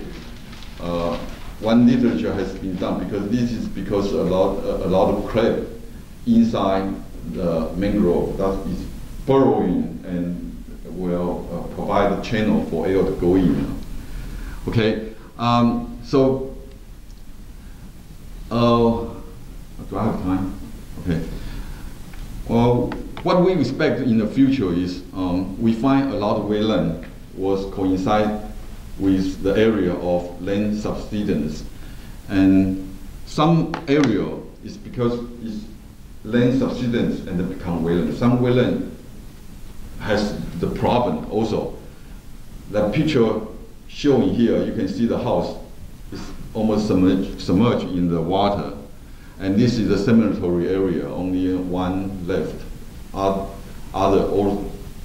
tomb already become carbon sink, bottom in the bottom already. And this is the house, okay. So there comes the idea how to do the remediation work for the land subsidence area. We try to do the digging and feeding. If this is a sea line, some of the area may be below the sea level. The idea is try to have a deep trench in certain area and then backfill in the inland side. And this idea is we have a certain portion of the subsidence area return to the sea, part of the sea, and then create a certain tidal zone here. Okay.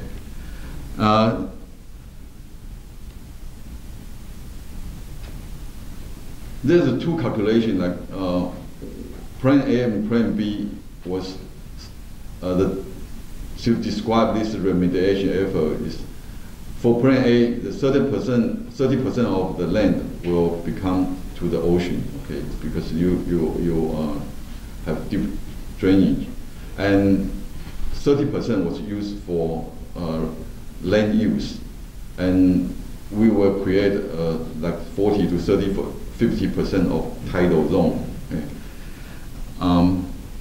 This will go like this. This is the case in Holland. So some area become the sea, and people was moving upward, and this area become tidal zone. And what we try to study, if this tidal zone do have the function of carbon sequestration, can we sell this carbon as a carbon emission? Okay. And so if this value can be appraised, if the amount of carbon can be precisely calculated, and the function can be well engineered, and this is the current way to trade your carbon. There's three methods. One is called emission trading, but this is have to be in a developing country. Developed country. For the developing country, it's called a CDM process, Clean Developing Mechanism. And I done a survey. Now the CDM process, including you rebuild the forest or replace the power plant as a hydraulic power plant, windmill power plant, or using the electricity transportation. So far, there's no CDM as a recreation of wetland.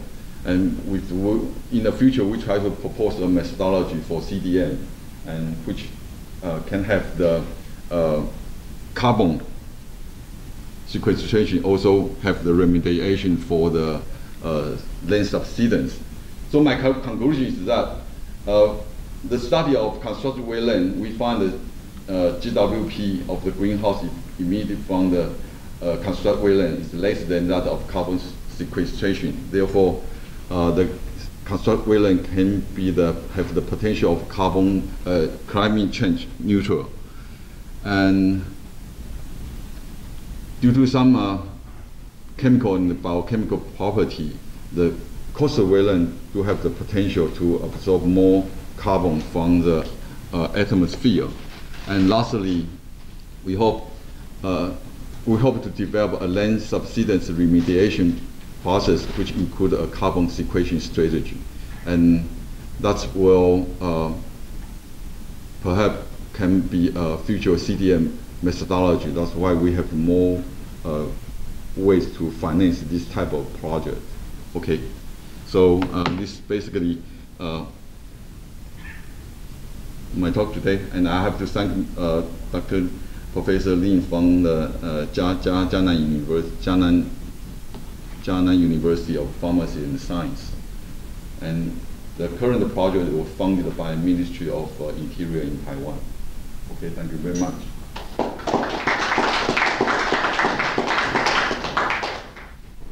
Any question for Jason? Do you have any evidence of any other gases emitted? N2O? N2O, yes. H2S? N2O, and N2O is not very significant except in constructed wetland.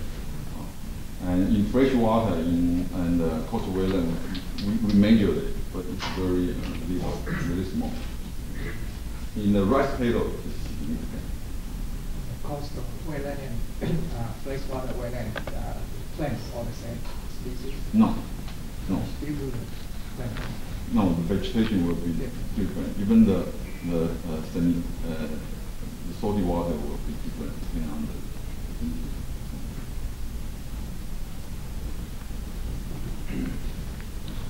Thank you, Jason. And our next speaker is from Korea. He's also one of Dr. Yen's former students. I think Dr. Yen has few from Korea, like Kwang Lee here today. Yeah, and Kwang. And we lost contact with Park. I don't know why. And because our Mr. Park. Yeah, so we have Dr. Yen's former students always keep very good contact and relationship through the years, because we always have like the annual Christmas party every year. So like former students or even the work studies, we all get together. So then we keep contact through, like every year.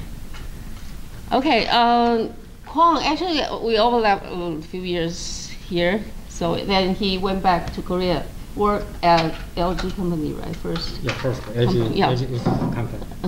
Then he went to pursue his academic career. Then I think he's quite amazing because through not many years he has so many publications. So he become professors at the Jensen University. Yeah, Jensen. Yeah.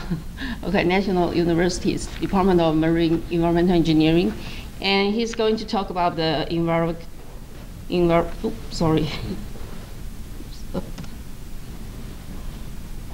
Okay, environmental changes in polluted sediment by calcium peroxide for enhancement of indigenous microbial activity. Thank you. I was the graduate student Dr. Yen between 1989 and 1997. Before I start my presentation, first I would like to thank for inviting Dr. Yen's member Symposium, and I feel honored and privileged to be here, and especially thanks to Iris Yang for the arrangement and organizing of this symposium. My topic is envirochemical change in polluted sediment by calcium peroxide for enhancement of indigenous microbial activity. As you can see, this picture, the marine contamination has been becoming severe as a seashore development. One of the most serious environmental problems is associated with released oil and other hydrocarbons. To improve this polluted site, the bioremediation has been widely used due to the cost effective. As you know, this technology have some limitation. One of the limitation is the slow degradation of crude oil due to the low number of bacteria capable of degrading hydrocarbons and the low bioavailability of contaminants in soil. To improve this limitation, the biocarrier for immobilization of indigenous hydrocarbons degrading bacteria was developed due to the large specific area for adherence and growth of bacteria. Another approach is using the oxygen-releasing compound, which is it could be dissolved oxygen in water to change favorable condition of the microorganism growth. Usually, magnesium oxide and the calcium magnesium peroxide and the calcium peroxide are being applied to soil and groundwater, calculating BTX, TPH, something like hydrocarbons. This figure shows the number of pounds of oxygen released per 100 pounds of products based on calcium and magnesium peroxide compound. My objective of this presentation is 2 points. The one is the investigation of the effect of oxygen-releasing materials on bioaugmentation of marine sediment they contaminated by the crude oil. The second one is also investigation of the effect of activated carbon on immobilization of indigenous hydrocarbon degrading bacterial community. I have a three part of content. The first one is how the environmental marine sediment change when the calcium peroxide is added. Second part is the effect of biochar improve microbial population growth, and the last part is using the first part, and the second part, the microorganism experiment peroxide sediment that is polluted by crude oil. The sediment was sampled 10 cm below surface near the fruit site. The sediment from the sample were cultured for the microorganism test, maintaining 60% of moisture, and then add 5% magnesium peroxide and calcium peroxide in each basin. These are the results of this test. We observe both of them, magnesium peroxide and calcium peroxide, change the sediment environment. The ignition loss and COD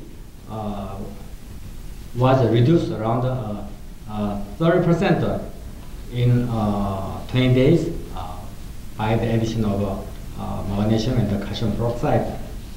One interesting is the ABS, that is acid prototype sulfide compound.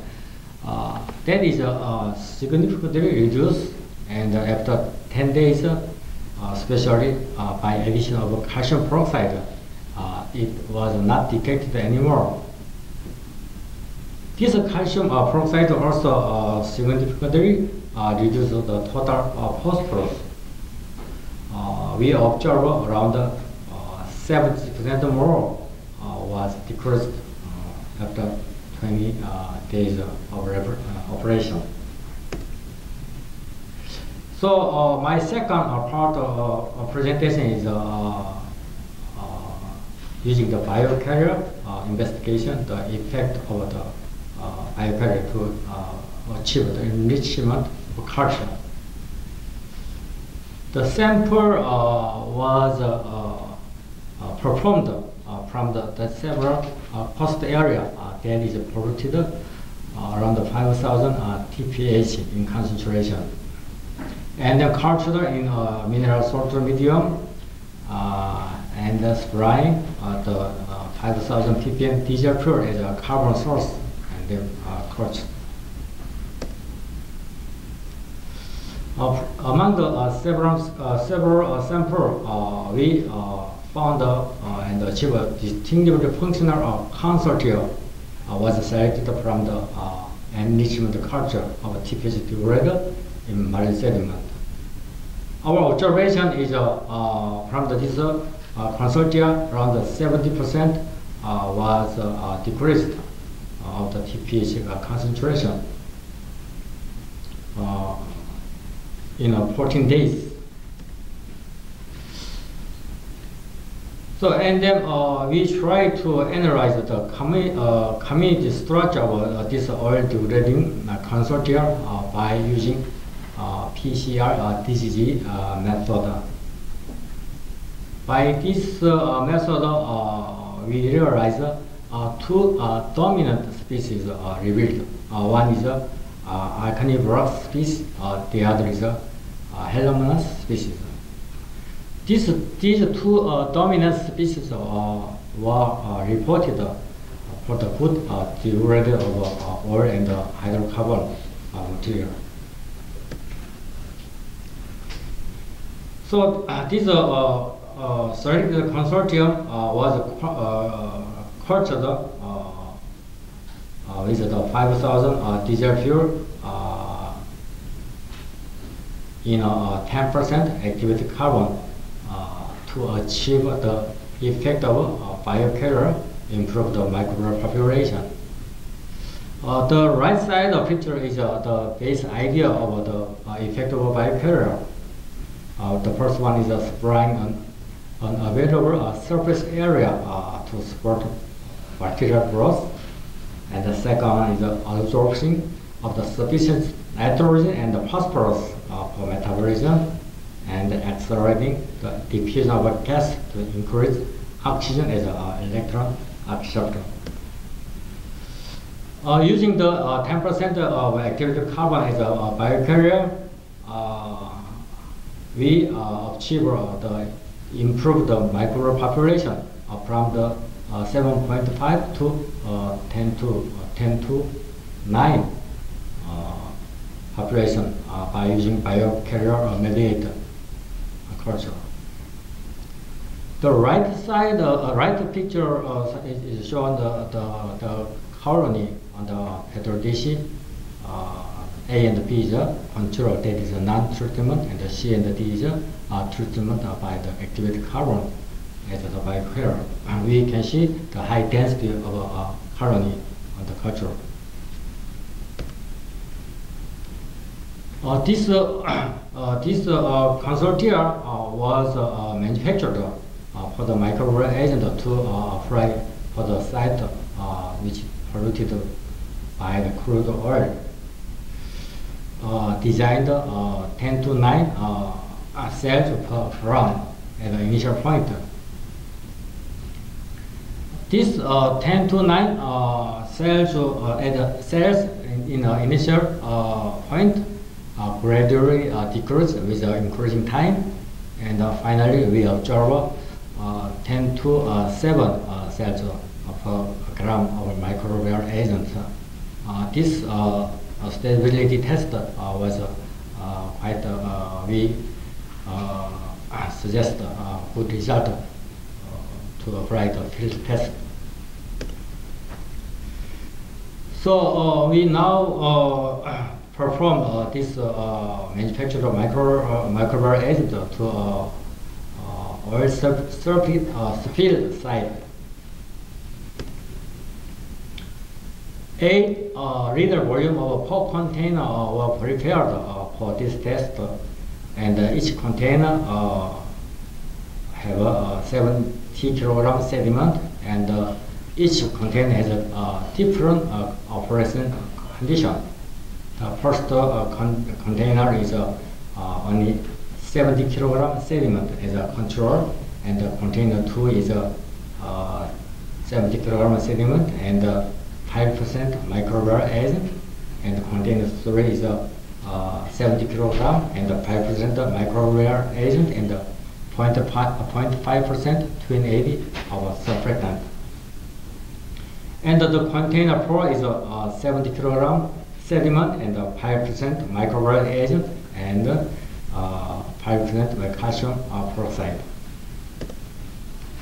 The TPH in sediment was analyzed by GC and the operation condition, and the initial and after 5 days of result was here. This graph shows the monitored data of the pork container with increasing time.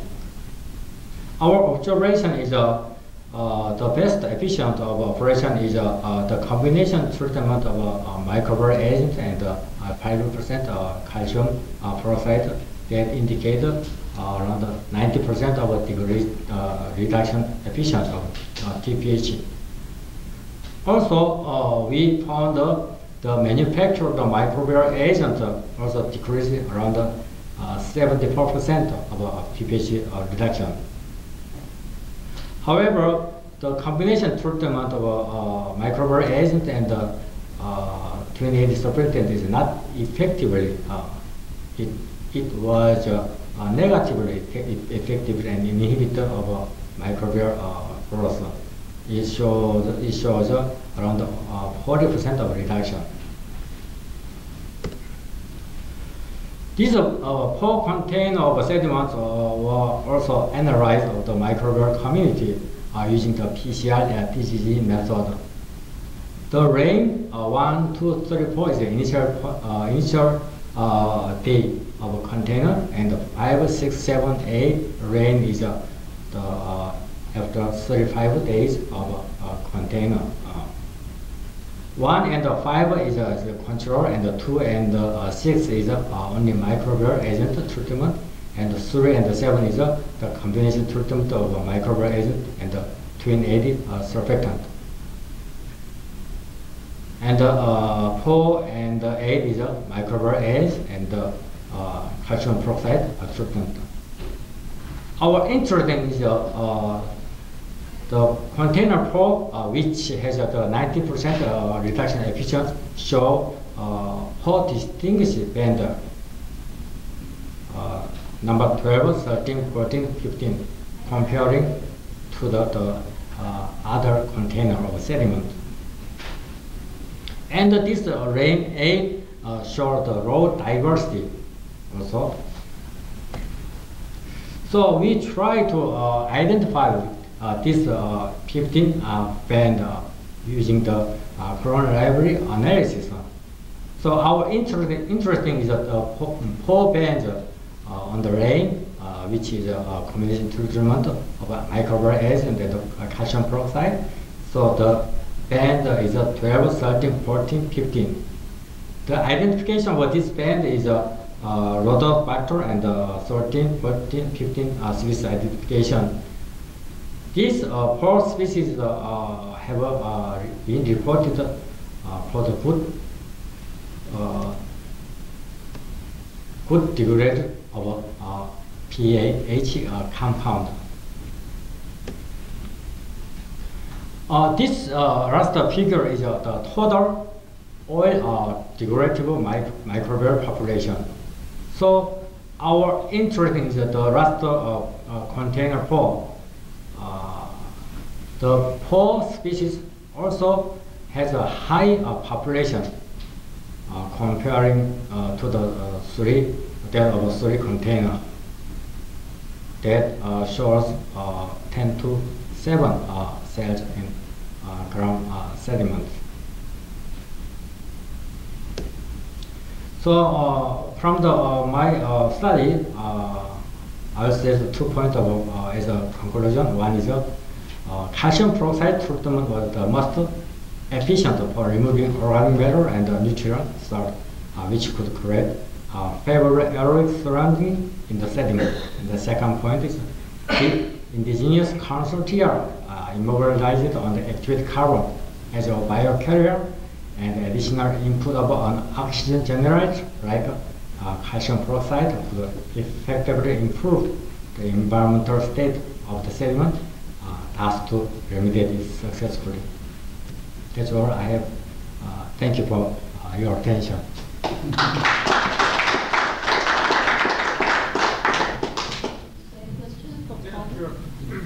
Did you follow the degradation of calcium peroxide after the 35 days? Yeah.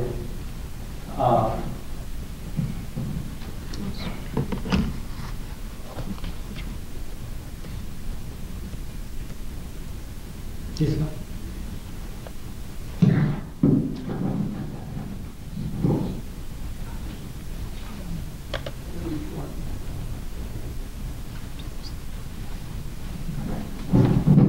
I mean, you with purpose lost, but yeah. You understand my question? He adds some calcium peroxide at the beginning. The thing is, how long does it take for calcium peroxide to degrade?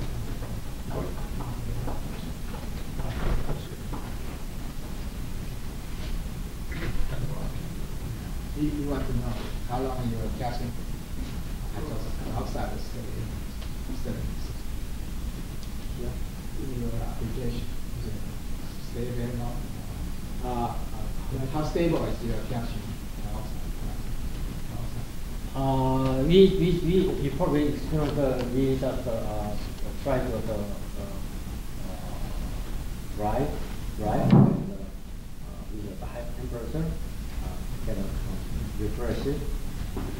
Replace of the calcium peroxide and to the wrong table. So each one is gradually release. Right? Yeah, gradually.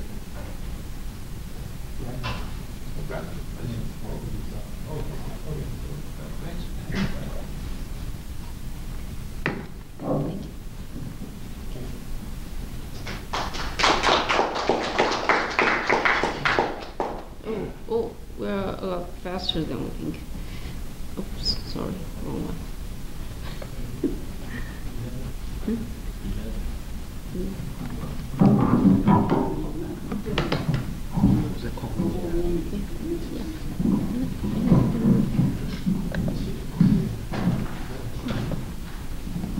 Okay, our next speaker is Dr. Kaiden.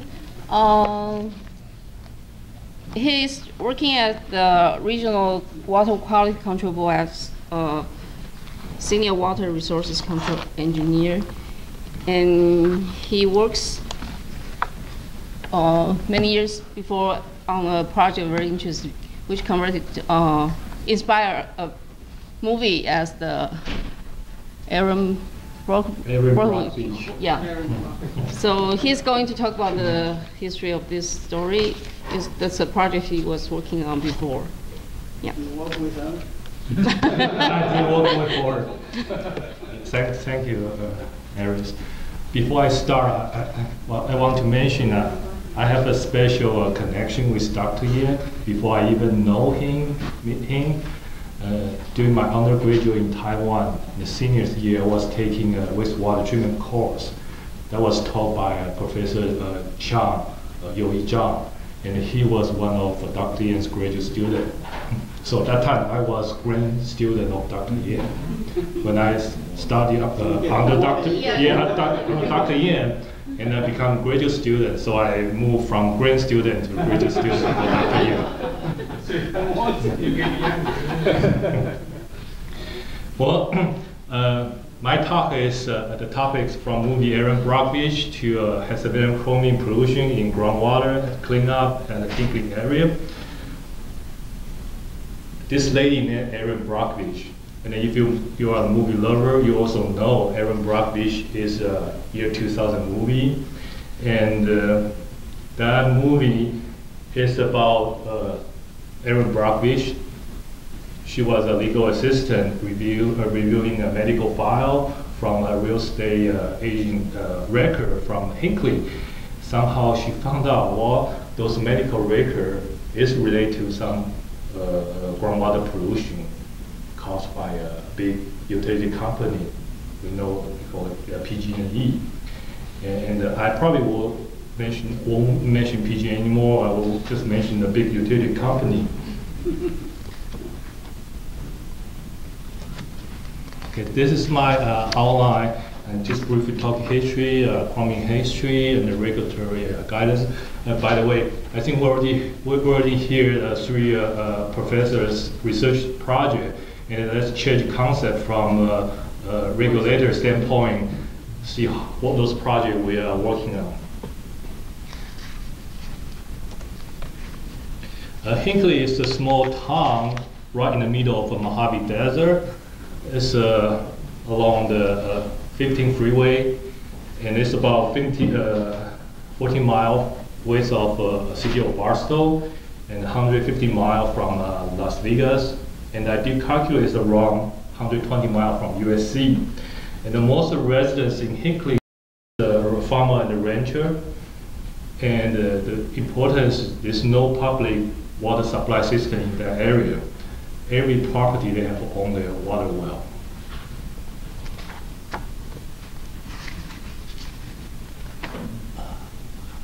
Okay, and for this Hinkley compressor station, this is it was built in 1952 as a part of a pipeline to transporting natural gas from Texas to California. And the purpose for the compressor station is to boost the pressure and to continue to send the natural gas through the pipeline. And all you know that gas compression generates heat, and the heat needs to be removed with the cooling water, like Dr. Lin mentioned. And this company tried to control the corrosion problem. They add a corrosion inhibitor into the cooling water, and those corrosion inhibitor was made by sodium bicarbonate that will contain hexavalent chromium.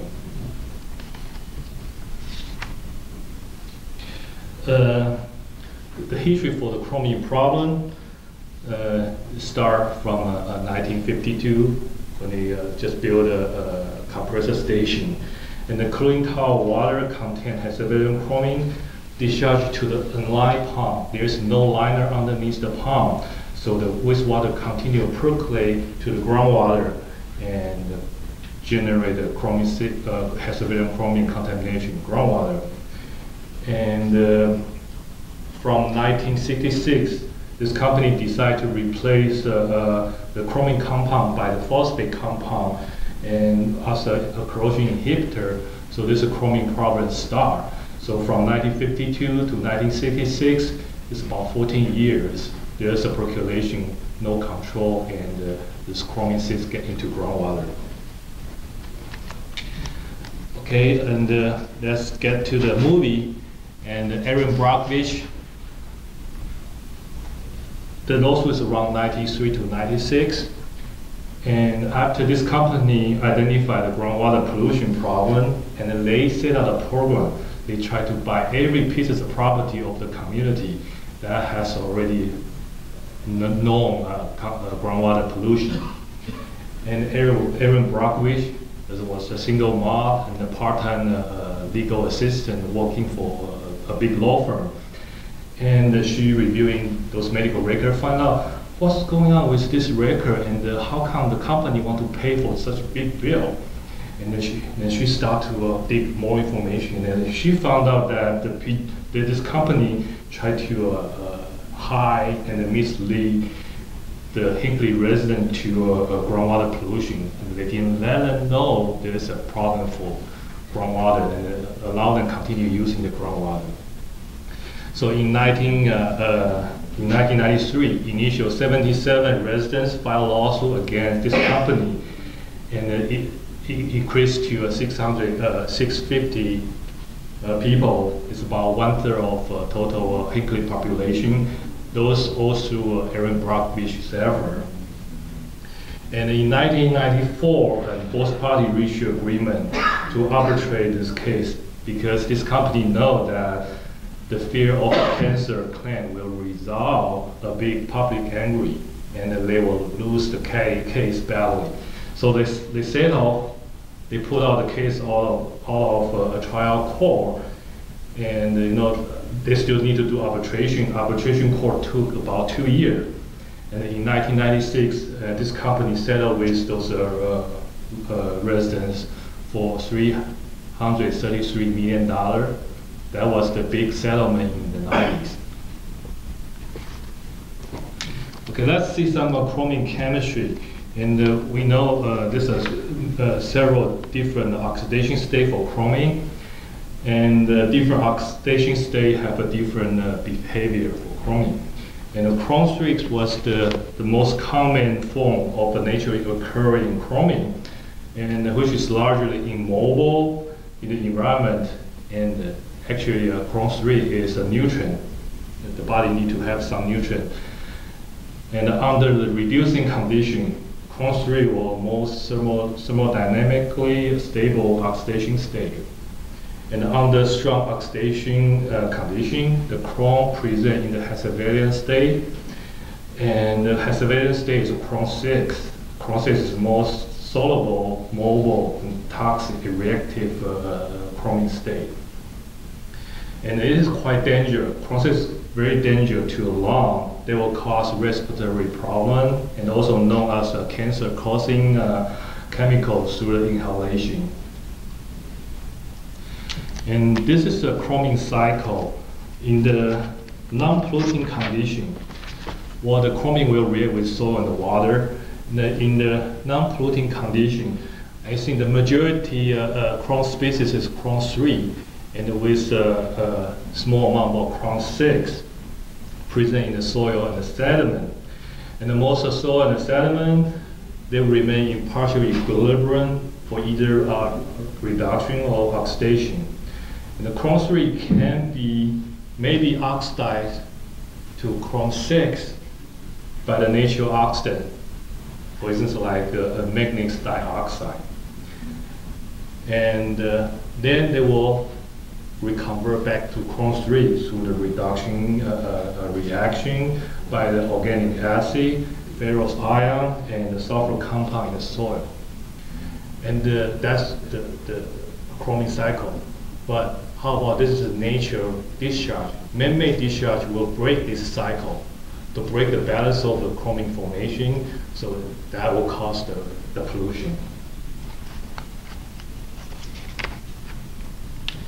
Okay, let's see some regulatory limit. Let's focus on the water. For the federal, they have a total chroming and hexavalent chroming, chrome 6. For federal, the total chroming is 100 ppb, and there's no limit actually, but federal has a reference dose about 21 ppb. But for California, we cut in half. The total chroming will only have a 50 ppb. However, it's low, but we don't have a chrome 6. And you know that the groundwater contamination, the pollution problem is, we are talking about chrome 6, but there is no chrome 6 limit.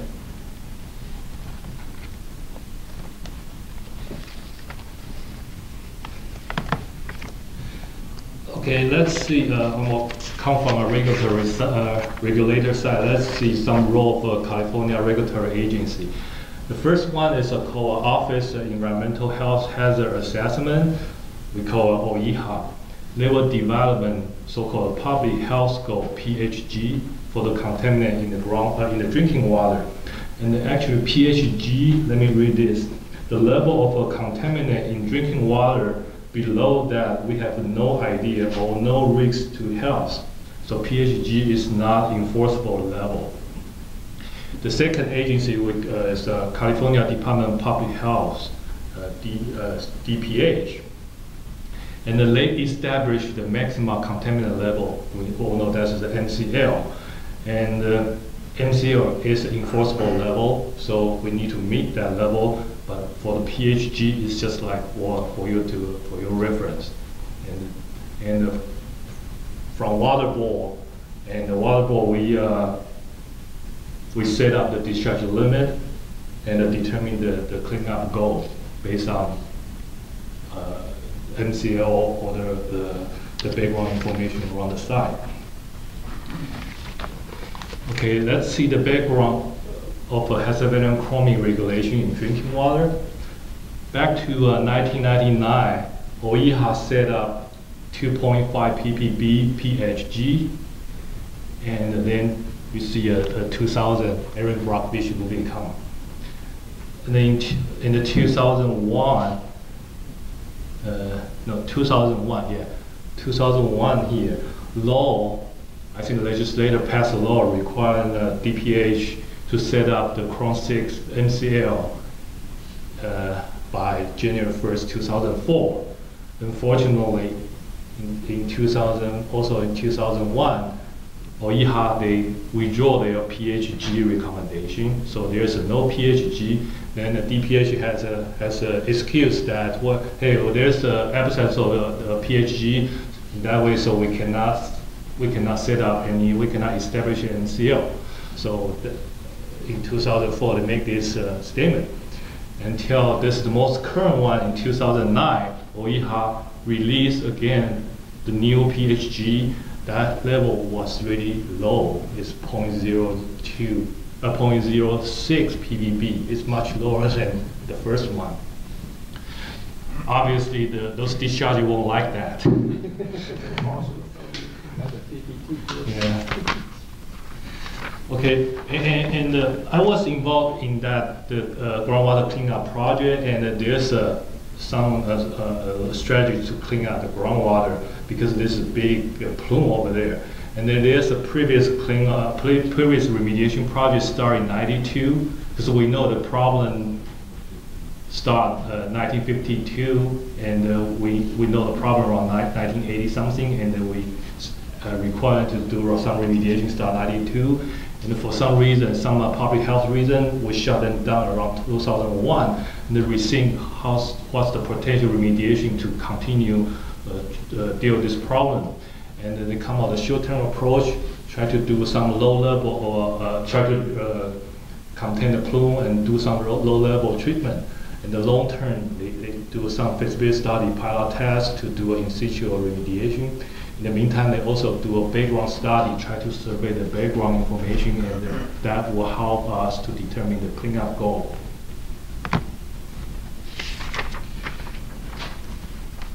Okay, this is the site. Here is the compressor station, and you can see this shady area. This is the plume in 88, and from the compressor station, pretty much here, this is the source area, and plume migration to this point. And I did calculate that from the compressor station to this point is about 1.5 miles. It's pretty long plume, incredible long. And I was involved in this intern plume containment and treatment project. And also the other group of people, they're doing the pilot study on the source area.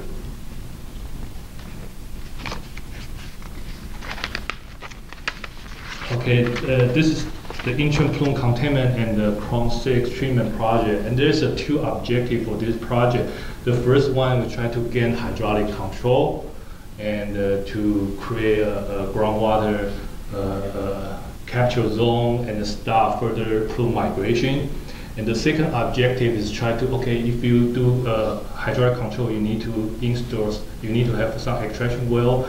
And when you pump this water out, it's contaminated water. How are you going to treat this water? And we go through a study and see we decide to remove this contaminants through the natural process. And there's then we pump the water, and then for some people they say sort of like recycle water. You pump the water from ground and they start to do irrigation on the same place and just going recycle. And we've been questioning, well, is that going to do anything? And the consultant, and we did some scientific studies, and yeah, well, there's a condition there available for doing the natural attenuation to reduce the Chrome 6. And then we set out like about 80 acre, we call land treatment unit. Okay, this orange area is an 80 acre land treatment unit, and here is a 2 extraction well, and this red line is the plume. So we set up we have 2 extraction wells, try to prevent further migration to north or to northeast.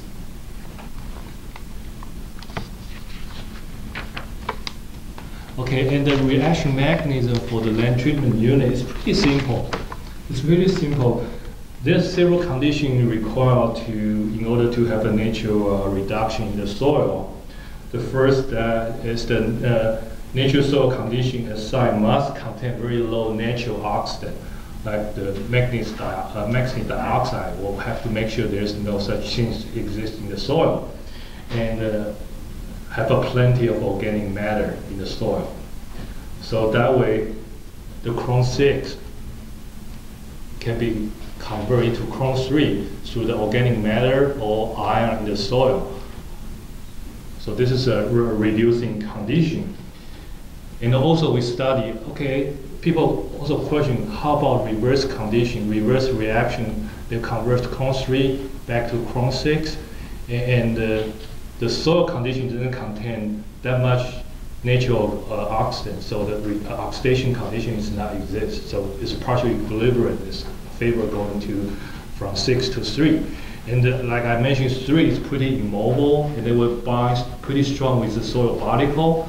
So that way you pump the groundwater contain Chrome 6, and then convert it to Chrome 3, remain in the soil column, and the rest of the water go back to the groundwater.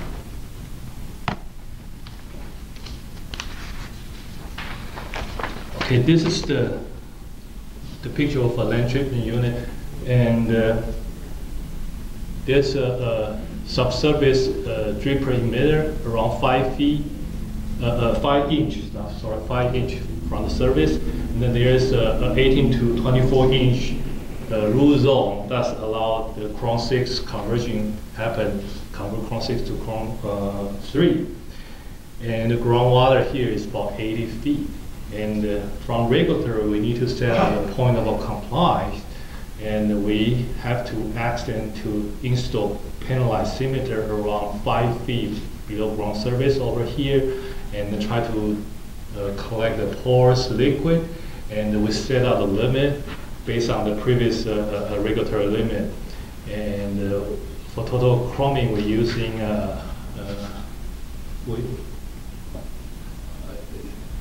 I think that's some model come out is pretty low number there. I think we're using the California total chroming and the US EPA federal reference dose for Chrome 6.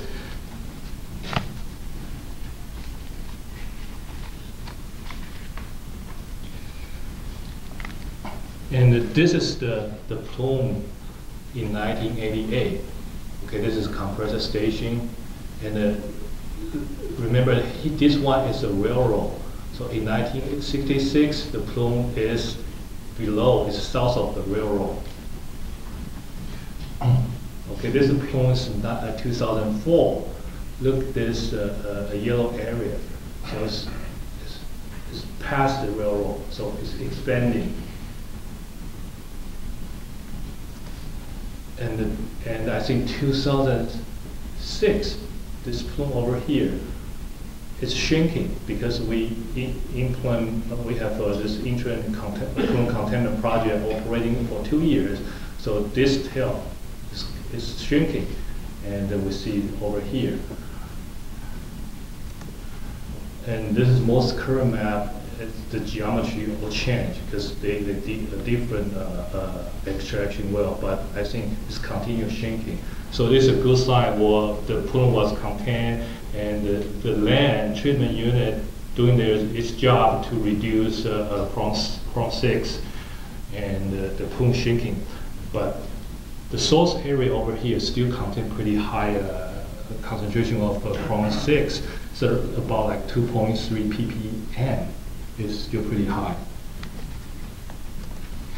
And this project is done by my colleague, and I know some of the concepts, so just introduce over here. They did some in situ remediation study, and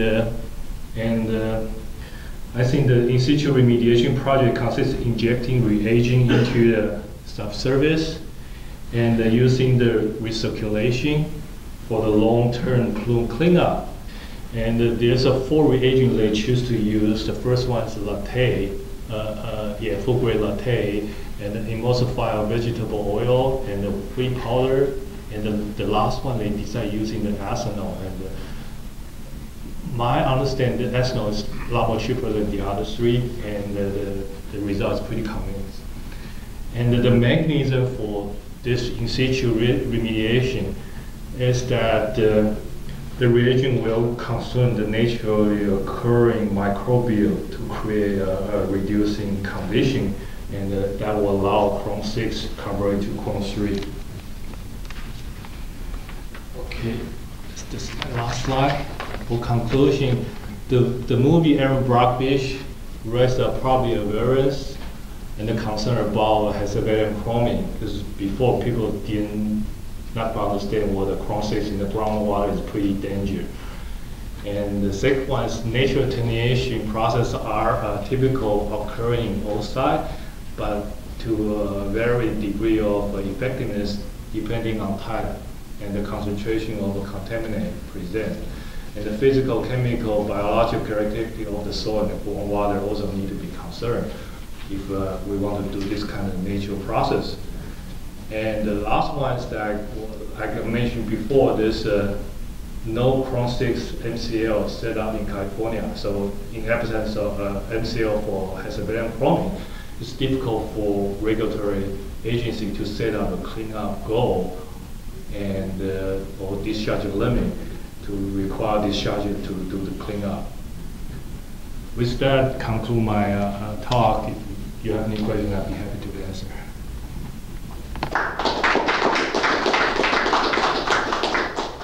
So, same question for Kaidan? So how long does it take for Chromium 6 to be reduced to Chromium 3 using live date? I think that the pilot test they use is for they continue circling, so they didn't do continuous injection. They do like 1 day, 1, 2, 3 injection, and let the circulation happen for 2-3 weeks. And they start to take the sample, see how good that. And then the next one they may increase the, or maybe 3 batch of injection and see what's the effectiveness. Yeah. So it's continuously irate and say, well, hey, well, we just need to spend 1 year that will clean out. I don't think that will be the case. Thank you.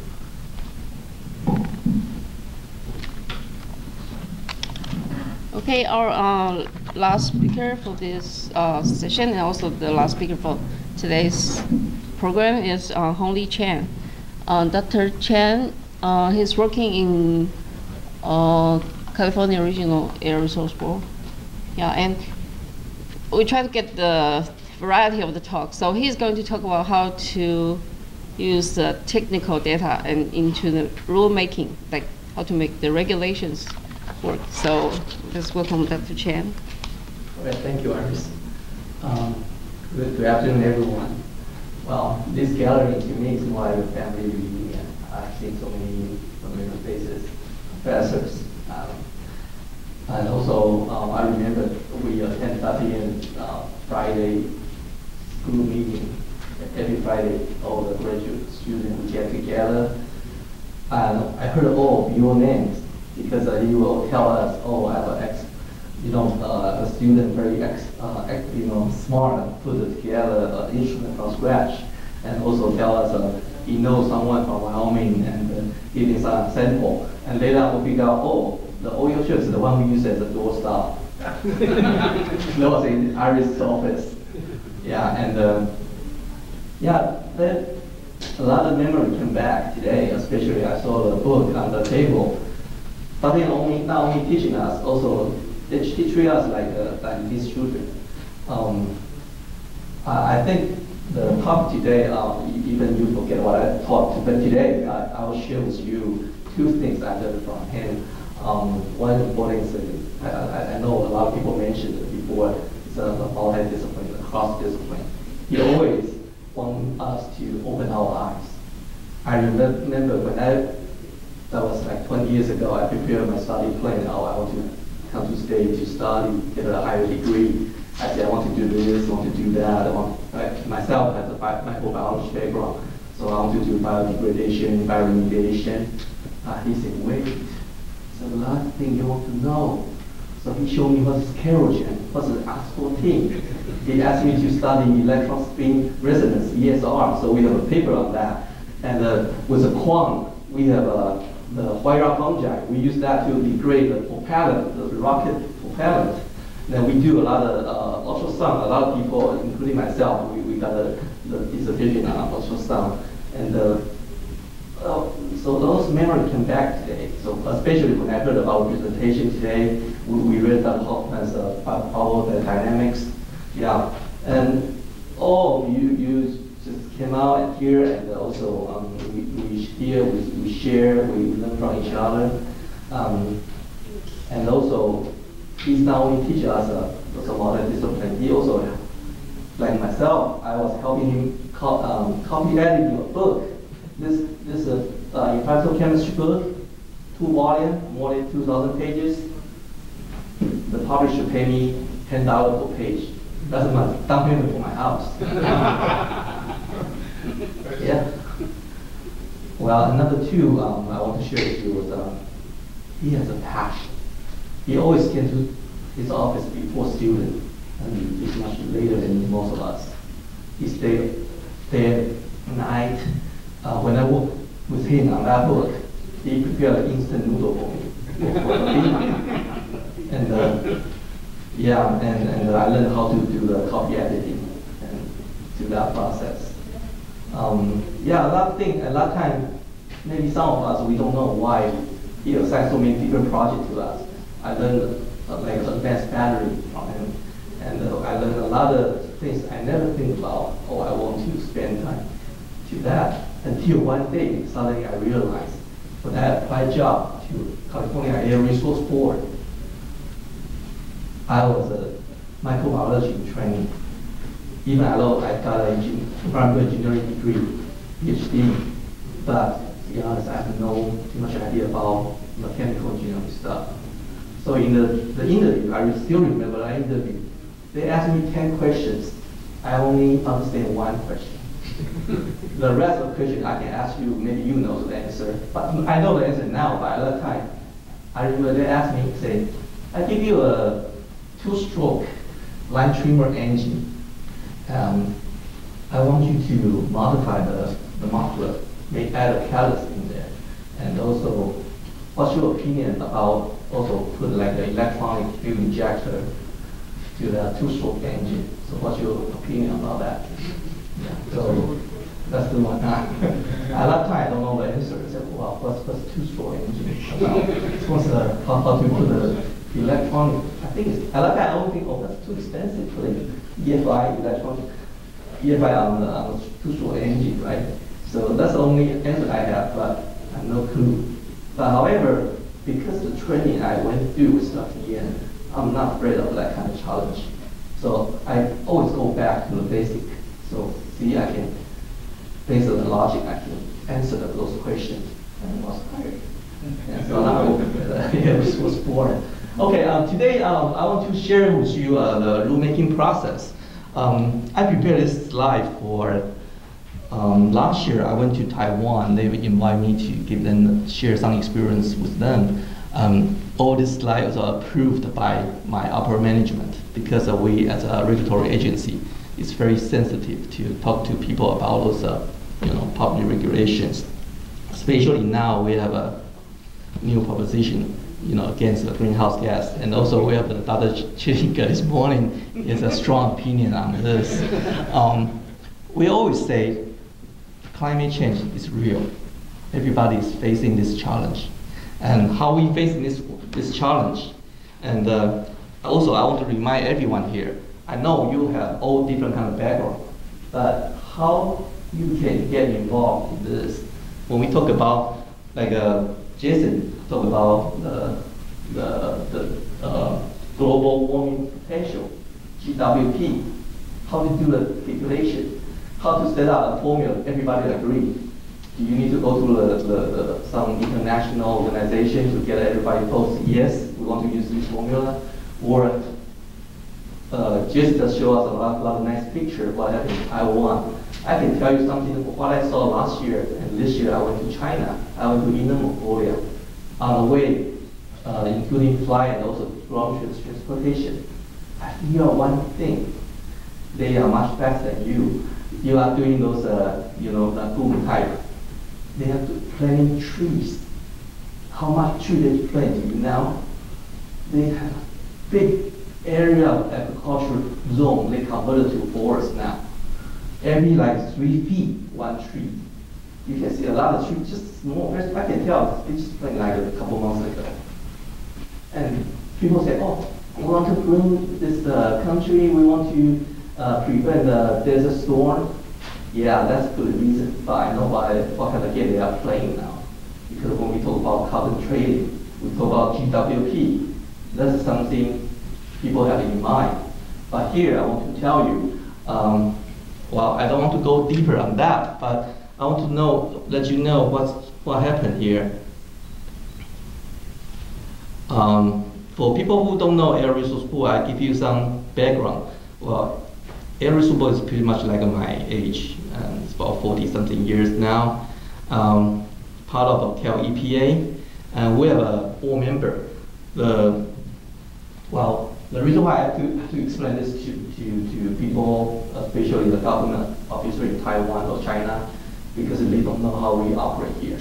So I give them some idea. I already told you this slide was for the purpose of the slide was for them. Over there, I want to let you do some comparison here. Maybe in Korea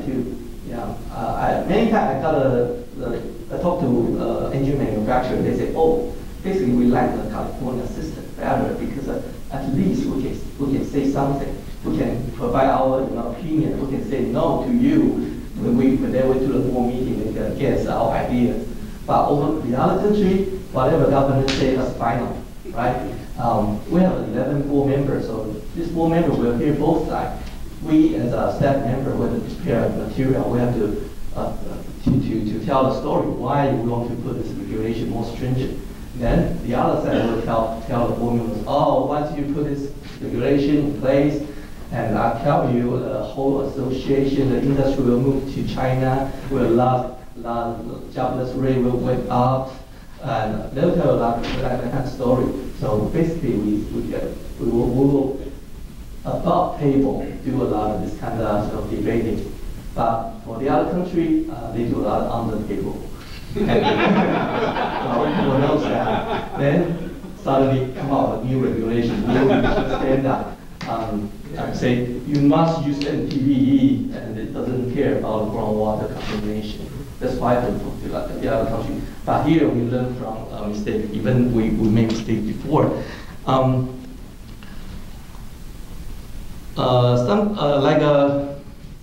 lot of people also ask us why we have to do such thing. When people talk about air resource board, some people say ARB or CARB. CARB got some good reputation, also some negative reputation. Good one because we are one of the leading agency in this air pollution control, and especially these days for greenhouse gas controls. But on the other side, car manufacturer, engine manufacturer, they say, oh, CARB always have very stringent standard, even stringent than federal EPA. People all know that because we are always ahead of the federal level. Even European country or some Japanese standard, they are always most of the time behind us. One of the reasons we have to do this because if we don't complete the state implementation plan, then the federal government will cut our federal highway fund, and we cannot have enough money to build freeway. Yeah, that's one of the motivation we have to let people know. Yeah, we definitely have to meet the goal to convert certain area become so-called from non-attainment area become attainment area. And in California, we also have a so-called air district.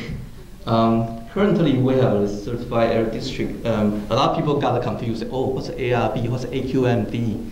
You must have heard about AQMD quite a bit. The South Coast AQMD is one of the biggest ones. South Coast is one of the biggest here. They have also a lot of the staff. Also, okay, got it. Thank you. Yeah, they are big. Also, they are doing a lot of research. The difference here, air district they deal with mostly on the so-called stationary source, like a power plant, like those manufacturing factories. They emit air pollutants. For us, as a state agency, we deal with more like mobile source. Mobile source like a car, like your lawnmower, like a marine, like boats. Yeah, aircraft belong to federal. They have the authority. We don't have that authority. Railroad is supposedly federal, but we are working closely with them. We help them say, yeah, you better do something good and be nice to each other now. Also, today the topic we talk about off-road. Off-road means any engine not using for freeway purpose. So like lawnmower, line trimmer, forklift, boat, and also a hopper generator. Have you heard about those local hoteling? Hoteling means those like a tanker they park in the LA harbor, and they still run their diesel engine to generate electricity, and emit a lot of small diesel particulates. And these days we work closely with them and say, yes, please, when you come here, you park here, you better use the electricity from outside. Turn off your diesel engine. Because that was another joke. Last year or year before in Taiwan, the government said, okay, there's a moon festival, because the moon festival over there is barbecue every house, right? And say, okay, this year, because we want to do greenhouse gas control, so every family, we don't barbecue this year. So one day we don't do barbecue, we want to save the earth. And upstairs. So I talked to the government office from EPA, Taiwan EPA. I told them, have you do some like air pollutant modeling or inventory? Do you know the tanker in your harbor just boo boo? Then that air pollutant is more than 1 day. Whole island don't barbecue.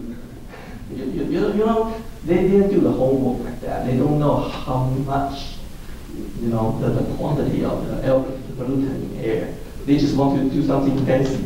Say, okay, everybody, the whole world, especially California, is doing greenhouse gas control.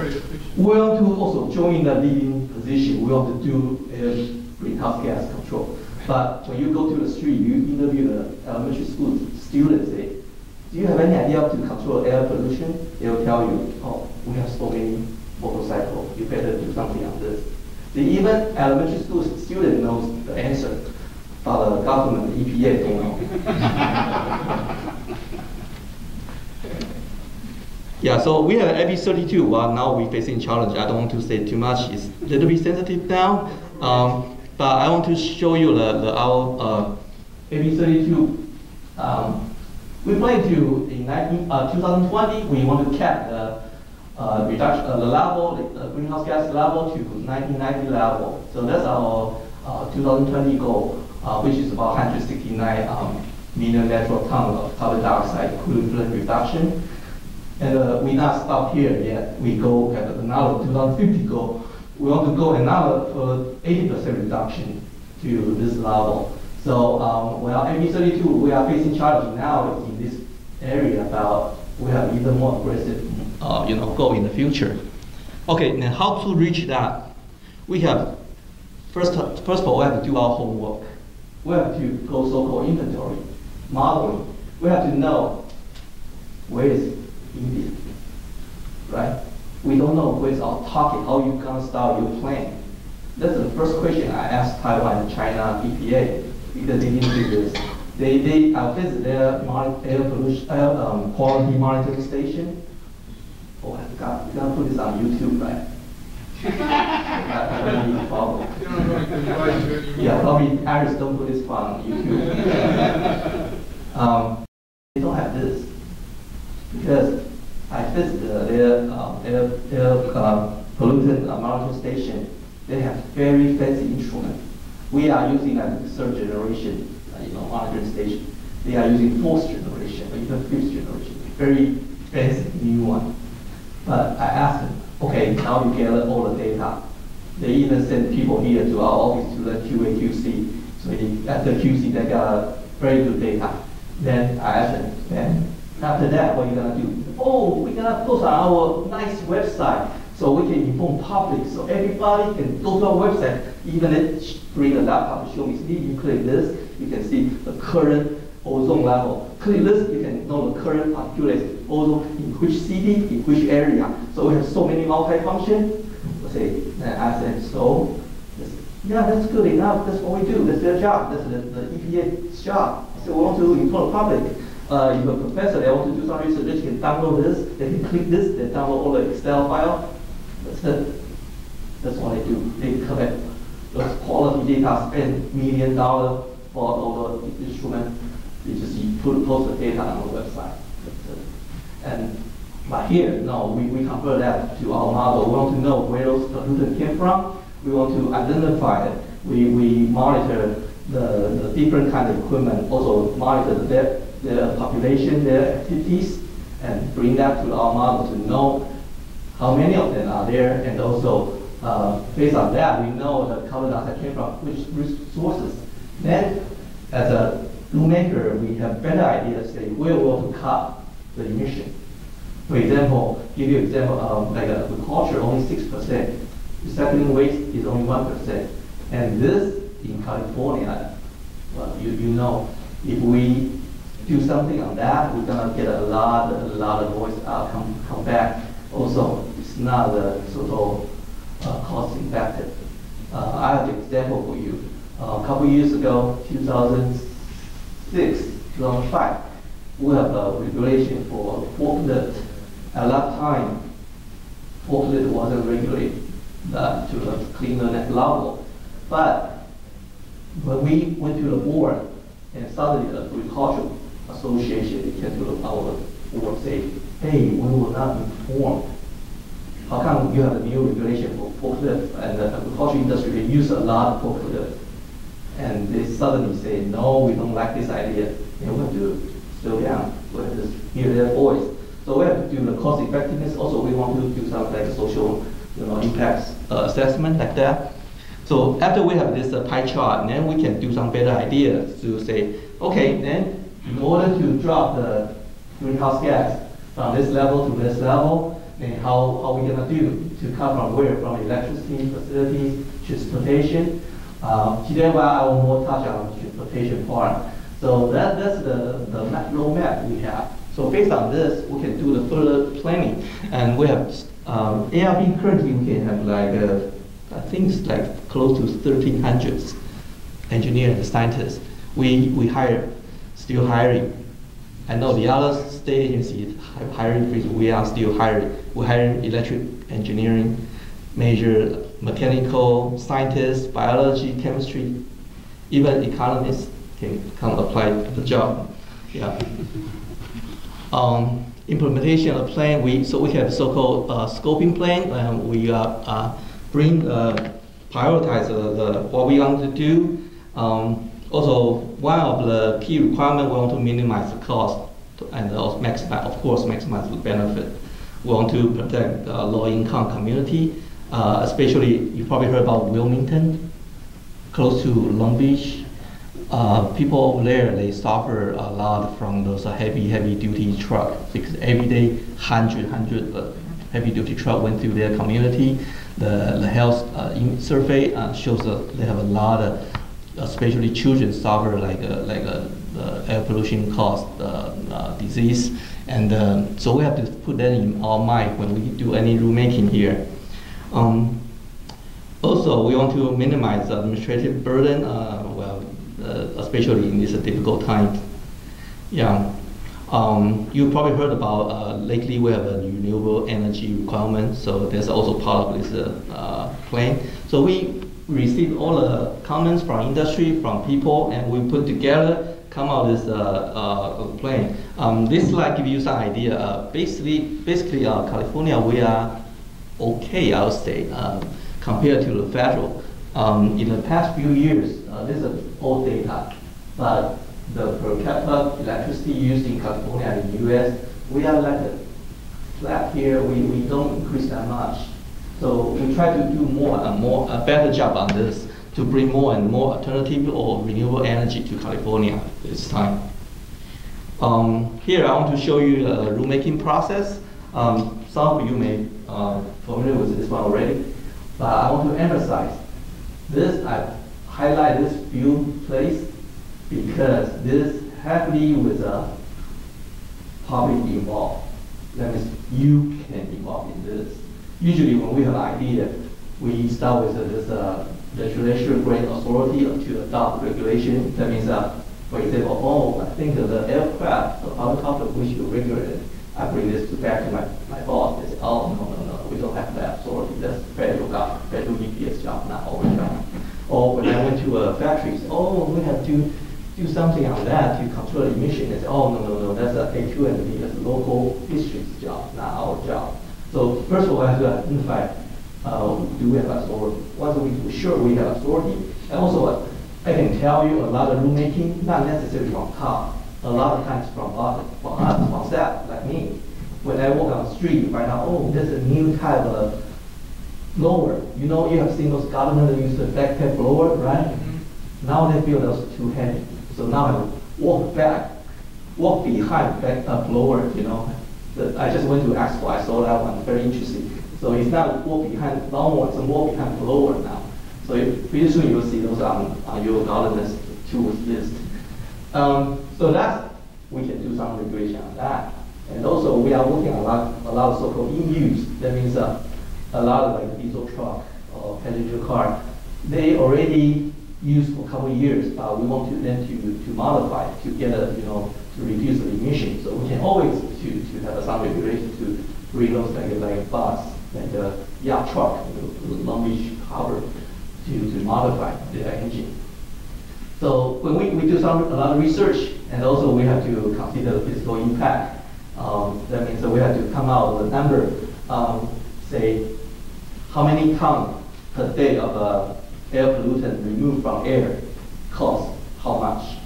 So we have to come out with that number, get some idea of that. Then we have a public workshop to talk to people that effect on this rulemaking, and also general public environmental groups. They also come to our workshop to talk to us and to get some idea of what they want. Yeah, of course, for industry manufacturing, they always say, oh, probably we need some more years. 2 years from now, it's kind of too close. We need to change our production line. We need to talk to our component supplier from overseas. So they always have some that kind of information we provided to us. Yeah, we could take it. Yeah, and also we will do our job. We do a lot of research. Give you another example, like 2008, I worked on a forklift project. And that engine also used for riding more. Those are bigger size lawnmower. You can sit on it. That engine, the engine alone, the smaller size riding mower is about like $2,000.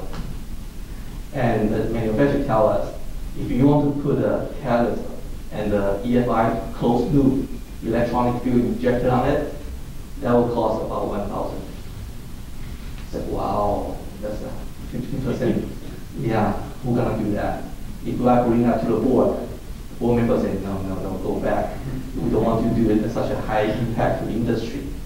Then we talk to the catalyst manufacturer and the electronic fuel injected manufacturer. They say, well, you pay me $400, I'll give you some change. Yeah. See, so once you do your homework, you can easily to push certain items, certain new regulation, emission standard. And also we have so-called 45-day comment period, and once we have a status report ready, we propose a certain emission standard or regulation. We post on our website, send an email or hard copy to people, and then they can have a 45 days to send their comment to us. Then also they can come to our public hearing. They can provide oral comments, and we will take it. And one of our jobs, we have to answer every question, written question or oral question. We have to answer them, say why your concern is not a real concern. We have provided testing data, provided some solid information. A lot of time we work closely with the university. Usually is a very good third party, can provide a lot of testing for us. Yeah, and they can run the test, and we compare the data with our testing. We do have our own lab, our in-house testing result. Manufacturers have their own lab, they are tested and the third party data. Then we have to go through this 15-day comment period. That's time. Everybody sit down together, and we can go through all the changes, also especially some minor changes, we can modify it. And then that way, we can make sure we are on the same page. Then we can adopt the regulation. I think I better jump to the chart show you the procedure, how we come out with a regulation. I want to use this off-road as a case study. I mentioned like a off-road motorcycle, boats, train, forklift, all this construction equipment, that's all off-road category. And why off-road is important? Because in the past 20, 30 years, we always focus on road. We only focus on passenger car, heavy-duty diesel truck. Until lately, 1995, starting, we have more attention on this. I'll show you this. This is a pie chart. I want to show you some picture we showed it to senator. When we go to the board or talk to senator, we'll like to use this slide because when you talk about the PPN, talk about time per day, they have no clue. Then you tell them, oh, one motorcycle, if you don't do anything, don't control it, 197 two-stroke, overall motorcycle, if you don't do any emission control, will equal to 181 97 passenger car. Then they understand, wow, that's serious. Same thing, we'll put a lawnmower here and put a passenger car on the other side and give them some idea.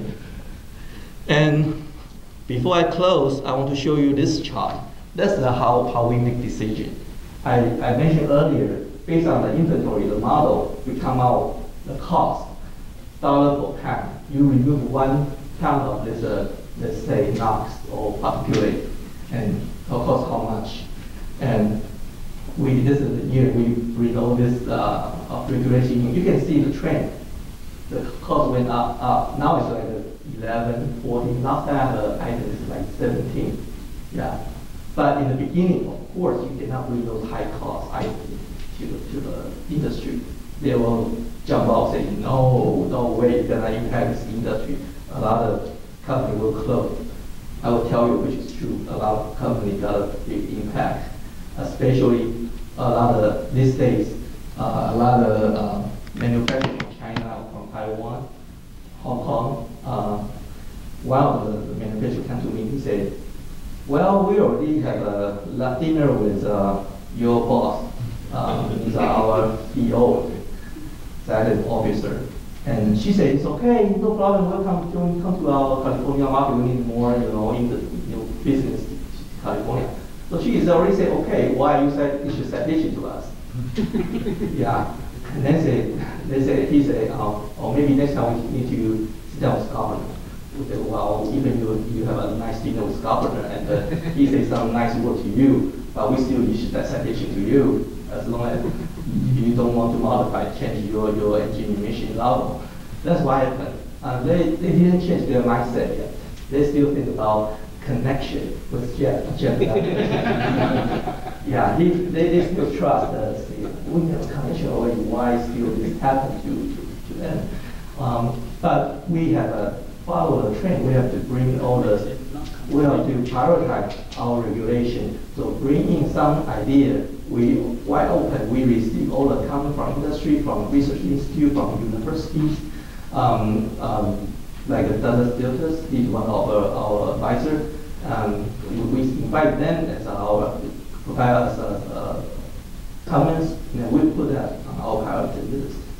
And that we will do the calculation, come out with this chart to know which one will go first, which one go later. And also, that involves a lot of negotiation. Yeah, I think that's about what I want to share today. But before I close, I want to let you know there's a difference here. Is as a state regulatory agency, a lot of time we take a lead position. We make decision on the direction of the future research trend. We put a high standard there. Of course, we did some in-house testing. We know it's feasible, technical feasible, but industry may not be ready. But anyway, one day they will find a way. That's also the way to stimulate more research, and also they will develop new, better material, different kind of technology. New technology will bring to this market. So that's the way we can help this, also help the business. Yeah, let's conclude my talk today. Yeah, thank you. Any question for Sonny? Yeah. The thing is, how to estimate, the cost-benefit ratio. Because, for instance, the air now in Los Angeles is so much cleaner back in 1977. I was here. But the epidemics of asthma just has increased at the same time since 1980. So the criteria, air pollutants, just went down. So the air is so much cleaner, but we have a big problem. So I think it's, essentially we say, well, we need cleaner air. Right. Okay, but the thing is, there is the returning, diminishing returns. Because the cost of improving the air quality and to the extremes, but the thing is how to reduce the epidemics of asthma. So what's the cost in aging? That's a very good question. People working in this air pollution control field probably know the answer already. The thing that there are particulates, but that's nobody right. really knows. Yeah, PM 2.5 goes all of the size. But in the past, we focus on the ozone because those are like a small caused by ozone. So in the past, we talk about, we'll focus on small. One of my coworker, he went to Caltech at that time. He said, about 20 years ago, He said he went to Caltech until 2 years later he figured out, oh, there's a Sangero mountain behind. It's like that, right? At that time, when Dr. Lee was there. And he said, smoke is that serious at that time. So now we know we did good job. We know that the smoke problem got solved. Even today, we can see downtown LA, right? But that's another question about the PM. PM, we study most very more. That's why I showed you the last curve. If we start with the PM, that's going to be high cost. I just mentioned $70, that was for PM. Can I? Yeah. Oh, I was going to ask another question. Yeah. I'm sorry, I didn't want to interrupt. Go ahead. Go ahead. I just wonder what is the current dollars or? Yeah, current dollar, per pound per day, yeah. I was just going to ask, related to the other question, relating the incidence of asthma to the air quality. Asthma takes 2 to 3 years to develop. Right.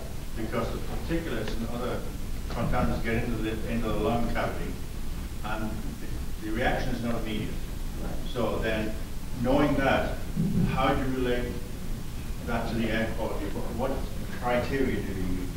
That's why we still have a lot of ongoing project with the USC Medical School now. Dr. Seals also has an ongoing project on that. They already provide us a lot of preliminary data, shows a very high correlation, with the PM from diesel, especially diesel truck. That's what we call diesel PM. Diesel PM correlate with asthma. So now we have more evidence. That's why we can put a stronger hand on the diesel industry. How about indoor air quality? Yeah, that's a good question. The gentleman from Taiwan also asked me that question. Basically, we think about two different kind of product. One is called new product, another one called e-used product. Like this building was built like more than 2 years or 3 years. We have a new requirement 2 years ago. If this building is older than 2 years, and probably they will have some like indoor ozone layer, generate ozone. Those are not in compliance. But because they installed before the regulation, so yeah, But for all the new one, we work closely with the manufacturer and the importer. We tell them, sorry, no, we ban in California. You cannot bring that into California to the market. We send our enforcement team outside. They will shop at the Walmart, Target. Whenever they find out that kind of product, they will issue citation, not only to the manufacturer, also to the retail. So sometimes you read about newspapers say, like a couple years ago, like a couple months ago, Pebble got a big citation, like a few $1 million, because they import the mini motorcycle, the off-road motorcycle, there's an empty catalyst can. When they send a sample to you, send the prototype to test with a catalyst can, and they pass the test. But when they import a real one, empty. So that's what happened. Yeah. But it's very interesting research field. I believe you have any kind of background, and we need all kind of background. My co-worker from biology, chemistry, and C4, mechanical engineering, yeah, paleo, geochemistry, you can all join us. All right. Yeah. What's the current state of regulation in the area of nanomaterial? How do you answer that? Well, when we talk about any new product, of course, I'm sure there's no such regulation on nanomaterial at this time. I'll give you another example. Like people will ask about like a biofuel, right? A lot of people in our country use bio. There was a why California you talk about renewable energy alternative, why you don't encourage people to use use a biodiesel or biofuel. One of the reasons is because the fuel spec is not ready. Today you set up a production line. Today you come out a product, biodiesel, and tomorrow you got a different quality. Right? That's also why there's LPG. A lot of people say, okay, we want to get a better air pollution control, so we convert all the gasoline engine to LPG engine. But I can tell you the data. We didn't released to the public yet. We did some testing for certain engine, LPH, and even dirtier than gasoline. Yeah. And also certain catalysts, because they may have some chemistry we still don't understand, and they may come out some carcinogen. Because of the chemistry, we still doing a lot of research on that. And just like with NDMA, we talked about Jeff talked about NDMA. When 12 years ago, I worked at the Public Health Service, and at the time we studied on NDMA, but we don't want to release it to public at that time because it's too sensitive. But we already did a lot of research. Yeah, but now we also did a lot of research on this subject now.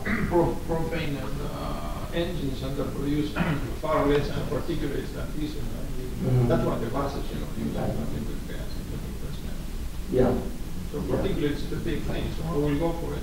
Yeah, depending on what you want. You want to reduce NOx, you want to reduce PM or hydrocarbon, and depending on what product you want. If you want to control NOx, then you got hydrocarbon and PM. There's always a trade-off. So depends on what. And another new issue came out. Probably you heard from newspaper.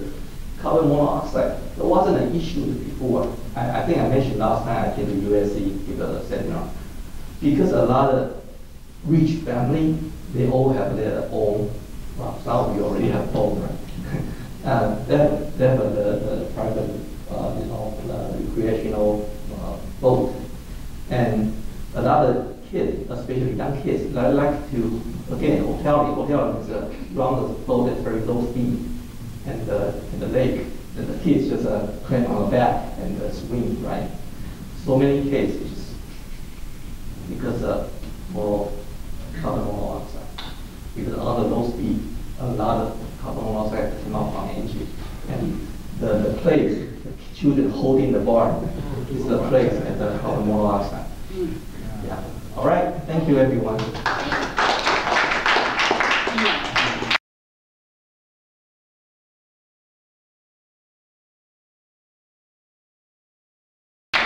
Okay, that concludes our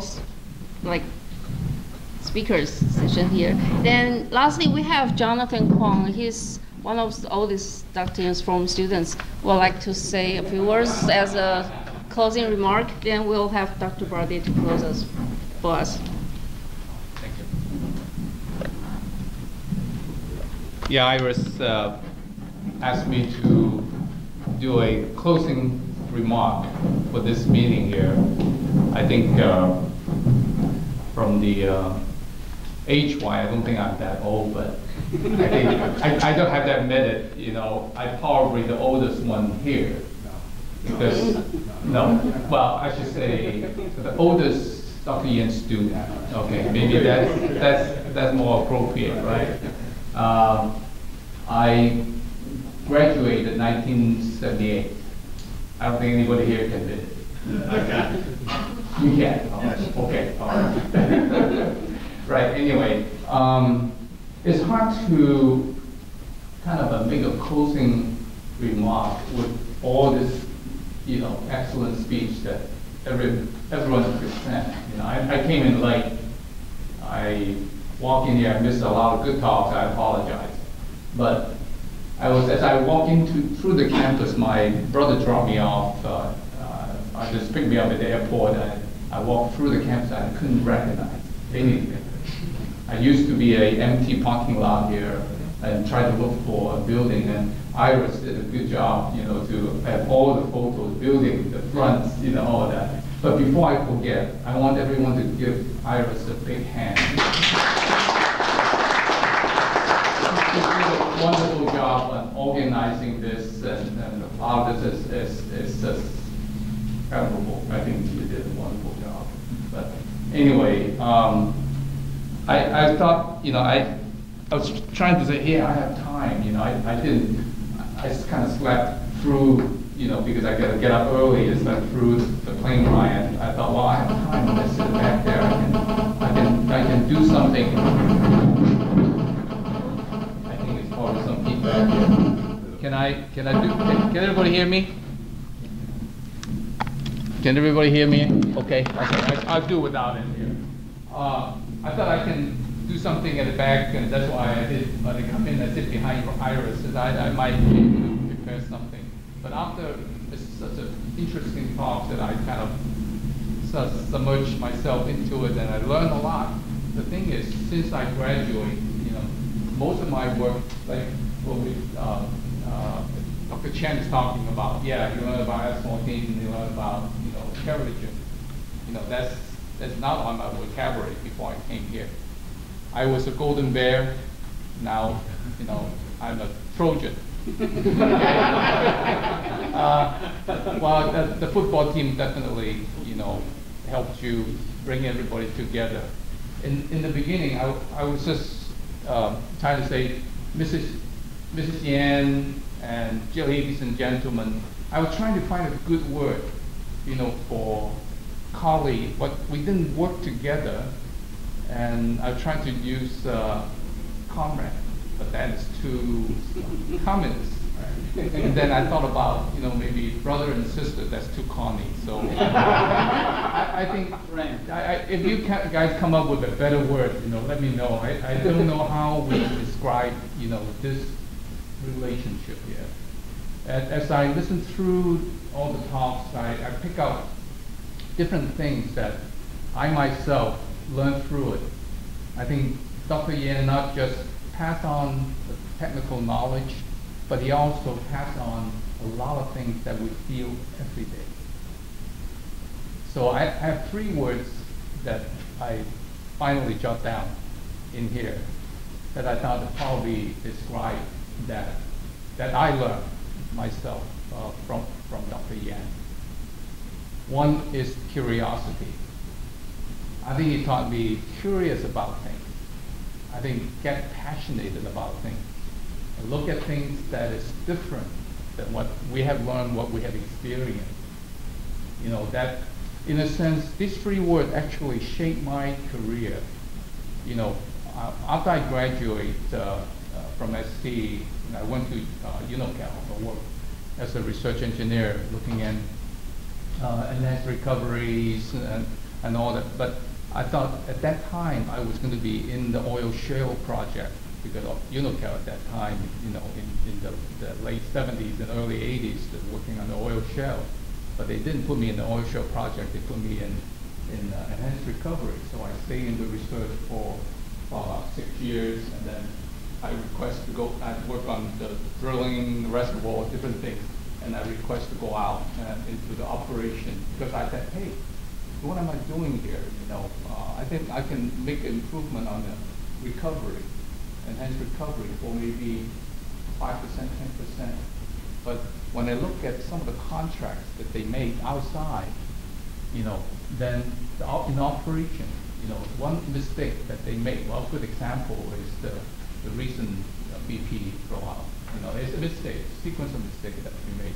So I said, well, I probably want to go out to the operation. I learned about things. I was in drilling for about 4 years. I was hopping from rig to rig, and people look at me strange and say, hey, you're a PhD, why are you doing this?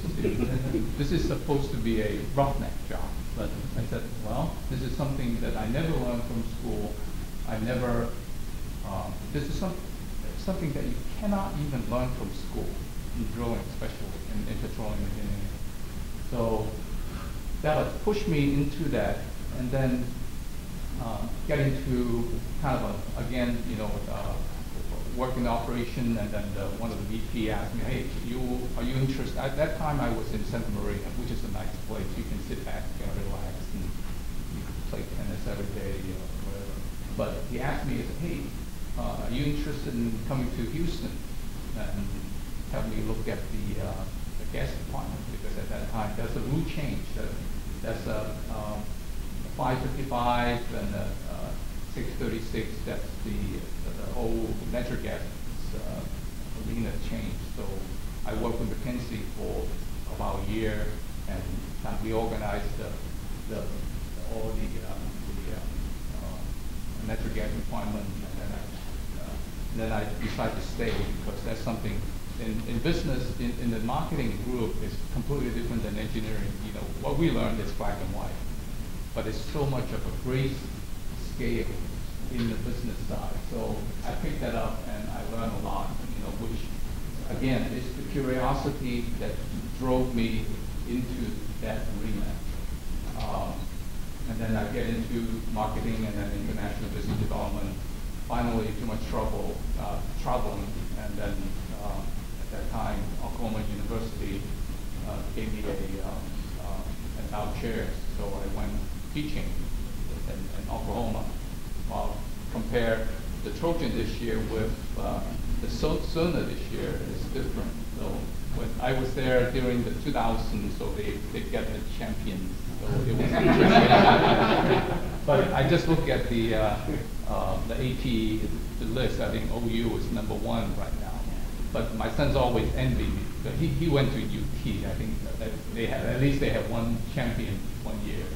But we always bet on each other. OU and the Red River rivalry. So he always lost to me in the first 4 years. First 3 years, and then later on he beat me on that. But nevertheless, another opportunity came up, that my department had got recruited by a company back in Houston, so I went back to Houston.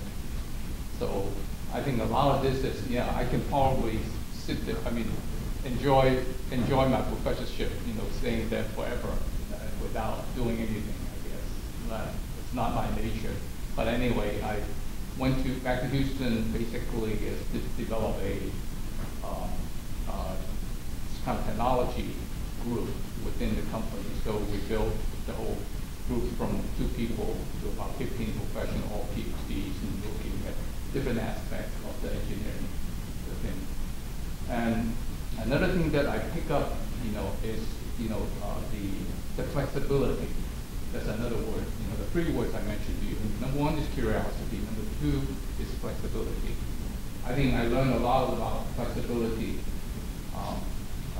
in terms of adapting to different environments, to different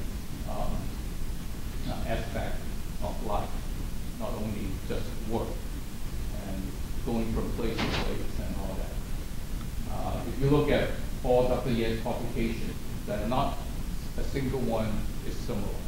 You flip through it.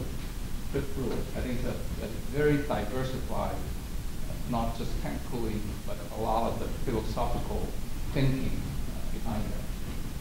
And I think the final one is the determination.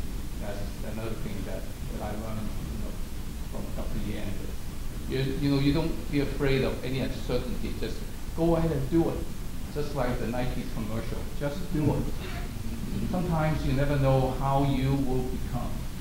It's an interesting thing that, I learned all this S14 and Kerogen. I thought I'd never use it because I'm kind of using reservoir simulations and drilling and whatnot. But 2005 to late last year, I was working for Shell. And I came back to Houston, of course. And I actually, after I developed that technology group, then I went back to OU for 1 year. And my wife didn't want to move to Norman, and she had a job at MD Anderson Cancer Research. So I can come back to Houston, I can find a job. So I was working for Shell. And in Shell, we're looking at a in situ process of oil shale recovery. Okay, that's where I use my knowledge about kerogen. And when I'm talking to those guys, they don't even know what kerogen is like. And a lot of times, because we're in the engineering group, so not the geological group. So, and also at the same time, because I was working with Dr. Yen in the more the environmental energy side, and at the same time that I worked, mostly EOR, oil shale recovery.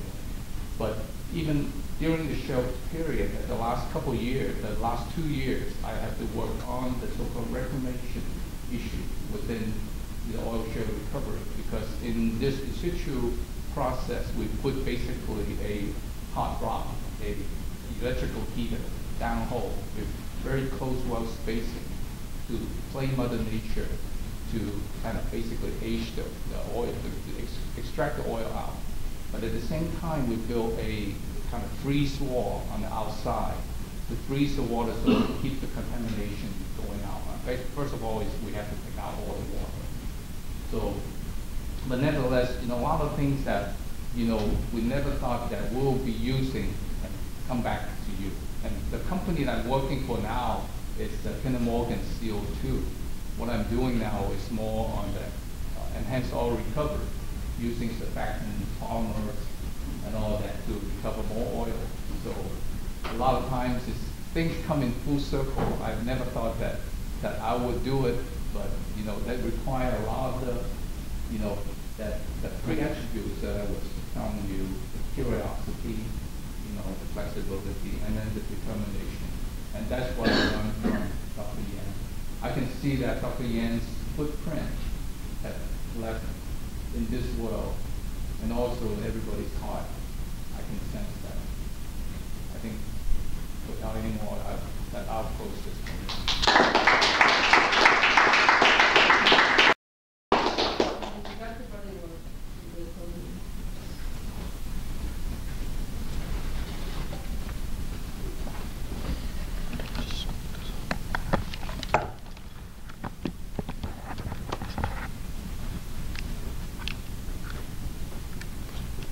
I'll try the microphone. It's been a long day and I like my voice to carry without forcing it. Well, thank you, Jonathan. I think you're right. These were three words which apply quite well to Dave Young: curiosity, flexibility, and determination. And I've been a colleague of, and I can say I've been a colleague of Dave, and I really, these words, I think, kind of summarize quite well. Dave, I think it applies quite well to Dave. I'd like to thank the authors who have participated here and presented. I've learned a great deal. I would like to thank George Schillinger, I think he just stepped down, Jim Spade, Alan Cooper, I think he just stepped out, Carlos Lira Gallina, Augustine Colusi, Ching Pao Wang,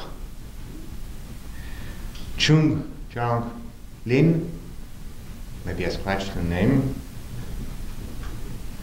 Jeff Kuo, Jason Chen,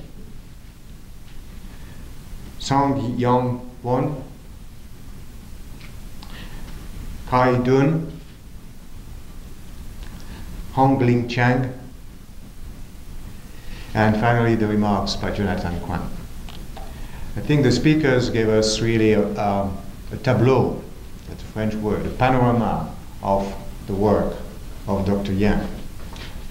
There was discussions at break that maybe we should materialize the presentations into a volume of papers which could be co-edited or edited maybe by Iris, Dr. Schillinger, and then maybe the department could help you to put that volume together.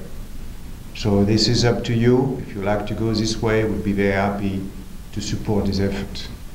James said that you would help us to find the editor for the volumes. So I have his words, he's going to help us.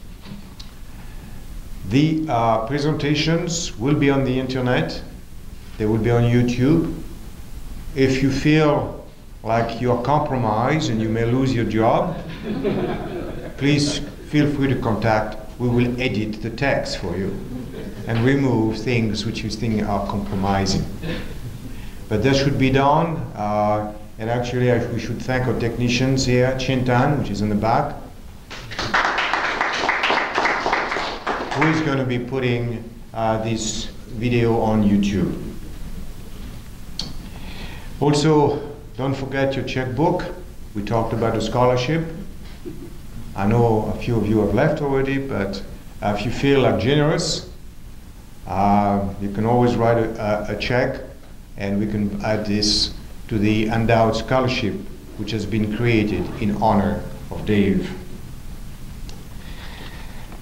Now it's time to thank people, and I'd like to thank, of course, all the attendees. I'd like to thank the Dean, because the Dean indeed sponsored this event, and I want to thank him very much. I want to thank you. I know some of you have traveled from very long distance, Taiwan, Korea, that's pretty far.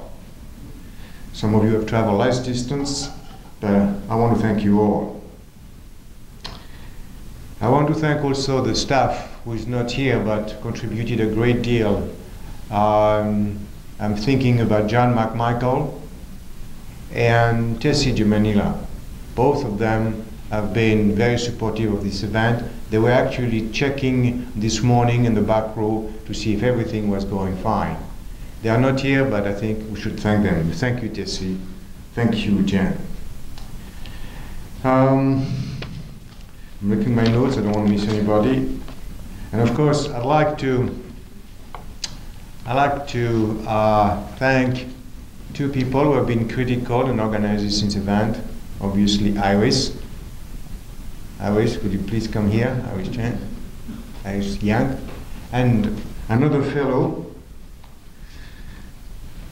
No Young Chan. Please come in here. You have been great, and I think I should shake your hands for both of you for putting this event together.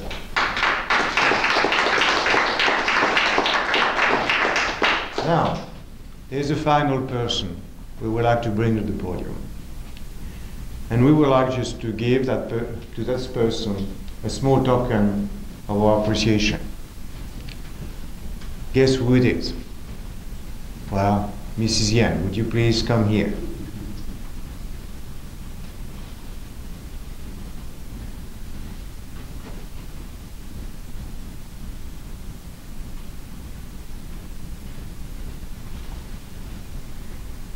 So, Mrs. Yen, on behalf of the department and USC, we would like you to take this plant home in honor and memory of Dave. Thank you very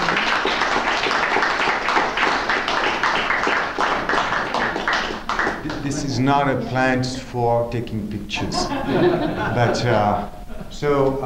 thank you all, thank you moderators, thank you speakers, thank you participants.